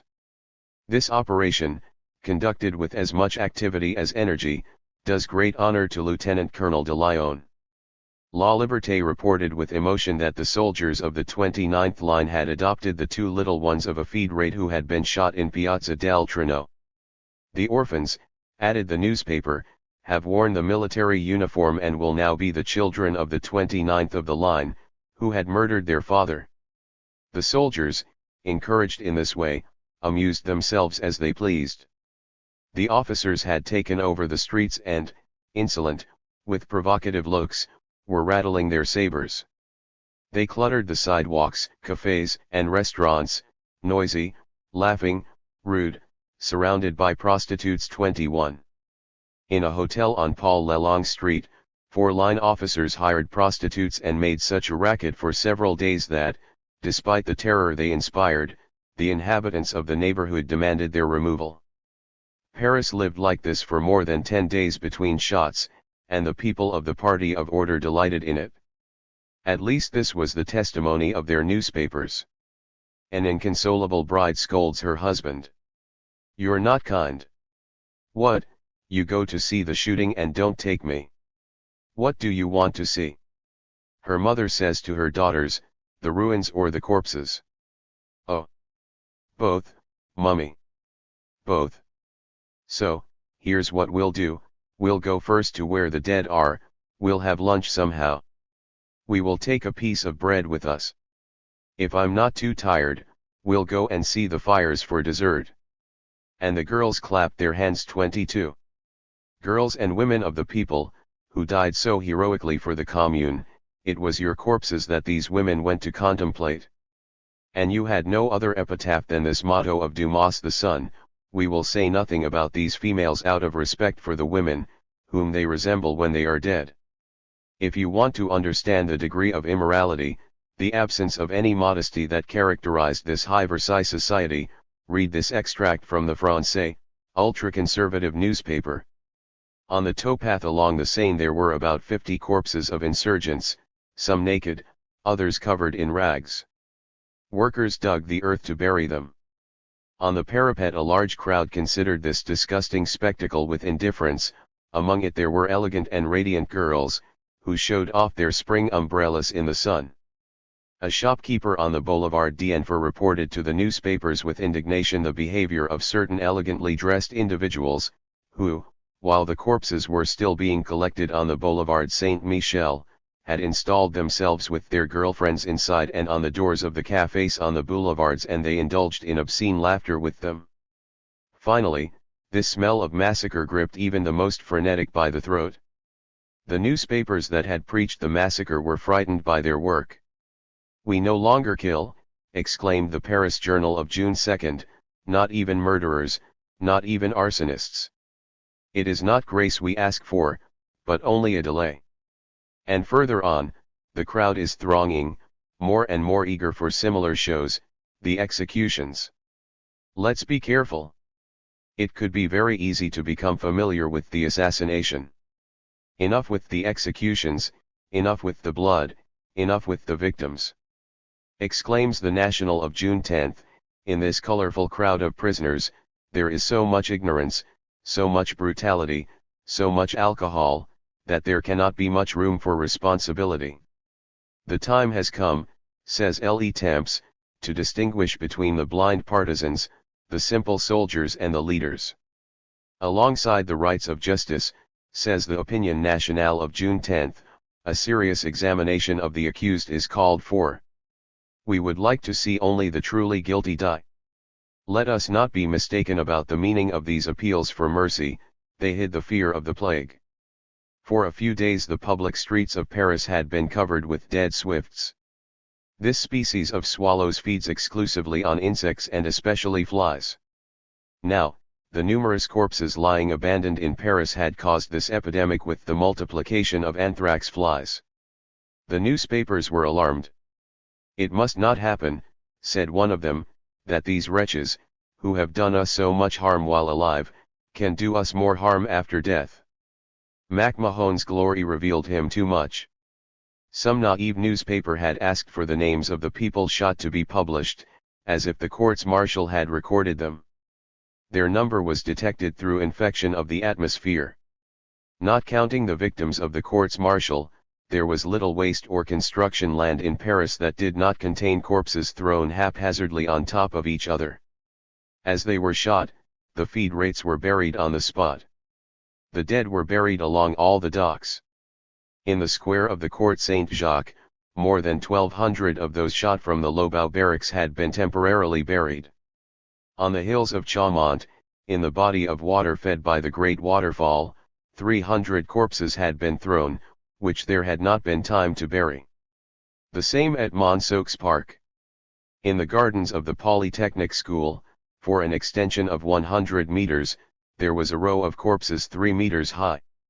In front of the Invalides' Esplanade, a large number of bodies had been only superficially covered with earth, they exhaled an unbearable odor. In the Faubourg Saint-Antoine they were found everywhere, in piles, like rubbish, said a newspaper of the day. The same at the casemates, all around Paris, on the ramparts, and in the forts. We had to hurry to make these centers of infection disappear. The exhumed corpses were mostly taken to cemeteries outside Paris. At the Ivory Fort, the trenches dug during the siege were used. The army vans loaded with their gloomy burdens followed one another without stopping. Other vans full of lime followed them, and the trenches thus gradually filled with corpses and lime. In Commune and Bagnolet, the feed rates killed in the Popincourt neighborhood, in Belleville, and in the vicinity of La Roquette were buried in large pits on a bed of quicklime. The trenches were covered with a thick layer of earth. "There is nothing to fear from the emanations of the corpses," said a newspaper of the order, "and impure blood will irrigate the furrow of the worker, fertilizing him." Every evening a large number of carts loaded with the corpses of National Guards headed towards Versailles, where they entered at night. But many bodies could not be transported and had to be buried in Paris itself. For example, when those who had been placed in the grounds of the gas works were exhumed, among whom there were a large number of women, they were all found to be in a very advanced state of decomposition. The clothes were in tatters and already rotten or eaten by worms from the corpse. These remains, locked in closed carriages like those used to transport the beasts to the amphitheatre, were taken at great speed to the Montparnasse cemetery, where immense pits awaited all this putridity. The shotgunners from Luxembourg were taken to that same cemetery piled up in carts and omnibuses. Arms and feet could be seen passing through the windows of these cars. Trenches measuring 10 square meters had been dug. Numerous workers arranged the corpses 20 at a time and covered them with lime or tar and then with earth.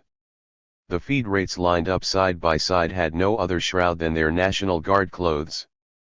Some poor women standing on the edge of the dismal trench, collapsed with pain, tried to recognize the bodies. Some wore a wreath of house leeks on which a date could be read, May 1871, and this single inscription, "To my husband or to my son." Everywhere the soldiers repelled them, but soon the order was given to let them come closer, so that their pain would betray them and these female insurgents could be arrested. Only the party of order could go so far as to transform tombs into traps. 23. It was realized during these exhumations that a large number of feed rates had been buried alive. In St. Jacques Square, where the burials had been done, as everywhere else, very hastily and often at night, arms were seen coming out of the earth. In that place, as in the Montparnasse cemetery, in the surroundings of Père Lachaise, in the Montmartre cemetery, and above all in the cemetery near the Trocadero, some victims, killed incompletely and thrown with the pile of the dead in the mass graves, had struggled in the earth and still maintained the traces of the horrible contortions of their violent agony. During the night their moans and cries were heard, which were drowned out by the noises of the day. The burial of such a large number of corpses was impossible. A quicker procedure had to be found. The idea of creating a special cemetery in Vanves, beyond the fort, divided into 2 separate parts, one for the defenders of the order, the other for the feed rates, was discussed for a moment. "The war delegate," said de Girardin, "will be able to review his comrades at the stroke of midnight, like Napoleon. The watchword will be fire and murder." But we stopped at the idea of cremation. On all the ramparts there were abandoned piles of corpses. Remember that, upon the entry of the army into Paris, the feed rates who occupied these positions were surprised from behind. They, as was natural, were shot on the spot. We had the wonderful idea of filling the countless casemates built along all the fortifications with their bodies. A considerable quantity of corpses from the suburbs were added to this first collection. A large number of corpses were also brought there from within Paris. When a casemate was full, it was walled up with stones, bags of earth, gabions, and the next one was moved on. At these improvised cemeteries, which were intended to be hidden from the population, sentries were placed with rigorous instructions, but the nauseating smell that emanated from them soon betrayed the existence of these charnel houses, despite all the hasty precautions taken. We had to hurry by opening holes at the 2 lower ends, making orifices to serve as vents in the upper part, spreading incendiary and disinfectant materials, such as tar, and starting the fire. The combustion lasted several days, but the incineration was not complete, and when these boilers were uncovered the meat was found reduced to the state of boiled meat. Cremation was also carried out on the Chaumont Hills. Columns of smoke were seen rising among the thickets. They were the bodies of the feed-rates who, piled up in huge piles, were burned after being flooded with oil. Some men came and went stoking the fire. The park remained closed for a long time. And for a long time, mysterious dramas took place in the Bois de Boulogne. In early June a newspaper published the following note. The Bois de Boulogne is completely closed to traffic. It is forbidden to enter it, unless accompanied by a platoon of soldiers, and it is even more forbidden to leave it.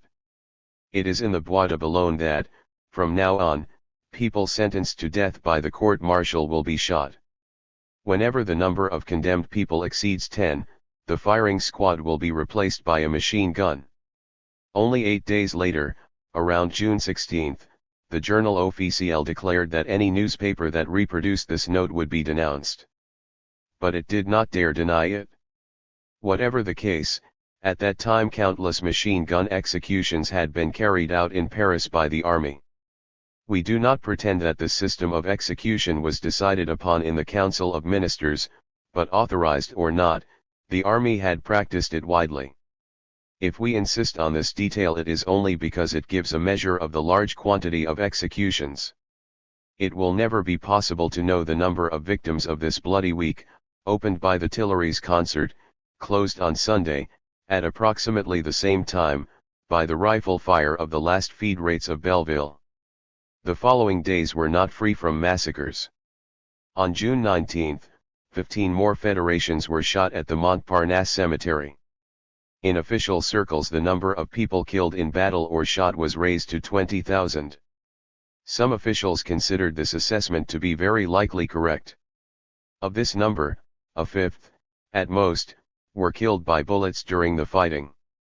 After the killings the blessings of the priests had to come, it was the order of things. On May 27 the National Assembly was invited by its president to participate in the solemn public prayers of the following day, May 28, the day of Pentecost. While the prayers of the deputies ascended towards the God of weapons, the endless shooting in Paris thus celebrated the Pentecost of the proletariat. Finally it was read in all the newspapers, on Sunday, June 4, 1871, the Feast of the Holy Trinity. At all functions of the day there will be an alms collection for the war orphans. This collection will be made during the High Mass and at Vespers by Madame Thiers, President of the Institute, and by Marshal MacMahon, Vice President. The kind ladies collected for the orphans made so by their husbands. Chapter 8. Lucky are the dead. They did not have to ascend the ordeal of the prisoners. At this point we are no longer witnesses and could not have been. But the Versailles themselves, the victors, will be our witnesses. Their hatred has distorted the figures of the prisoners, but it does not take anything away from their sincerity when they speak of the cruelties that these unfortunates suffered. It cannot be admitted that they wanted to slander themselves. History will therefore be made on the basis of their testimonies and we will be content to collect their stories. Enormous raids had been carried out by the army as the neighborhoods were occupied. If the shootings took place en masse, think about what happened to the arrests. Sometimes all the tenants of a house were taken away en masse, sometimes an entire street was blocked and all passers-by stopped. Hidden weapons, revolvers that had not yet been handed over, a more or less motivated suspicion, an unfortunate word uttered, an attitude that had been misinterpreted were enough to be chased forward with rifle butts by the soldiers. In the middle of the night, house visits took place and the troop, who had the duty to bring any type of game to the masters in any case, led away women, young people, old people, indiscriminately and without even questioning them. More than 40,000 prisoners were thus collected from 22 to May 30. They only stayed a few hours in Paris, then they set off for Versailles. The crowd rushed to see them pass. They advanced, soiled by rubbish, with their clothes in tatters, exhausted, with their heads uncovered under the blazing sun, tied 5 by 5 by the wrists with ropes and surrounded by soldiers with their chassepôts in a firing position.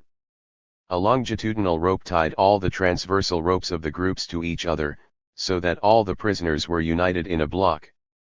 An escape was therefore impossible, and a platoon was enough to lead a very large convoy. 24. Everyone runs towards the Champs-Élysées, said the Paris journal. 4,000 prisoners are stationed in the middle of the road, framed by African hunters with rifles in hand. They look grim, silent, immobile, proud of being hated to such an extent by the crowd that they become agitated and insult them. The commanders of the detachments had full powers. A convoy of prisoners tied 10 by 10 passed through Amsterdam. A whim crossed the officer's head, he commanded a halt and ordered those unfortunates to get on their knees. In the meantime, an infamous mob covered them with insults and shouted, "Shoot them." The slightest sign of opposition from the prisoners implied the immediate death penalty. They were shot down along the way, especially with revolver shots.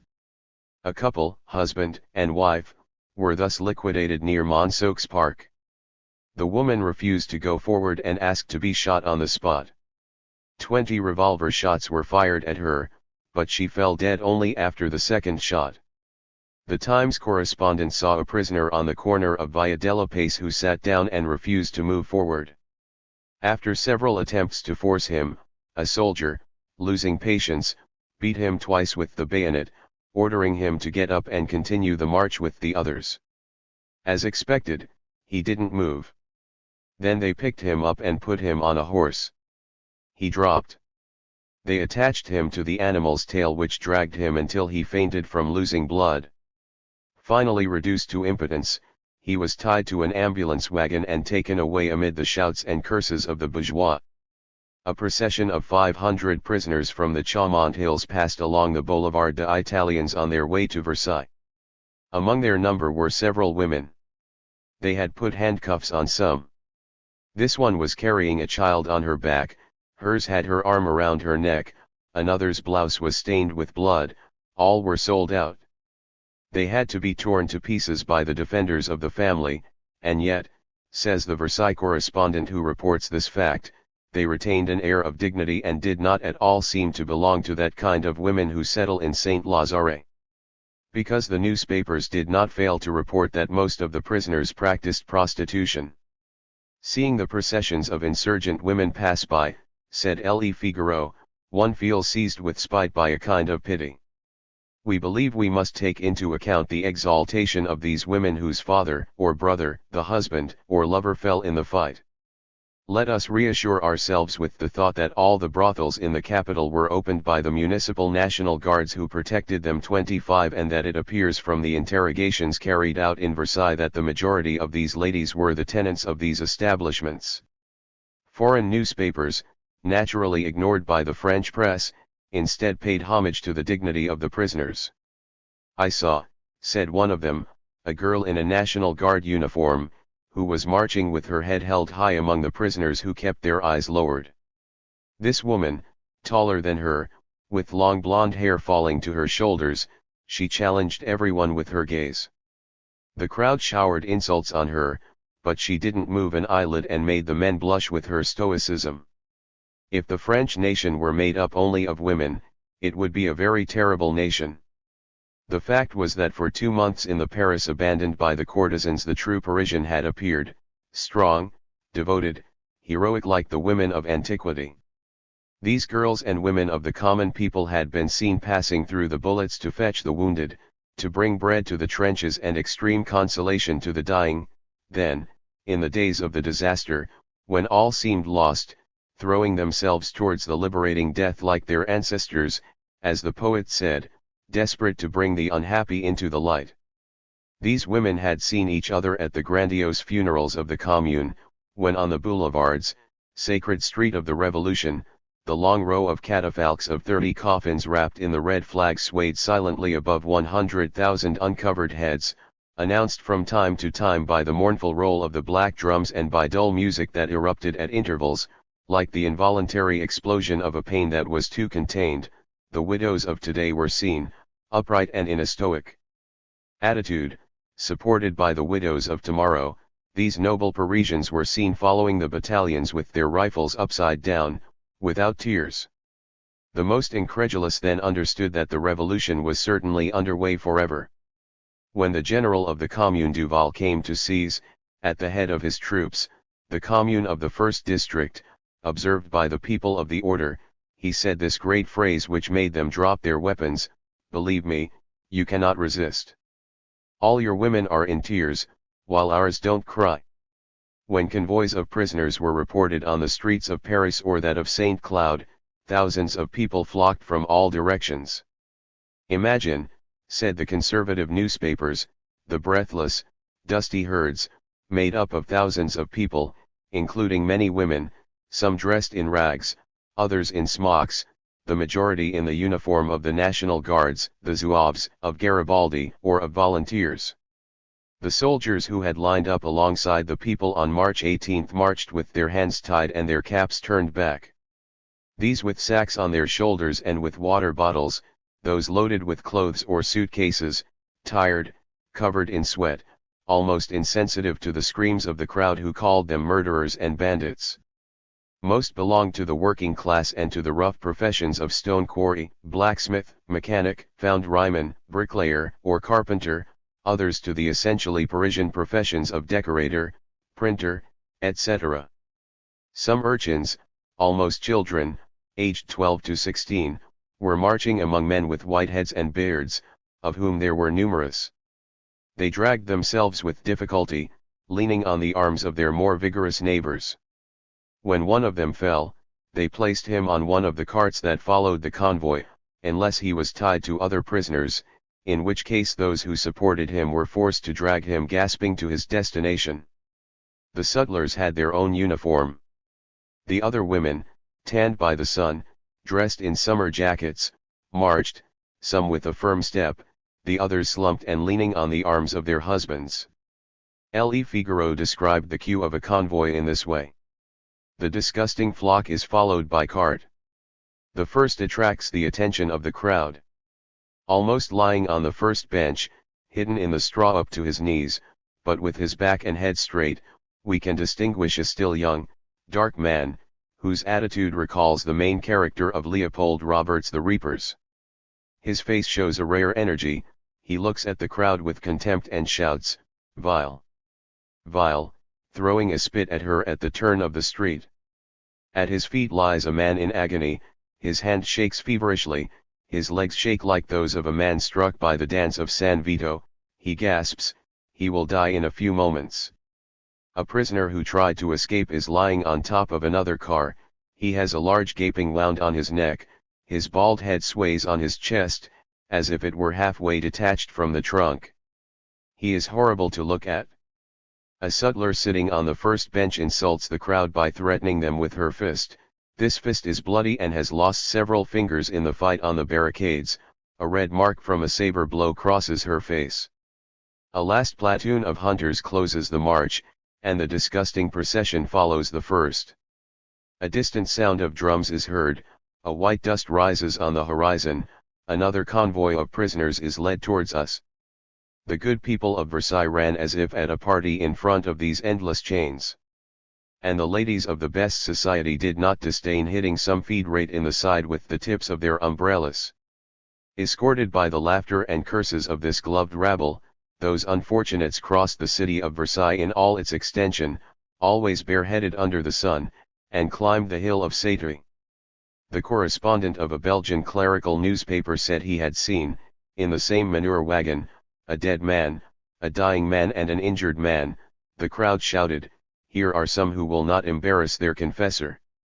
And he added, a distinguished lawyer, who has no equal in cursing the Commune, says he saw with disgust an officer give a blow with his saber to a woman who was trying to leave the ranks, wound her face and remove them, with same shot, a piece of the shoulder. Seeing how the insults, the sneers, etc. were flying, said the Independence Belge, I couldn't help but think that if someone had allowed themselves to do the same 4 months ago, when the Prussian prisoners were passing through one of our cities, there it would have been a unanimous cry of disapproval in the crowd. Anyway, this show hurts. At the gates of the city the prisoners are forced to uncover themselves. Come on, scoundrels! Hats off to honest people. Someone resists, then the tip of a gun barrel makes his sheppy fall to the ground. Woe to anyone who let slip a word of commiseration. On the parade ground, two editors of the angriest newspapers in Versailles, who had ended up disgusted by so many ignominies, wanted to raise their voices and make the vanquished respect. Immediately surrounded, pushed, mistreated, they were arrested, and only with great difficulty were they able to be taken to the police station without being torn to pieces. In Paris, many people who had expressed feelings of commiseration at the passage of the prisoners were arrested, and often added to the convoys. Rochefort's arrest had been no less odious. From all sides, said the Français, the shouts of, "To death! To death!" Near the prison door a spectator shouted, "To the lantern," and this cry was immediately repeated by the whole crowd. Here they were, these civilized people of Versailles, who were supposed to bring France back onto the road to civilization. How good and humane were the brigands of Paris, despite the terrible suffering of 2 months of siege, compared to good people. When was a prisoner ever insulted in the Paris of the Commune? When can you mention just one scene, similar to the barbarism that occurred every day at Versailles? Which hidden corner of the Conciergerie 26 hid the 1,000th part of the tortures that were displayed in full sunlight at the Satory camp? They are there, said the Indépendance Française, in many thousands, illuminated by filth and parasites, and infect the air for a radius of a kilometer. The cannons are aimed at these wretches, locked up like wild beasts. The inhabitants of Paris fear the epidemic that may result from the burial of the insurgents killed in the city. Those whom the officiel of Paris called the rural people fear much more the epidemic that may result from the live insurgents in the Satory camp.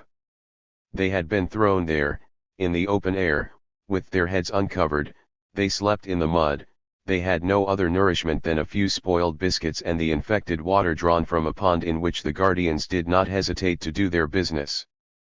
The first nights were very cold and it rained a lot. 17 died on Friday the 26th. The great wall surrounding the camp was crenellated.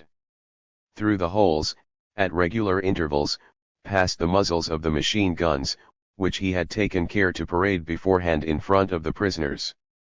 On both sides of the central door, the hunters on horseback flanked each other, sabers in hand. It sometimes happened that the soldiers, overcome by panic or anger, threw their chassepôts into the pile of prisoners. On the night of the 25th to the 26th there was a kind of revolt, or, at least, the guardians say that it was such. 300 prisoners were executed. Led to the edge of a pit filled with straw, they were thrown into it with rifle shots, then everything was flooded with oil and set on fire. Many were not dead. Terrible screams were heard. At certain hours everyone was ordered to get up, to lie down on their left or right side, and any infraction of these commands was followed by revolver shots. The newspapers did not stop talking about the ignoble appearance of the prisoners. "These beings are disgusting," said the Paris journal. "All these faces are surly, bilious, grim, Le Figaro. Gallows faces, La France. Grotesque masks tinged with blood and dust, who stole while fasting and killed after eating," said another. These gentlemen found it strange that people who lay down in the mud and in the open air, hundreds of whom were shot from time to time, did not have the flourishing appearance of a Versailles editor. All that this hateful spectacle inspired them was reduced to defaming the shabby and sad appearance of those poor devils. The field of Satory became the destination for walks of good society, like the street of Versailles. The officers welcomed the ladies, the deputies, the officials, showing them the subjects, in case they lent them to Dumas the son, so that he could begin his studies on the social question in a vile soul. In general, the prisoners, before being sent to Satory, remained for some time in the orange grove of Versailles, crowded together in these immense green houses, haphazardly and without straw in the first days. When they were able to have it, it was soon reduced to smoke and was never renewed. No water to wash, no underwear, no way to change clothes. Twice a day in a trough a yellowish liquid, it was the mash. No doctors. There were some wounded, they were torn apart by gangrene, ophthalmias appeared. There were numerous cases of madness. Behind the railings the women crowded together. They were the daughters of the prisoners who, dazed or mad, tried to distinguish their loved one in this flock, vaguely glimpsed in the shadows, behind the crates of orange trees placed in the palisade. These unfortunate women tore their hair in desperation and murmured dully at the soldiers who, with their loaded chassepot, looked at them menacingly. Every now and then a sort of magistrate arrived and called for the prisoners, who were brought before him in teams of 10, with handcuffs on their wrists and accompanied sometimes by policemen, sometimes by a platoon of soldiers. A farcical investigation. How could it be possible, and with what testimonies, to compile the files of 40,000 prisoners? They didn't even think about it.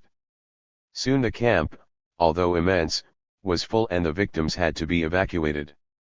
From the 26th they were directed towards the seaports. They were locked in cattle wagons equipped with solid bolts and without openings, except for a few air holes. They often remained there for up to 32 hours. Among the other carriages there was one composed of policemen equipped with chassepôts and revolvers. At Furtay-Bernard, the train had passed the station 200 meters when shouts came from several carriages. The prisoners suffocated. The head of the escort stopped the convoy. The officers got out and emptied their revolvers through the air holes. There was silence, and the rolling coffins sped off at full steam. At Brest and Cherbourg the prisoners were distributed among some old vessels anchored in the harbor, each containing about 1,000 prisoners. From the hold to the deck, said an eyewitness 27, they still are after 4 months, piled up in enclosures made of boards, as if they were large packing crates. The closed doors allowed only a sliver of light to pass through. No ventilation. The infection is terrible. Parasites are swarming. There are wounded, no medicine, no ambulance, nothing. The wretched, unknown people, since we don't have a list of their names and we haven't even looked into their identity 28, remain there crowded together in their cages, watched by cannons loaded with grape shot, closed between enormous bars, more miserable than the blacks. On board a vessel making the journey. Any sailor caught talking to them is liable to death. The sentries who keep watch have orders to shoot at the prisoners if they come close to the hatch netting. Their nourishment is as follows: at 5 in the morning, a biscuit; at midday, bread and beans; at 6 a biscuit and beans. No wine, no tobacco. The packages do not arrive at their destination.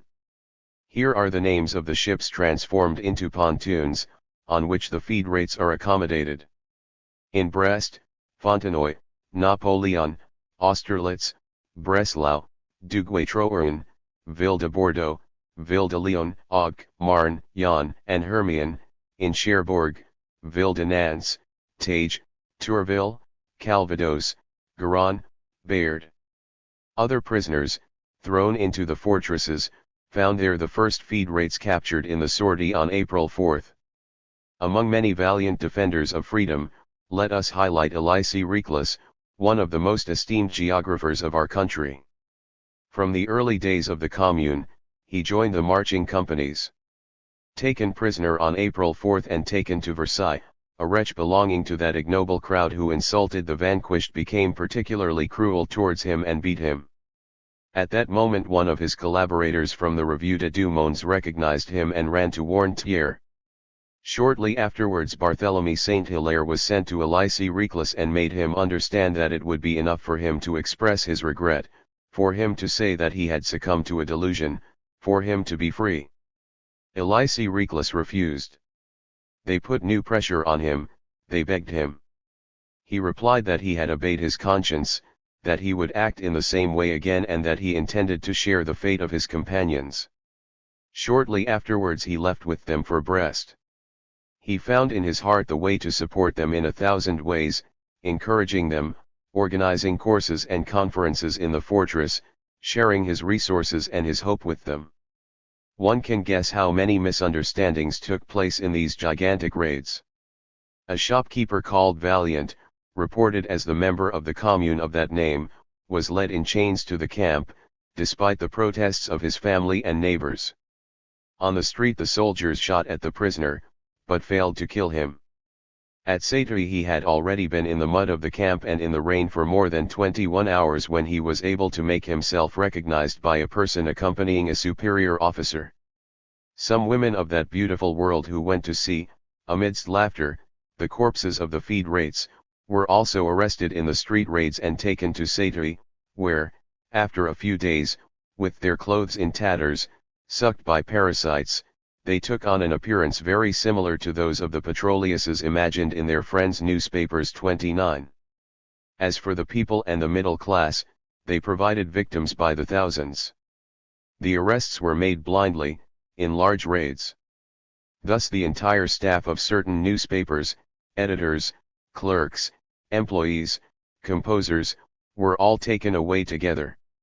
Quinton, old editor of the Reveil, who after March 18 had publicly distanced himself from it and had had no part in the Commune, was arrested, as was Ulysse Parent. The latter, appointed member of the Commune, had resigned on April 6. He made a point of confusing him with Colonel Parent. The former prefect of Saône-et-Loire, Frederick Morin 30, was arrested by an officer whom he had arrested in Macon, and was to be shot. All those who had exercised some function under the Commune, even the most humble, were actively sought. All people who, due to their situation or their authority, whether in clubs or in the press, had participated closely or from afar in the revolution of March 18, were arrested. When the soldiers did not find the accused, they took away his wife, his children, his servant, and sometimes the doorman, the owner of the house and his neighbors. The 10-year-old son of Commune member Ranvier was taken to Versailles and cruelly beaten to reveal the secret of his father's refuge. But he, all bruised, said to his executioners, "You can beat me as much as you want, I will never tell you where my father is, and I am the only one who knows." Raoul Rigaud's father and Pascal Grousset's father were imprisoned. Orders had been given to arrest not only the men compromised in the latest events, but also those who had stood out before March 18 for their political doctrines. The trouble was taken to research especially the sergeants major of the regiments in order to discover the names and addresses of all the National Guards. In this way all those who had been part of the marching companies could be taken. The musicians of the battalions were also arrested. Doctors and nurses suffered the same fate, because they did not want to admit that their functions had been absolutely necessary. How much more humane had the Commune proved to be? During the siege one of his delegates, after inspecting the Presa ambulances, gathered all the staff. "I am not unaware," he said, "that most of you are monarchists and friends of the Versailles government, but I want you to live to recognize your mistake. I don't care whether the hands at the service of our wounded are monarchist or republican. I simply see that you fulfill your task worthily and I thank you. I will report it to the Commune. 31. Almost all the houses were searched. A line detachment, led by an officer, surrounded a group of houses and, for the entire time the search lasted, they could enter but not leave. The police accompanied them, armed with chassepôts and pistols delivered by private individuals by order of the military authority. Officers and spies went up to the rooms, interrogated the inhabitants and bombarded all suspicious sites with bayonet fire. Not only were weapons and uniforms taken away, but even intact pieces of cloth, which the soldiers claimed came from the Commune, and issues of Republican newspapers published after March 18. A certain number of feed rates had taken refuge in the catacombs and the sewers, they were hunted by torchlight. The police officers advanced armed with chassepôts and shot at every suspicious shadow. They were accompanied by dogs accustomed to searching sewers. But exhaustion soon got the better of the refugees, a large number of them died and were devoured by mice, a large number were dying when captured. The last able-bodied men, forced to go back to the light to look for food, were captured at the orifices, where they were waited at the gate. In the meantime, raids had been organized in the forests around Paris, with the aim of tracking down the feed rates who had managed to reach these asylums. About 200 were captured in this way. The police, very active, monitored all the streets and all the villages near Paris. In every slightly important village, up to 2 gendarmerie brigades had been placed. A police commissioner, generally chosen from among the old police commissioners or lieutenants resident in Paris under the Empire, was installed in all main and secondary stations. All trains were inspected with the greatest severity. Individuals without passports, or without documents from which their identity could be perfectly ascertained, were arrested and sent to Versailles. Extreme surveillance was exercised along the entire Channel coast. A poster posted in all ports warned boat owners that anyone who took on board an individual without a regular passport would be arrested immediately. Every passport granted by foreign ambassadors, ministers, or consuls, or by mayors, prefects, and sub-prefects, was considered null and void. In those days of terror, the scourge of denunciations fell on Paris. They flocked from all sides and many used them to give vent to personal resentments. From May 22 to June 13, the police prefecture received 379,823 complaints. The order numbers of the register, in which these correspondences were gathered, allowed this statistic of infamy to be made. A large number of people had believed that everyone who denounced any personality of the Commune would be paid a reward of 500 francs. In this way the police could easily reconstruct the list of battalion delegates to the National Guard Federation. In certain neighborhoods the notables organized private meetings, in which they drew up and sent to the prefecture lists of citizens of whom they wanted to purge the district. The doorkeepers were, in general, the most devoted auxiliaries of the terror. We knew one, reports of which led to 2 people being shot. 32. The people of the order worked amateurishly, walking around. Every day they arrested passers-by in the streets and on the boulevards, in whom, relying on the memory of photographs, they believed they recognized important people. The press encouraged these cowards and set a good example. Here, said Le Gaulois, a very serious little paragraph, which we find in the Universe. We recommend reading it to those in law. Perfectly reliable information allows us to say that in several neighborhoods honest people are not a little surprised to find themselves face to face with well-known communards, battalion commanders, captains, etc., who, arrested and taken to Versailles, have been released and are returning more arrogant than ever. We will especially mention the Batignolles neighborhood, where a secretary of Rossel's command was seen reappearing, famous for his acts of banditry and for the denunciations of him which threw a crowd of honest people into prison. The military authority has the duty to monitor such men and the honest press has the duty to report them. Courbet left his home a few weeks ago, said the Paris Journal of June 1. He lived with his mistress, at the Salmon crossing, at number 12. If you search around there, perhaps you will find something. Le Figaro published the story of the last days of the Hôtel de Ville in the form of a companion novel.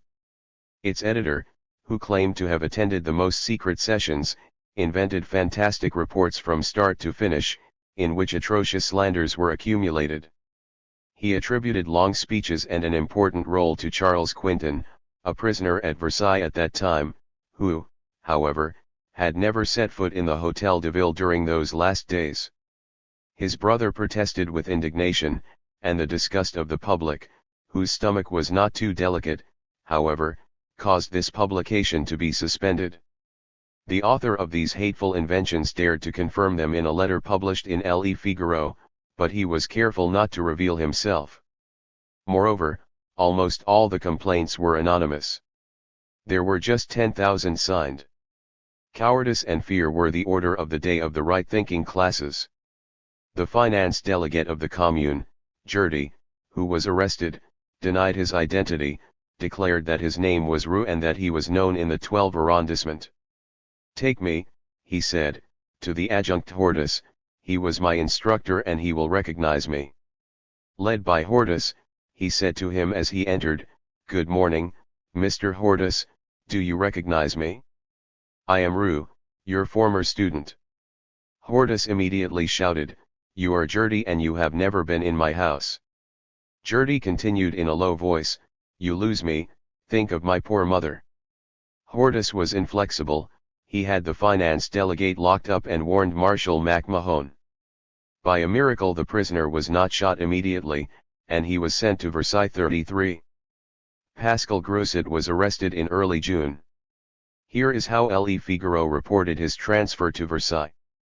As soon as he arrived at the Drouot town hall, Grosset was recognized and greeted immediately by the cry, "Death to the murderer! Kill the arsonist! Let him go on foot!" A platoon of troops was tasked with escorting the car in which he was locked up, but it was unable to contain the fury of the attackers. They tried to get close to him, showed him their fists and tried to hit him. Already more than once THIRD had appeared at the door to invite the crowd to respect the prisoner. "Have patience," he said, "justice will be done, but my honor as a magistrate obliges me to deliver Pascal Grosset alive into the hands of justice." At first they listened to him with deference, but soon the shouts became violent again. It is probable that justice would have been done on the spot if the procession had not met General Perdier, who inquired into the causes of that uproar. He immediately and in bulk took all the officers and soldiers he found on the road and made an escort of them strong enough to be able to tame that torrent. He headed towards the industrial building via the boulevards and Via Royale. At the point where the rubble piles up at the entrance to the Faubourg Saint-Honore, the fury of the crowd increased in violence more than ever.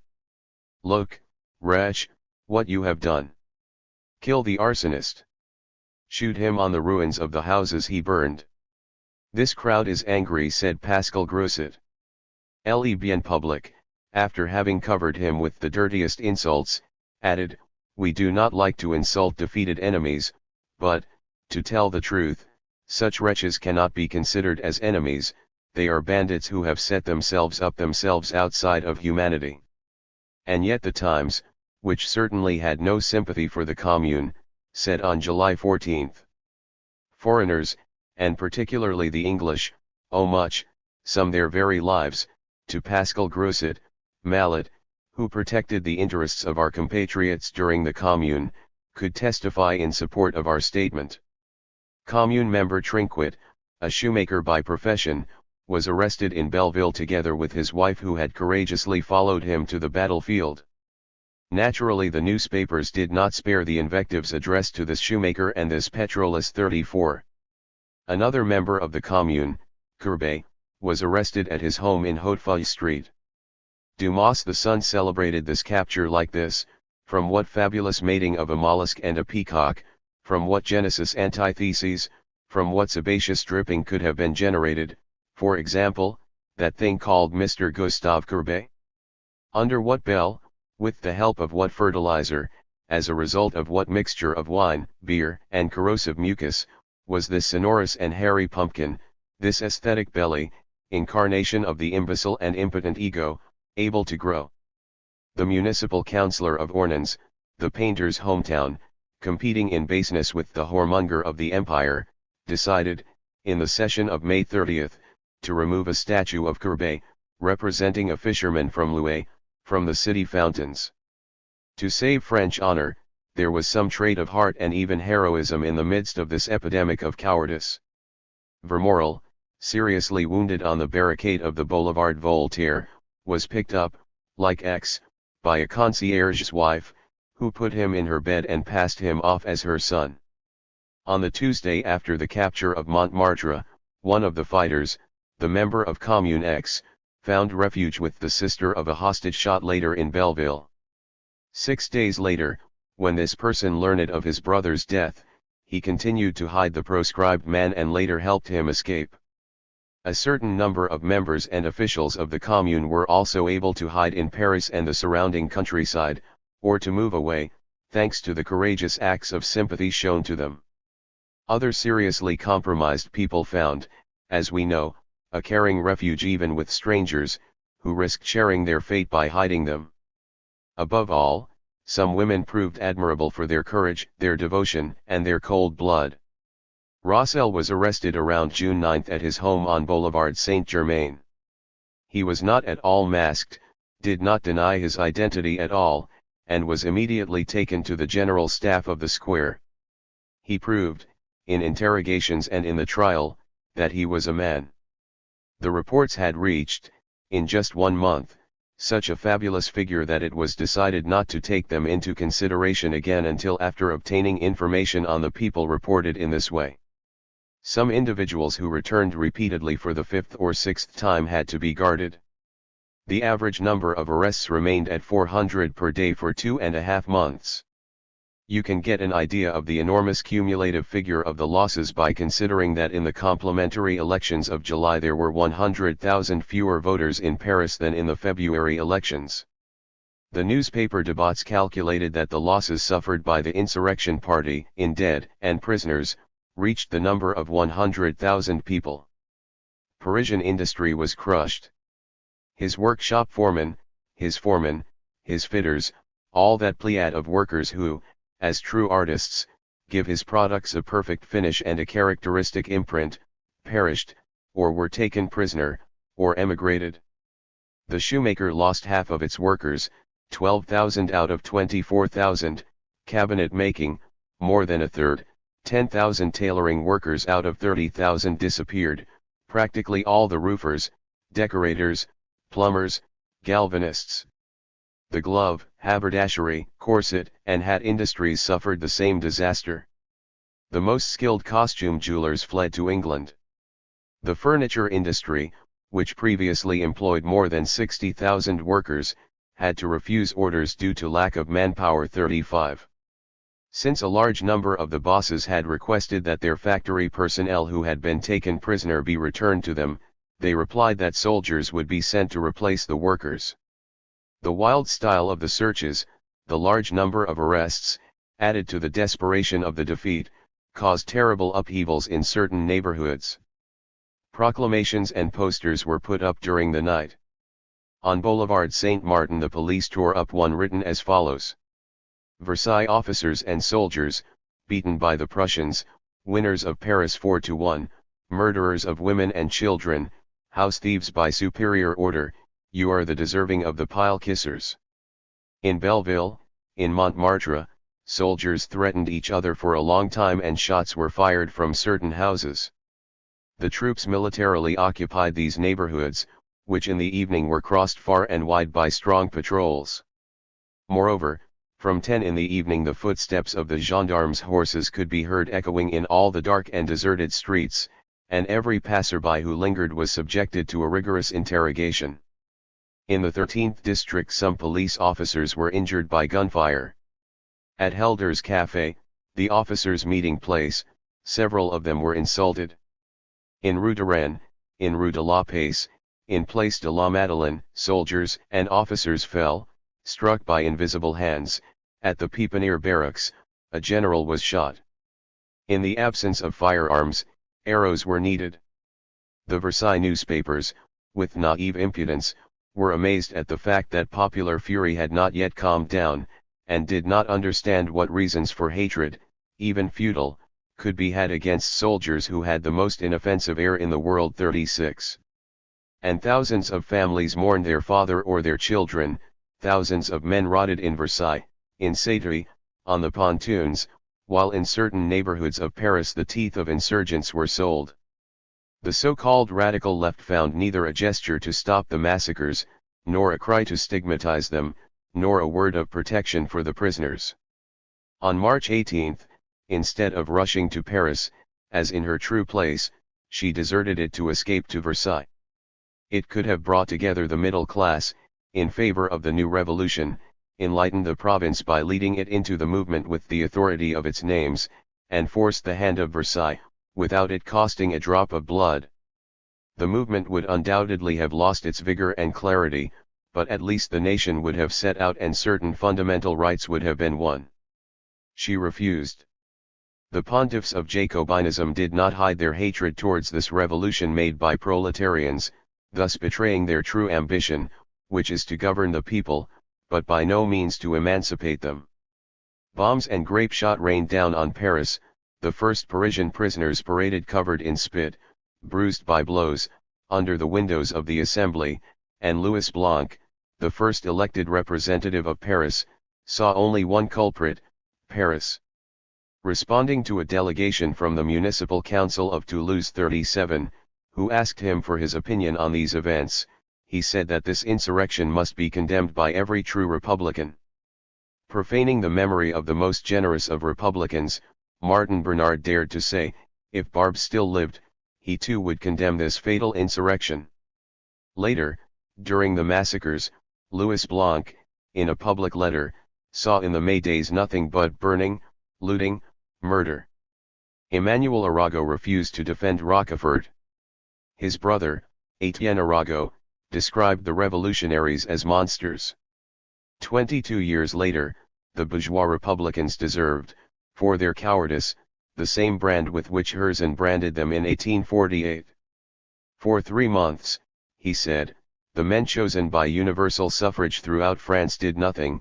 All of a sudden they rose up in all their grandeur, to give the whole world the unheard-of spectacle of 800 men acting as a single evildoer, as a single monster of cruelty. The blood flowed in torrents and they did not find a word of love or conciliation. Whatever was magnanimous and human raised the cry of revenge and indignation. The dying voice of a fir could not move this 800-headed Caligula, this Bourbon reduced to pennies. They held the National Guard close to their hearts, who shot unarmed people. Senard blessed Cavaignac, and Cavaignac cried with tenderness, after having committed all the crimes that the representative's lawyer's finger pointed out to him. And the austere minority was silent. The mountain hid behind the clouds, happy not to have been shot, or left to rot in the quarries. It watched in silence as the citizens were disarmed, as deportation was decreed, as they imprisoned themselves for everything and for nothing, some even because they had not wanted to shoot their brothers. Gambetta had remained silent for the entire duration of the Commune. 15 days after his fall, the irreconcilable enemy of the December 2nd coup hastened to solemnly declare that a government that had been able to crush Paris had thereby demonstrated its legitimacy. Chapter 9. The Versailles government, in the delirium of its triumph, hoped that the whole world, embracing its hatred, would close itself to the refugees. The following circular was sent by telegraph to all French agents abroad. Versailles, May 26, 1871. Gentlemen, the abominable work of the Fédérés who succumbed under the heroic effort of our army cannot be confused with a political act. It is made up of a series of crimes, foreseen and punished by the laws of all civilized peoples.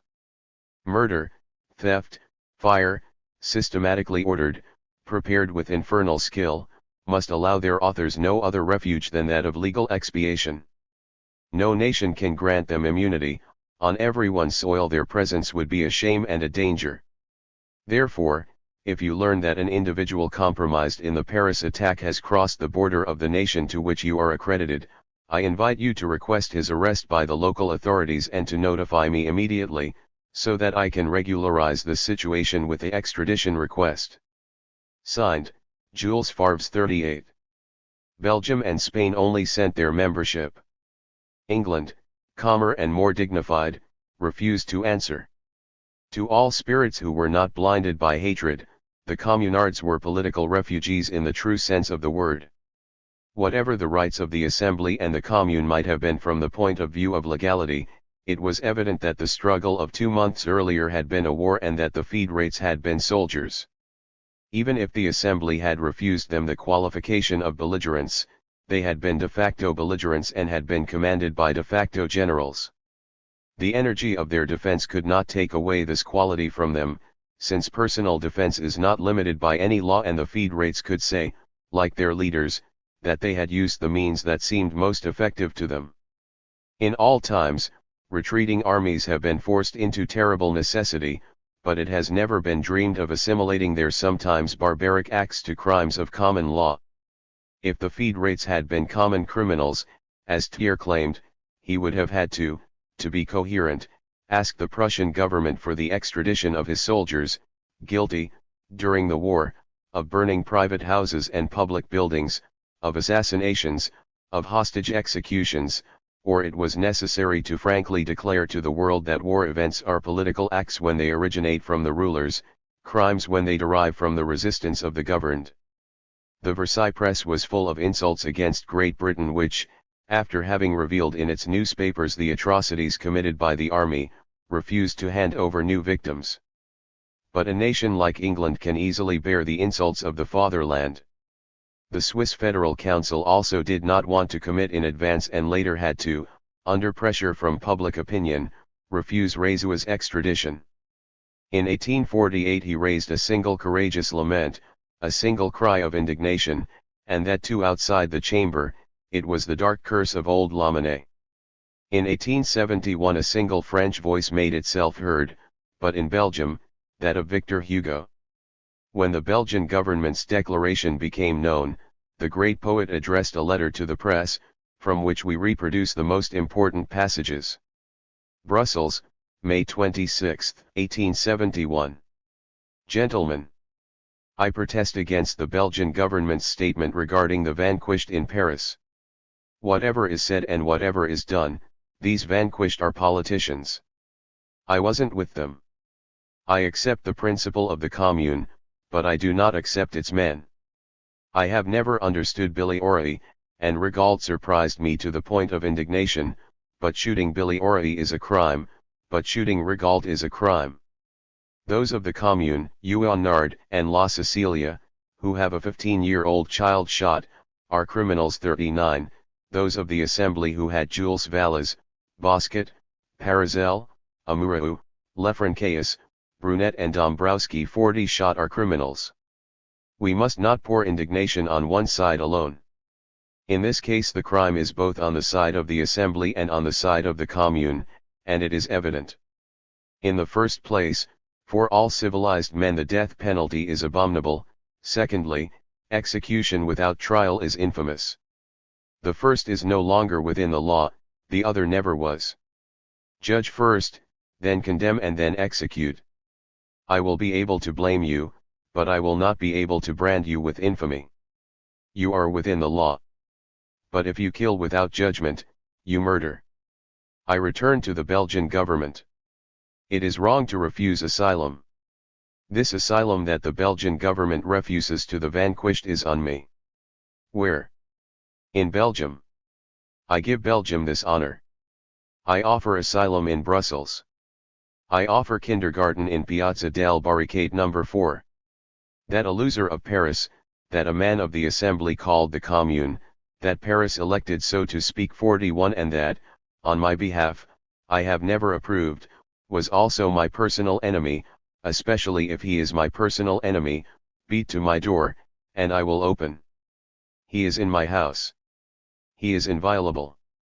If a man is outside the law, let him come into my house. I challenge anyone to take it away from me. I'm only talking about politicians. If anyone comes to my house to take a fugitive from the Commune, he will take me. If he hands it over, I will follow him. I will be with him in the dock. And for the defense of rights he will be seen alongside the man of the Commune, who is the vanquished of the Assembly of Versailles, the man of the Republic, who was Bonaparte's proscribed. I will do my duty. First of all the principles. Victor Hugo. The Versailles press uttered cries of indignation. By common agreement the great poet was declared unworthy of speaking in the name of law. Can one be that perfectly idiotic, wrote Francisque Sarcey. A man of letters, Xavier de Montepin, suddenly reached the heights of the sublime.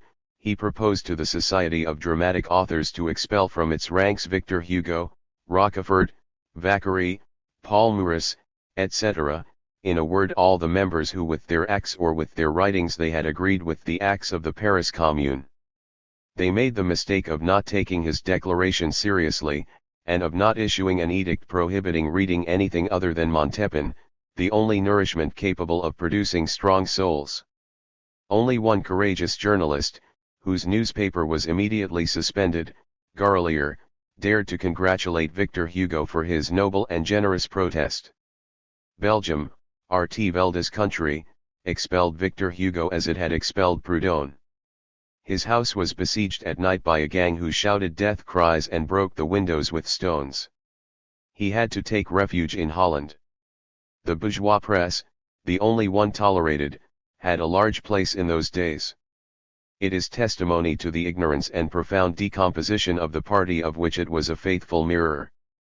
The Commune had suppressed it, forced by the necessity of its defense, but it had respected the personalities of the journalists, even the most hostile ones. It is known that Chide's arrest was motivated by the events of January 22 and, incredibly, took place at a time when Federalist ideas were being defended in the Siècle. After the entry of the troops, in an article entitled, General Street Cleaning Company in Paris, a newspaper proposed to immediately shoot the members of the Commune, the leaders of the insurrection, the members of the committees and delegations, the journalists in favor of the revolution of March 18, etc., to deport all the National Guards who had obeyed the Commune, to send out of Paris every worker who could not demonstrate that he had been domiciled there for 2 years 42. Since it was necessary to give such horrors an appearance of legitimacy, the social war, he said, is the war of the one who has never done anything against the one who has worked, the war of the incompetent against the producer, of Cartouche against Mandarin 43. And Mandarin's accomplices were scattered throughout the world, more skilled, more disguised, better obeyed than Loyola's. The International has its figures, its signals, and its watchwords 44. A newspaper devoted to your cause will save you, if necessary, the complicated work of corresponding. 2 conventional words, a previously decided sentence, slip into a news story, this may be enough to give a signal. It is very simple, and it is impossible to monitor this correspondence. The sky the day before yesterday was a wonderful blue. This phrase can mean, the police know nothing, the garrison of that city is reduced by half. Build the barricades 45. Come on, honest people, shouted de Villemessant, give a hand to this work, to put an end to the democratic, social, and international rot. And since the public got tired of these continuous incitements, Paris, we know, said Le Bien Public, asks nothing but to go back to sleep, at the risk of becoming boring, we will wake her up. Then, before the eyes of the ignorant and credulous bourgeoisie, the press evoked the livid divinities of fear. In June 1948 they had only been able to invent the story of the mobile guard sawed between 2 tables, and that of General Brea who, introduced as a parliamentarian among the insurgents, had been treacherously shot from behind. Even then there was a little talk of Paris being undermined, but these naive essays of an inexperienced reaction were far from the wise fables disseminated in '71 by the patented inventors of the famous plots against the empire. It is known that from the first fires the fear had made people imagine the oil spills. The Versailles newspapers, to revive the languishing indignation, continued the legend and gave it the most complete development. Every day new telegraph wires were discovered intended to connect the neighborhoods to each other and to facilitate, for the agents of the Commune, the burning or explosion of the whole of Paris. More than 1,000 had been cut into the sewers. A conduit had been discovered in the Faubourg Saint-Martin, at number 7, which would have blown up part of the 10th arrondissement, if the insurgents had had time to carry out their infamous Project 46. The Louvre and the Invalides had been saved by a miracle 47. Very important papers had been discovered in a house in the Place Saint-Pierre, in Montmartre, including the plan of underground Paris, with the mines and torpedoes that had been placed there by the Commune 48. The order issued on May 16 by the lighting service engineer was published, requiring all oil deposits to be reported to his offices 49. Naturally this oil had been sought in view of the fire in Paris. An 8-year-old girl made some revelations. Arrested as she was preparing to throw oil into houses, she said to the soldiers, "Ah, you have a lot to do, come on, there are 8,000 of us doing this work." The little girl had given information about the battalion of Furies who had the mission of making Paris a pile of ruins. There were 8,000 of them, including women and girls, under the high direction of the member of the Commune Fair, who had divided them into squads commanded by female sergeants and corporals. Each squad had its respective neighborhood to burn as the regular troops entered Paris 50.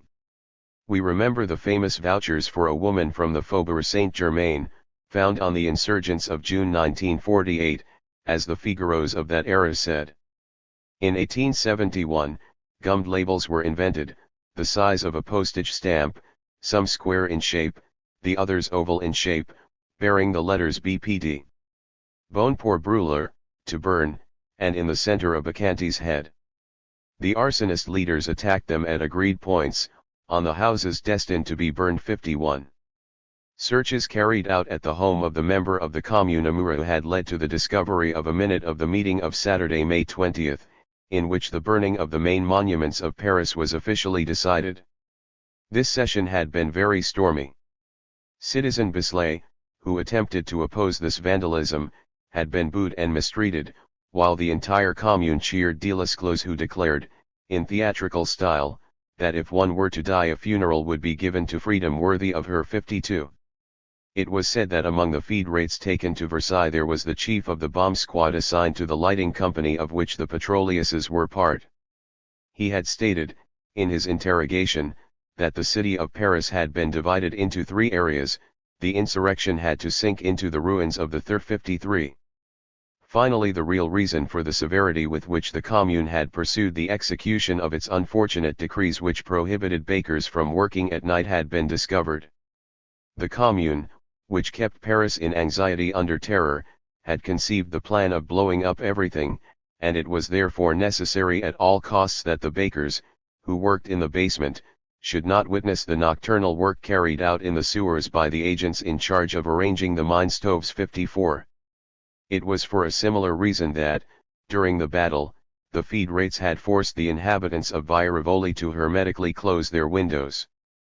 This measure was based on the sprinkling of oil on the houses in the neighborhood destined to be burned. The arsonists did not want to be disturbed in their work by prying eyes. 55. Then there were some anecdotes of hilarious precision. 3 beggars were arrested, one of whom was carrying a barrel organ. It contained incendiary projectiles, which a turn of the crank could deploy depending on the circumstances. 56. The police had arrested a sutler from the 207th, whose barrel contained 2 liters of petroleum instead of brandy. 57. A search carried out in the house of 2 women in Via de Vinaigreers led to the discovery of around 30 oil-filled eggs, incendiary hand bombs, having exactly the shape of an egg and garnished with nitroglycerin capsules. 58. 17 devices known as Briot fire extinguishers were found in Montrouge. These devices, which have the shape of a tin hood covered with fabric, to which is adapted a hose capable of a very powerful jet, must contain a liquid whose effect is to extinguish the most violent fire outbreak. Now, those who were found were filled with oil and wine spirit. 59. Everyday drunken men or children were arrested carrying bottles or barrels full of oil. There was nothing, even the July column, that these wretches had not tried to set on fire. 60. In the Faubourg Saint-Germain, according to La Patrie, the burnt skeleton of a petrolieuse who had a pipe in her mouth was discovered. Her clothes were all soaked in oil. It is assumed that it was the fire of the pipe that caused this combustion. Naturally, the newspaper did not say by what miracle the clothes had been preserved from the fire that had reduced the body to the state of a skeleton. But we got tired of oil, something better had to be found. Vitrioliuses were invented. Nothing equaled, it was said, the ferocity of these furies. While gathering the officers and soldiers killed on the barricades, traces of deep burns could be seen on the faces of some of them, which evidently came from a corrosive liquid. A prisoner from Satry confessed that the defacement work had been organized militarily by the Commune, like the fire. Just as the buildings had been designated long before, the women tasked with defacing the Versailles had received precise instructions. This is how the brigands of the Hôtel de Ville understood equality. Said the Petit Moniteur Universal, the leveling of the vitriol applied to all individuals who did not have the misfortune of being as ugly as Delesclos or Vermorel. In Via Rocher there was a vitriol machine, a kind of incendiary pump that was supposed to throw the liquid in large jets at the soldiers. Vitriol having gone out of fashion, in turn, the press searched again and found. In the school district, 2 small bottles were discovered near a retailer or manufacturer of chemical products, filled with a compound substance which, when thrown onto a group of people, was supposed to produce, by volatilizing, sudden death in the proportion of 60%. 61. They found themselves among the scientific material of the commission established by the Commune, some small free balloons, loaded with flammable materials, which were to be launched over Versailles, with the aim of setting the city on fire. Everything had been calculated to get these devices to their destination. If tobacco was missing, the reason was that several chemists were analyzing the tobacco in the warehouse, poisoned by the Federated Bandits 62. Hadn't many women been arrested for distributing poisoned cigars to soldiers of the line, 63. The chronicle contrasted the humanity of the soldiers with the ferocity of the communards. In Violil, a woman, whose apartment was burning, was trying to save herself and, wringing her hands, asked them to let her pass. "It's not worth it," the arsonists told her, laughing. "Burn to burn, you might as well burn here," and they pushed her back into the flames. 64. It was said that the director of the Delisments Comiques theater had been forced to personally set fire to the oil that was supposed to burn the theater. 4 times the unfortunate director, threatened by revolvers, was forced to turn on the liquid which continued to go out. 65. A certain number of burnt corpses had been removed from the rubble of the Hôtel de Ville. They belonged to prisoners held in the quarries and condemned to torture by fire. 66. Citizen Lacaille, commander of the Tuileries, had pushed his fury to the point of even setting fire to the house where his 5 children were hidden. 67. Thiers had announced the death of the commander of the Hunters Segoer, shot in the Bastille. The proposal made to the Chamber, to grant a pension to his wife and children, was expressed in this way: he was seized by a band of insurgents, was doused in oil and burned alive. According to Le Figaro, the communards had had the barbarity of cutting 2 gendarmes into pieces and placing them in a square, placing this inscription on the remains of the corpses: "Notice to the gendarmes that they will fall into our hands, they will suffer the same fate." The Commune had also had 3 sailors shot in the square of the Hôtel de Ville after leaving them hanging for several hours with the sack on their backs. 68. Reliable witnesses said that in Via d'Angolme a gentleman who had refused to work on a barricade had been shot on the spot. Near the same barricade a poor child, who could not carry the stones, had had his thigh pierced by a bayonet blow. At Muet, General Dombrowski had shot an omnibus driver who, frightened by the rain of howitzers and machine guns, hesitated to move forward. 69. The Fédérates defending the Pantheon had been instructed to shoot at the last moment the professors and employees of the law faculty domiciled in the school, the administrators of the St. Genevieve Library, and the officials of the Henry IV College.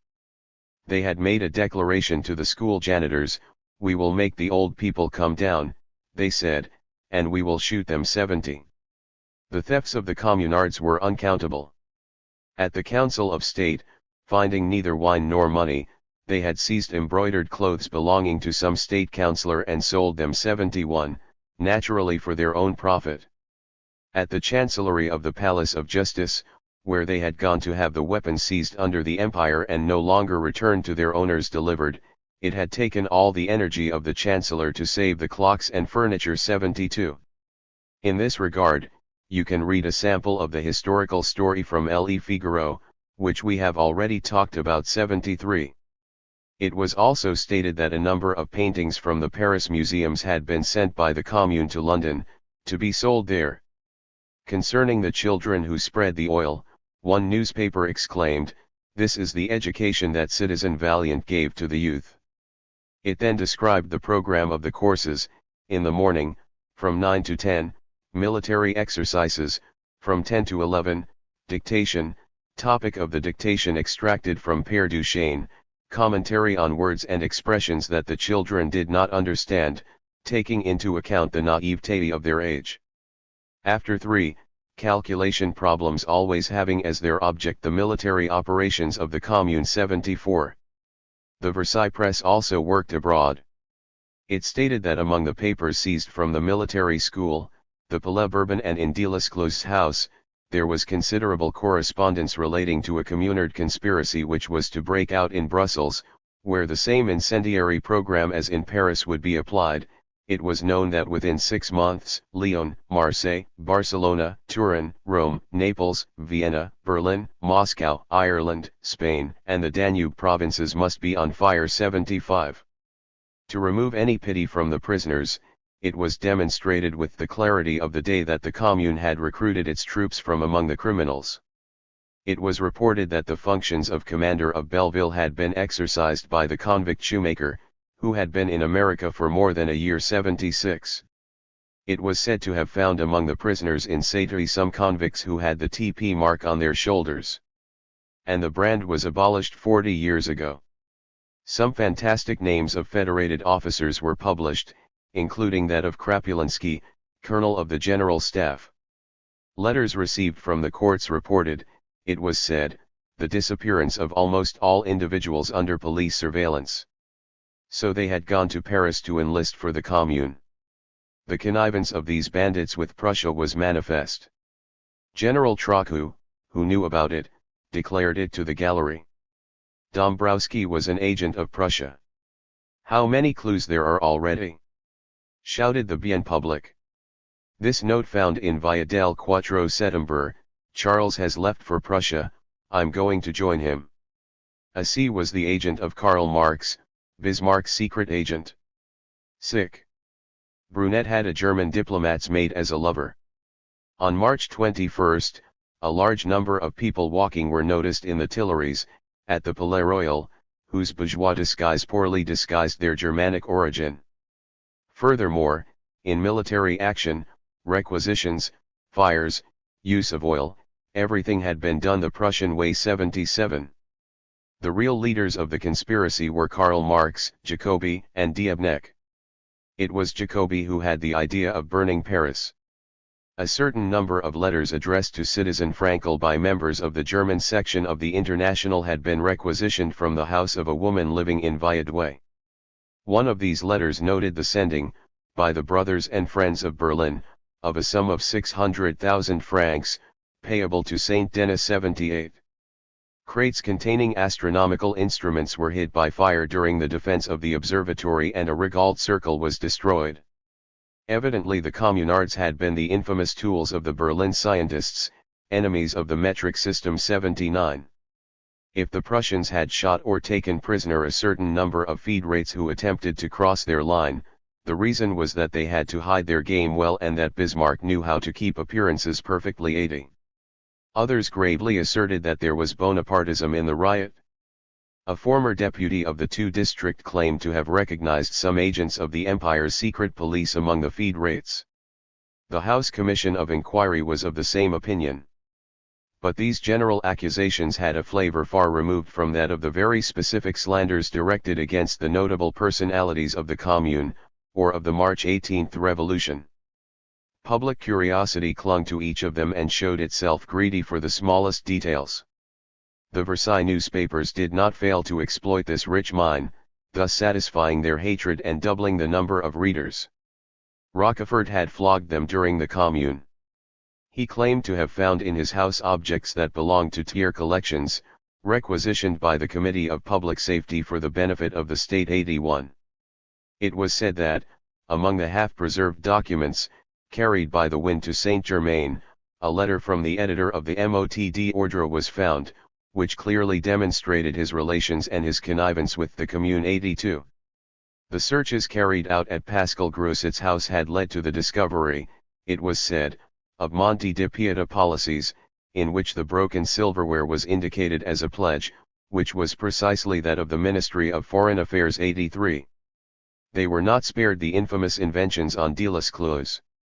The newspaper L'Histoire, founded and supported by a high-class financier, claimed that Delescluze had committed a theft in his youth and that he had ordered Chidet's execution to destroy the evidence, which he knew was in the hands of the latter. To this accusation of theft, a person who had known Delescluze responded with the following fact: Chiral, dying, had left to Delescluze his fortune, which amounted to about 7,000 francs in income, but having learned that there was a very distant relative of the deceased, completely unknown, who was in need, this thief from Delescluze hastened to hand over this fortune to the poor man, and did not want to accept a cent of it. The Versailles newspapers also reported that this old man, whose private life was particularly austere, had transformed the commune of the 11th district into a place of debauchery and published the ignoble details in this regard, which we are forced to report as a document 84. Raoul Rigaud was also scapegoated. The Versailles press did not forgive him for having trembled under him. His attacks on the modesty of all the women of any beauty who went to ask for something at the police prefecture were told in detail 85.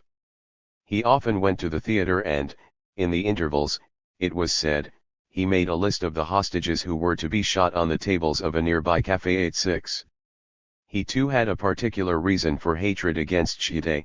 The latter had given bad information about him to the father of a girl that Rigaud was asking for in marriage 87.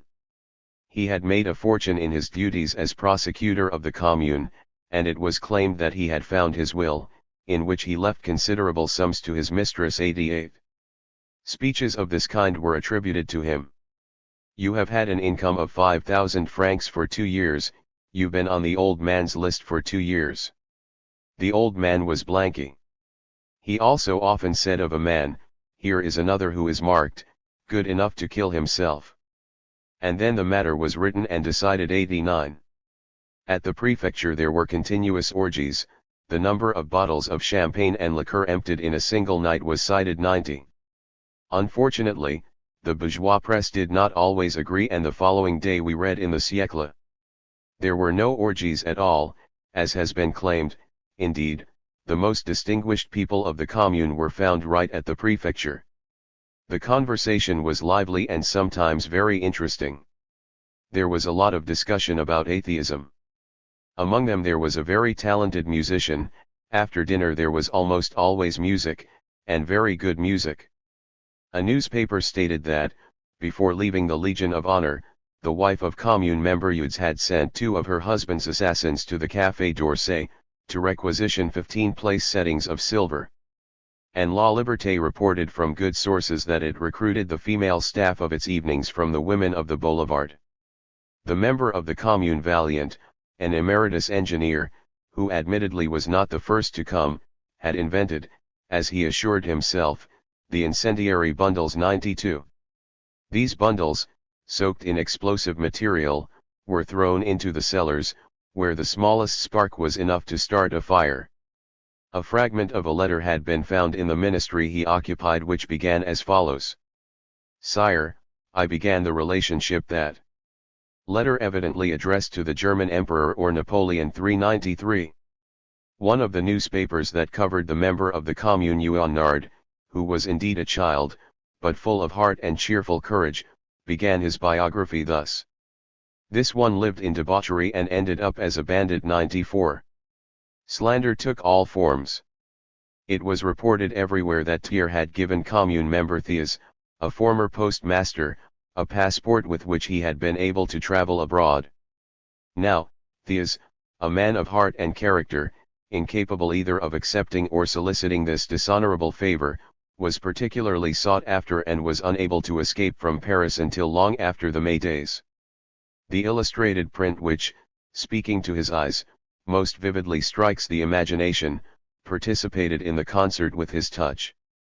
The illustration, Le Monde, Le Journal Illustré, etc., reproduced the scenes of fire or barricades, taking care to give the feed rates, men and women, the most abject physiognomies and attitudes. While the army stood out for the elegance of his attitudes. The text was always worthy of the illustrations 95. We thought it best to mention, but we believe it is useless to refute all this nonsense. The indictment against A.C., drawn up by the military authority, recognized in precise terms that in the Paris underground there were neither wires nor torpedoes.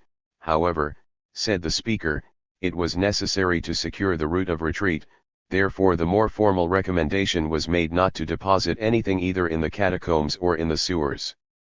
The particularly ferocious Fourth War Council, which judged the oil claims, had to abandon this charge. It had not been possible to produce the slightest order, the slightest testimony, the slightest direct proof 96. The legend of the oil firefighters is equally fabulous. Everyone, except, it seems, the officials, knows that an insufficient quantity of water, sprayed on a fire, activates the flames rather than extinguishes them, and that on the other hand ordinary pumps are unsuitable for throwing oil. As for the particular and personal anecdotes, we believe it is sufficient to have reported them. On the other hand, sometimes the truth emerged from these insults, and more than one writer thus paid an involuntary homage to the feed rates. For example, among the rubble of the Hôtel de Ville, a gilded silver cup was found, which was part of the city service, and therefore undoubtedly these thieves had not stolen 97. All the objects of worship, chalices, candlestick monstrances, removed from churches 98.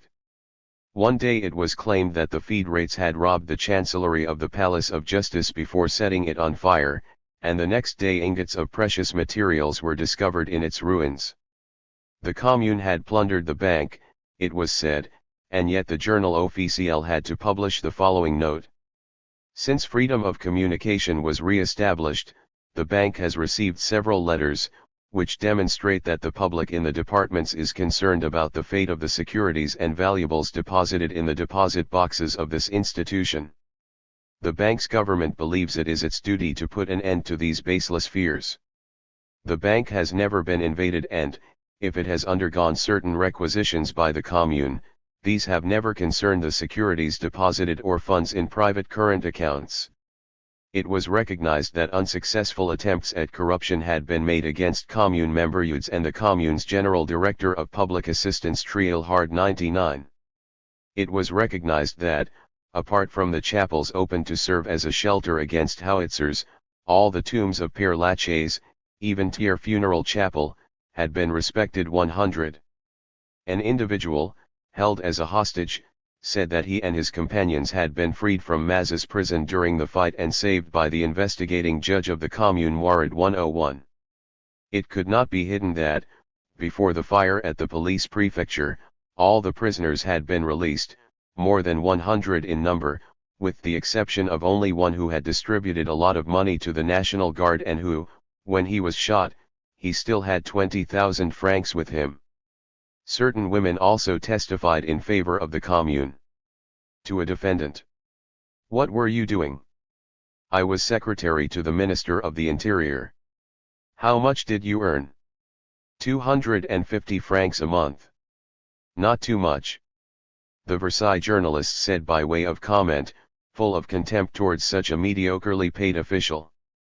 Another made great mockery of the Paris Commune because it banned ballet in a performance given for the benefit of widows and orphans 102. A few courageous voices protested in the provincial press, but without being able to reach Paris, as is natural. Le National du Loiret was not afraid to say that the events that happened in Paris were enough to fill honest souls with horror, that the victors of the insurrection took it upon themselves to arouse the commiseration of the world in their favor, that the innocent were confused with the guilty in the same massacre. It was suppressed. L'Indépendance de la Savoie was requisitioned for an article entitled An Idea Does Not Die.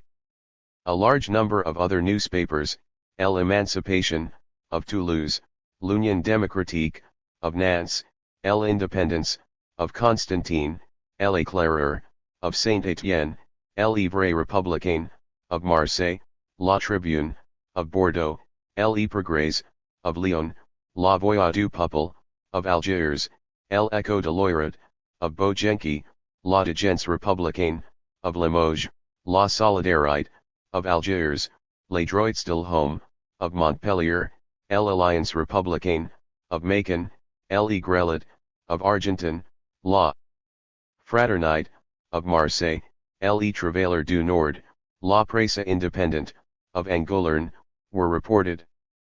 At the same time, some movement occurred in the province, where a lively protest had spread 103.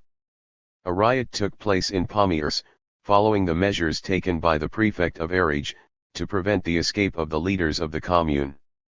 In Lyon the army was delivered to the barracks and the prefect Valentin had the city gates closed.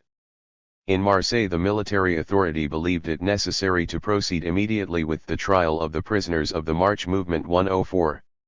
Some unrest arose in Voiron, Isère, and was vigorously repressed. Arrests took place in Bordeaux. Foreign newspapers, well informed by their correspondents, published indignant protests, suffocated in France by the silence of the press. However, the speech given by Babel to the Prussian parliament could not be hidden, nor the letter from the member of the House of Commons Wally to the editor of the Daily News. Meetings took place in England, in which it was declared that the government of Versailles had outraged humanity by massacring the Communard prisoners in cold blood, and that the responsibility for the execution of the hostages rested exclusively with the government of THIRD, who had rejected any negotiation and had ordered the massacre without distinction of men, women, children, and prisoners. Large meetings were held in Zurich, Leipzig, and Brussels, the participants of which declared themselves in solidarity with the Paris Commune and held up for the world's execration the authors of the massacres and the governments which, having made no representations whatsoever, had become accomplices of these crimes. In Spain, Garcia Lopez told the Cortes Tribune, "We admire this great revolution which no one can rightly appreciate today, and which future centuries will not fail to bless. It would be disloyal on our part, a complete disregard of the laws of justice, if we gave our approval to those who declare the Commune responsible for crimes of which it is impossible to have proof." The General Council of the International published in London a profoundly logical report, of which the French press dared not reproduce more than a very small part. "Since," he said, "after the most terrible war of modern times, the victors and the vanquished fraternized for the common massacre of the proletarians, we must not draw, from this unprecedented event, the conclusion of the decline of a society being born, as Bismarck does, but instead that of the sinking of the bourgeois class into the dust. The greatest effort of heroism of which the old society is still capable is the war between nations, and today there is proof that such a war is a simple mystification of governments, intended to postpone the struggle between classes, and that it will cease, the day the classes take to the streets. From now on governments will no longer be able to pretend they disguise themselves under uniforms of different colors, all governments are against the proletariat." The massacres were still going on and the corpses were infesting Paris, when THIRD promulgated a law along these lines. Single article. For the execution of the law of May 26 last, concerning the reconstruction of the House of THIRD, head of the executive power of the French Republic, a sum of 1,053,000 francs, 1,053,000 francs, is made available to THIRD personally. The President of the Council of Ministers, head of the executive power of the French Republic. 8 year. So here they are, these days of violence and massacres, this which was the greatest eclipse of civilization that darkened the world after the Caesars.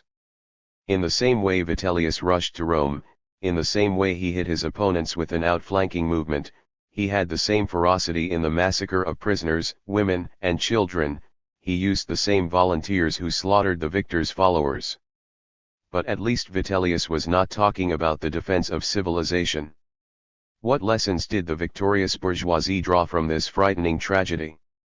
Twice in 22 years it has seen the people in the streets, armed, terrible, fighting against a republic pretending to ignore what they wanted, perhaps even actually ignoring it, and answering twice, death. Did he understand? Has he at least glimpsed, behind this strength and in the midst of these periodic explosions, an idea, the effort to elevate a world that does not want to submit and cannot die? We are far from that. May 71 found the French bourgeoisie 100 steps lower than June 48. 22 years of plebiscites and economic transformations have been unable to open either his eyes or his ears. It has learned nothing and has forgotten everything. It emerged from the massacres of Paris as if from the fifth act of a drama. Her sons have returned to their brute pleasures, her daughters to the obscenities of their theaters and their novels. For it, March 18 was nothing more than an accident, a fact due to chance, at most a conspiracy, the fierce resistance of Paris, the death rattle of some scoundrel, the Internationale, a workers' coal industry. The bad blood has been drawn out, everything is over, everything is returning to order. In the same way, at the end of the circus games, where thousands of members of the new sect, made up of slaves and women, had been torn to pieces under the fangs of the wild beasts. The old Roman society, resuming the path of its orgies, said to itself same as having seen the last Galileans. June 1848 lasted 3 days, the Commune of 1871 2 months. The gradual, irresistible redemption of the working classes was the culminating fact of the 19th century. This century is that of the workers, said Gladstone. And Thiers, having crushed the workers, proclaimed the end of the Civil War. In the same way, Napoleon III, acting as guarantor of the order, closed the era of revolutions every year. All governments have uttered this phrase in France, and the facts have always contradicted the prediction. The fact is that civil war is not a question of strength and power, but depends on the antagonism of interests.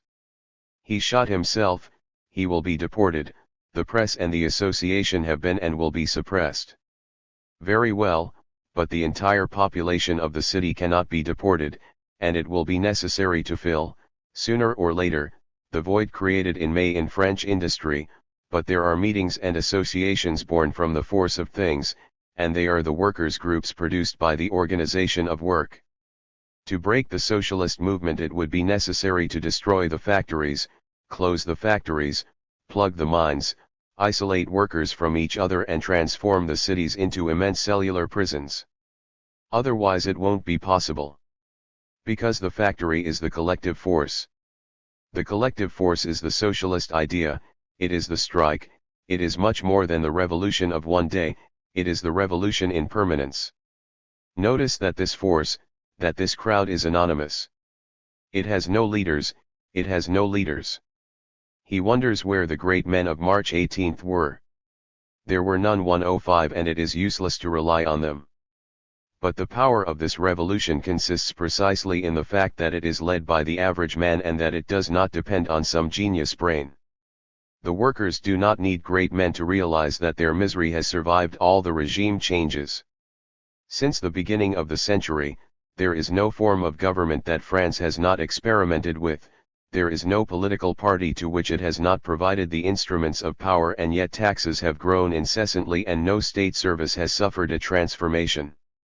Monarchist or self-styled republican, the administrations, the ministries, have dragged with them their world of maintenance workers, their budgets, their vast parasitism. The cult, the army, diplomacy, the navy, etc., so many unproductive, devouring, harmful functions, justice, public works, education, so many usurpations of the state on the initiative of natural groups. There are 7 or 8 harmful or abusive functions, instruments of pure and simple authority, that have always constituted the state. Although they have passed from Louis Philippe to Cavaignac, from Cavaignac to Bonaparte, from Bonaparte to Jules Favre, from Jules Favre to Thiers, they have always remained the same and, although used by different hands, they have always been directed against the workers. Not even the middle class needs great men to recognize that it is absorbed every day by the financial powers and rejected into the proletariat, just as in the Middle Ages small landowners were reduced by feudalism to the original condition of serfs. She knows very well that she is at the mercy of the upper bourgeoisie, who lets her glean a meager field here and there, and of the capitalist, who can give or take her life, opening or closing his hand. It also understands without needing any revelation that the first good of a republic is that of being public and not the dominion of a party, a caste, a class, and that it is a very singular way of remaking France, that to preserve the institutions under which it collapsed. What will Thiers do, what will his bourgeoisie do against the coalition of these two classes, an imminent and easy coalition because there is a minimum of social reforms on which the agreement can be concluded immediately? Here all means of domination and corruption fail. Because what needs to be fought is not certain parties, but the universality of workers, it is not the combinations of the hour, but the very laws of the economic world, it is not, in a word, the will or whims of men, but the force inexorable of things. The day this inevitable union occurs, the old society will inevitably collapse without even attempting to fight, because all those who are neither gendarmes, nor officials, nor capitalists have no interest in its preservation.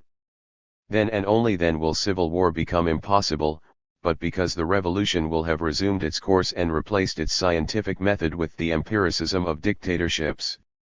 Instead of appointing more or less illustrious men to think for it and to fabricate the laws, France, questioning itself in its hearths, will seek the mysterious laws that lead it. Its different industrial and agricultural groups will state, each in their own dossier, their own grievances, their own interests, the reforms they need, according to the 89 method. Special delegates for each group will then summarize these files, and from this set of individual facts, the relationships, that is, the general laws of order and balance between the different interests, will emerge by themselves and without the intervention of no genius. But until the independence and life-giving union of groups is replaced by centralization and anemic unity, until France, by substituting assemblies for assemblies, does not select ideas before making elections of men, until social questions are relegated among the collateral issues, to make room for the chimeras of armed revenge and governmental organization, the dog of civil war will continue to howl over our country.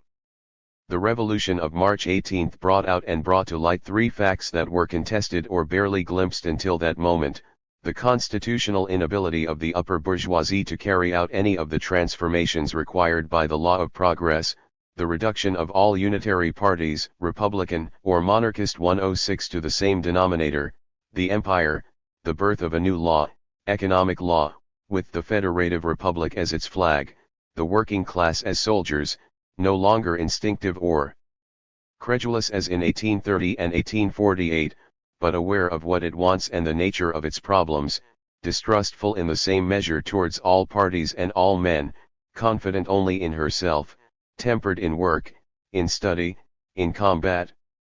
Thus, in the face of the decrepit bourgeoisie, which is sinking ever deeper into putridity, the fourth estate, young, healthy, intelligent, stands up like the third estate once did in the face of the privileged orders. Worker socialism has never been more alive than after the fall of the Commune. It is the only real concern of governments today. So what purpose have so many massacres served, if not to prove that the old world is truly finished, that any return to the past is impossible? The ignorance of the bourgeoisie can only deceive itself on this point. After March 18, the rope broke. Protest. Gentlemen, we read today that a new slaughterhouse took place in Versailles. 150 men were massacred, have been butchered. I would finally like to know if our horror of murder has double standards. Does murder cease to be unjust when the assassins are of the party of order and not of the Commune? When they murder in the name of religion, are they perhaps more justifiable than when they cloak themselves in the banner of atheism? Undoubtedly the party of order is right to treat the men of the Commune as murderers and arsonists, but is this a reason for him to continue working as a butcher? Such is the fanaticism that the Civil War has inspired in souls. The communards massacred 64 hostages. It's true, they behaved like wild beasts, treat them like beasts. However, the communards were guilty of this abominable crime only under the pressure of the desperate men into whose hands power had fallen, and these same men were surrounded by a circle of fire and lead. But what about the infamies committed by the other side? 13 women were shot in Place Vendôme after being publicly disgraced. At the same time, a letter informs us that there is a convoy of 20 or 30 well-off girls, workers in a sewing factory, also headed towards the Pizzeria Vendôme to be shot and perhaps even insulted. Much has been said about Petroliuses, only, not a single document of a nature that would shed light on the mystery of this organization has yet been discovered. This regiment has never existed other than in the state of a ghost in the fervent imagination of journalists. These infamous misdeeds continue and not even a single government in Europe has the courage or even the desire to protest against them. Probably, indeed without a doubt, European states share the error of the government of the reactionaries of Versailles, that bloodshed is the only possible solution to political and social problems. And he's fine, but they risk their lives on a dilemma. Violence begets violence, the fateful air of brutal authority is revolutionary brutality. Frederick A. Max. London, June 10, 1871. Now here is Max's protest against the falsification of his letter of the 10th. To the editor of the Morning Post. Gentlemen, I just had the opportunity to consult the official French version of the letter that I addressed to you on the 10th of this month and which was the subject of so much indignation. If the official translation were correct, there would certainly be every justification for French indignation, but I must inform you that the version published by the Journal Officiel is a falsification of my real letter.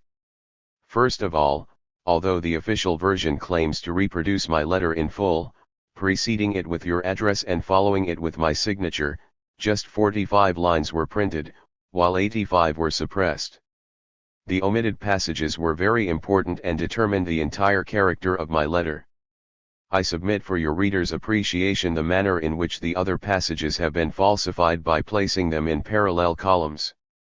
Original letter. Translation.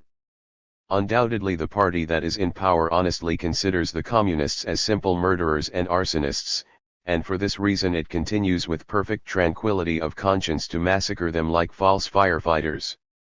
If men are treated like wild beasts, they will become wild beasts. Who can forget the memorable passage of a special telegram published by one of our colleagues only a fortnight ago? 13 women were shot after being publicly insulted on the Place Vendôme. Official version. French. Undoubtedly the party of order is right to treat the men of the Commune as murderers and arsonists, but is this a reason for it to continue working as a butcher? The communards behaved like beasts, let's treat them like beasts. 13 women were shot after being publicly insulted. I have marked in italics the words that have been altered in a particular way. The most dramatic transformation of meaning and words is found in the last of these passages, and it is from here that the insult that caused so much irritation in Paris arises. You will observe that in the French version I am made to speak in the first person and in the present tense, while in the original I quote a passage in quotation marks from a communication published a fortnight ago. As if, however, this falsification were not malicious enough in itself, the editor of the Journal Officiel, in presenting this precious translation to the French public, is sufficiently unscrupulous to single me out as one who declares that at the time in which we write women are murdered on the Place Vendôme after having dishonored them. I have sufficient grounds to say that this falsification was deliberate, since the editor of the Journal Officiel refused my rectification. On Thursday I sent him a translation of my second letter published in your newspaper on the 20th, appealing to his sense of impartiality to publish it, and at the same time protesting against the erroneous translation of my letter that had been printed, also pointing out that the word disgraced, though susceptible of an odious interpretation, does not necessarily imply the meaning which has been given to it, and adding that the exact explanation of the expression could only be obtained from the correspondent of the Times, who is primarily responsible for its use. I also explained that the news that 150 prisoners had recently been shot had been published, through telegrams from the Reuters agency, in the London newspapers of the 9th and 10th, and I expressed my satisfaction that this news had been denied and my extreme regret for having contributed, albeit unintentionally, to its diffusion. The Journal Officiel did not pay the slightest attention to my communication. Consequently, the slander connected with my name still has official sanction among the Parisian public, and, once the reign of terror which currently exists in Paris has been broken, it is not to be hoped that any other French newspaper will dare to reveal it. In fact, the editor of an important newspaper, which I will not name, made me understand that it would not be prudent to publish the translation of the second letter addressed to the Morning Post and rejected by the Journal Officiel. I must therefore seek redress through the English press, and, after the explanations I have given, I feel perfectly sure that, in the opinion of impartial people, the accusation of having published infamous inventions is transferred from me to the director of the Journal Officiel of Versailles, and that, if the odious pamphlets are to be denounced, these gentlemen will be in their place at the defense bench. Your obedient servant, Fred. A. Max. Paris, June 25. Note 5. We read in the newspaper Globe, a few days after the fall of the Commune, a member of the National Assembly had the curiosity to go and see the women prisoners in Versailles. He had just entered the courtyard where 200 or 300 of these unfortunates were gathered when he felt his arm grabbed by one of them, covered in tattered clothes. "Don't leave me, sir," she cried. He tried to free himself. The woman clung more tightly to her arm, telling him, "For the love of God, don't leave me, look at me." The deputy then turned his gaze on the prisoner and could not hold back an exclamation of surprise. "Great God! Madam, are you here?" He had recognized one of his friends, a rich and distinguished woman who lives in Paris. The woman burst into tears, then she told her story. On Thursday, May 23, after the battle had ceased in her neighborhood, this lady went out and went to her dyer to have some objects delivered. Leaving the shop, she found herself among a group of women who were fleeing, chased by the soldiers. "Arrest them," she shouted to herself, "they are petroleuses."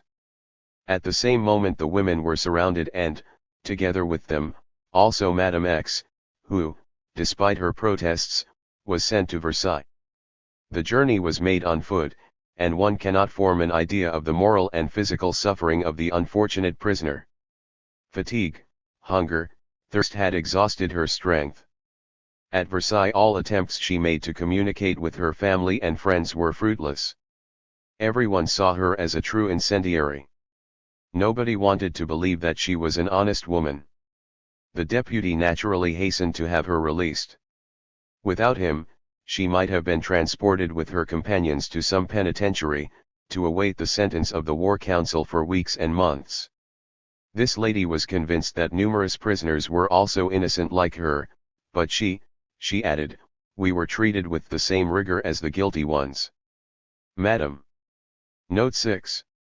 Frederick Morin, as prefect of the department of Saône-et-Loire, had found himself in unpleasant relations with a certain auxiliary general called Franzini, commander of the mobile guards of Savoy, and with another general, also auxiliary, Perdier, captain of a professional vessel.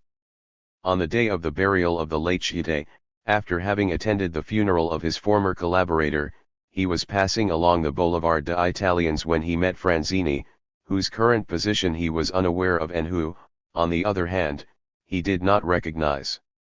Franzini questioned him in these terms. "Ah! You wanted to arrest me. Well, I'm the one who arrests you now." "When I ordered your arrest," replied Morin, "I was fulfilling a duty and had a valid warrant. Show me yours." "Do I perhaps need this?" replied Franzini. Then he went on a tirade that was more violent than academic, which ended with these words. "Besides, didn't you write about the rappel?" Frederick Morin had actually written several articles of courageous criticism of the Commune in rappel. Franzini had General Perdier lead Frederick Morin, between two soldiers, on foot through the streets of Paris, to tell the truth, not from the unfortunate Perdier who had returned to the navy, but from his brother. He was even more hasty than Franzini. "Ah! Did you want to have my brother, sick, murdered? Well, you are in my hands."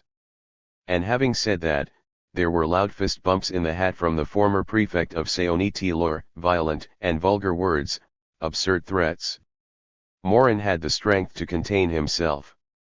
After this violent scene Frederick Morin was taken to the Champs-Élysées by General Galifet, to whom he asked in vain to be taken to the prefect of the Seine, Jules Ferry, who could have testified for him. Absolute refusal. The former prefect was taken to a sort of camp where he was not even allowed to write a letter, and the next day he was headed to Versailles. In all this time, he heard at least 20 times more or less senior officers say of him, pointing to him, "Shoot him at the first movement." Once in Versailles, Morin was sheltered by Franzini and Perdier and, of course, after 3 minutes of interrogation, an interrogation which was illegally deferred until Wednesday, he was set free. If a man who had a political role, who was a general councillor and prefect, could be treated in the way we have described, One wonders in dismay what could have happened to other unknown citizens who had the misfortune of being reported for personal hatreds. Progrès de Lyon. Note 7. Citizen a tall figure, already of a certain age, who must have reached 40 years of age and having once been beautiful had retained a high opinion of herself and her influence, came to sit beside the staff officer who replaced Delescluze. She spent some time with him, speaking in a low voice. The official citizen signed 2 half-sheets of paper and handed them to her very mysteriously, whereupon she got up and left the Red Room. In the People's Hall a cheeky-looking girl was waiting for her. I followed for an instant these 2 citizens, very different after all, one of whom was indisputably the servant of the other, and I saw them heading towards the offices, which were located along the corridor that went around the internal courtyard, and they opened onto this same corridor with single-leaf doors. There were several services there that must have been recently installed, considering that never before had there been so many changes to the premises as during the reign of the Commune at the Hôtel de Ville.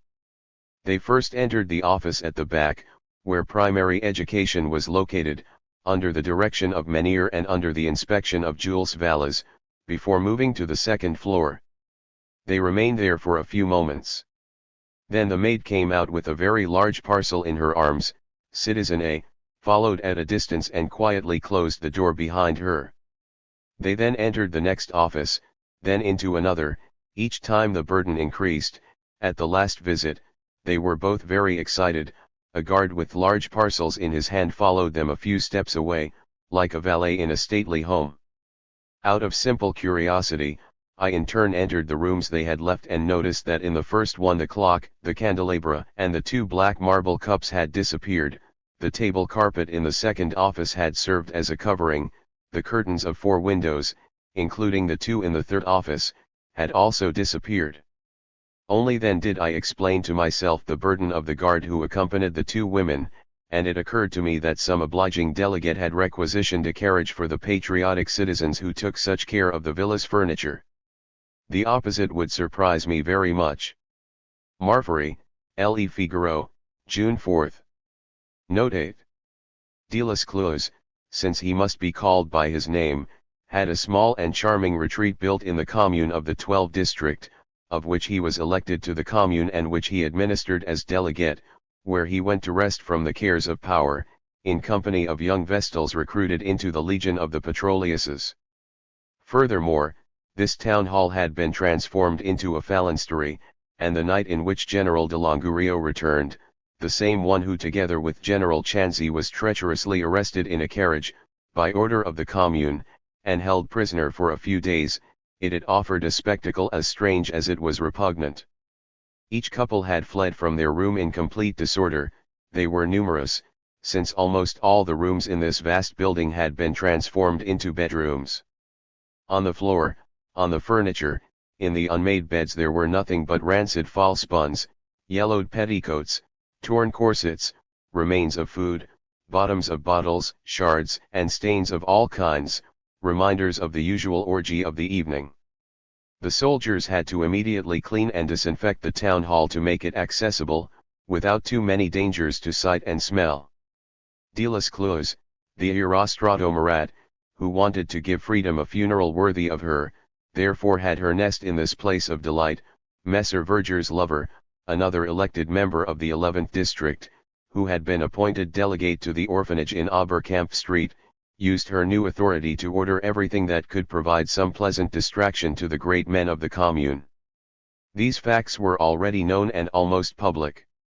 Now, here we have discovered, in the very theatre of their deeds, one of those irrefutable proofs that belong to history and public conscience, and which we report in its revealing nakedness. This is how the infamous matron, in charge, let's not forget, of the direction of an institute for young orphans of all ages, the girl of pleasure accompanied by the brigand verger, a pimp by profession and experience, one day provided for the drunken lubricity of the arsonist in chief Paris. Certain ignoble objects found in large numbers in this contaminated town hall demonstrate, on the other hand, all the prudence that this Phoblas of low demagogy had in his debauchery. To Citizen Delescluze. I certify that the nominee Henriette Dubois is in a state of health and cleanliness which leaves absolutely nothing to be desired. Citadina Verger. Paris, May 5, 1871. This is how much the most illustrious of humanity's regenerators were worth. L.E. Gaulois, June 15, unsigned. Note 9. Latest news from Versailles. Monday, May 29, 10 o'clock in the morning. Paris is crushed.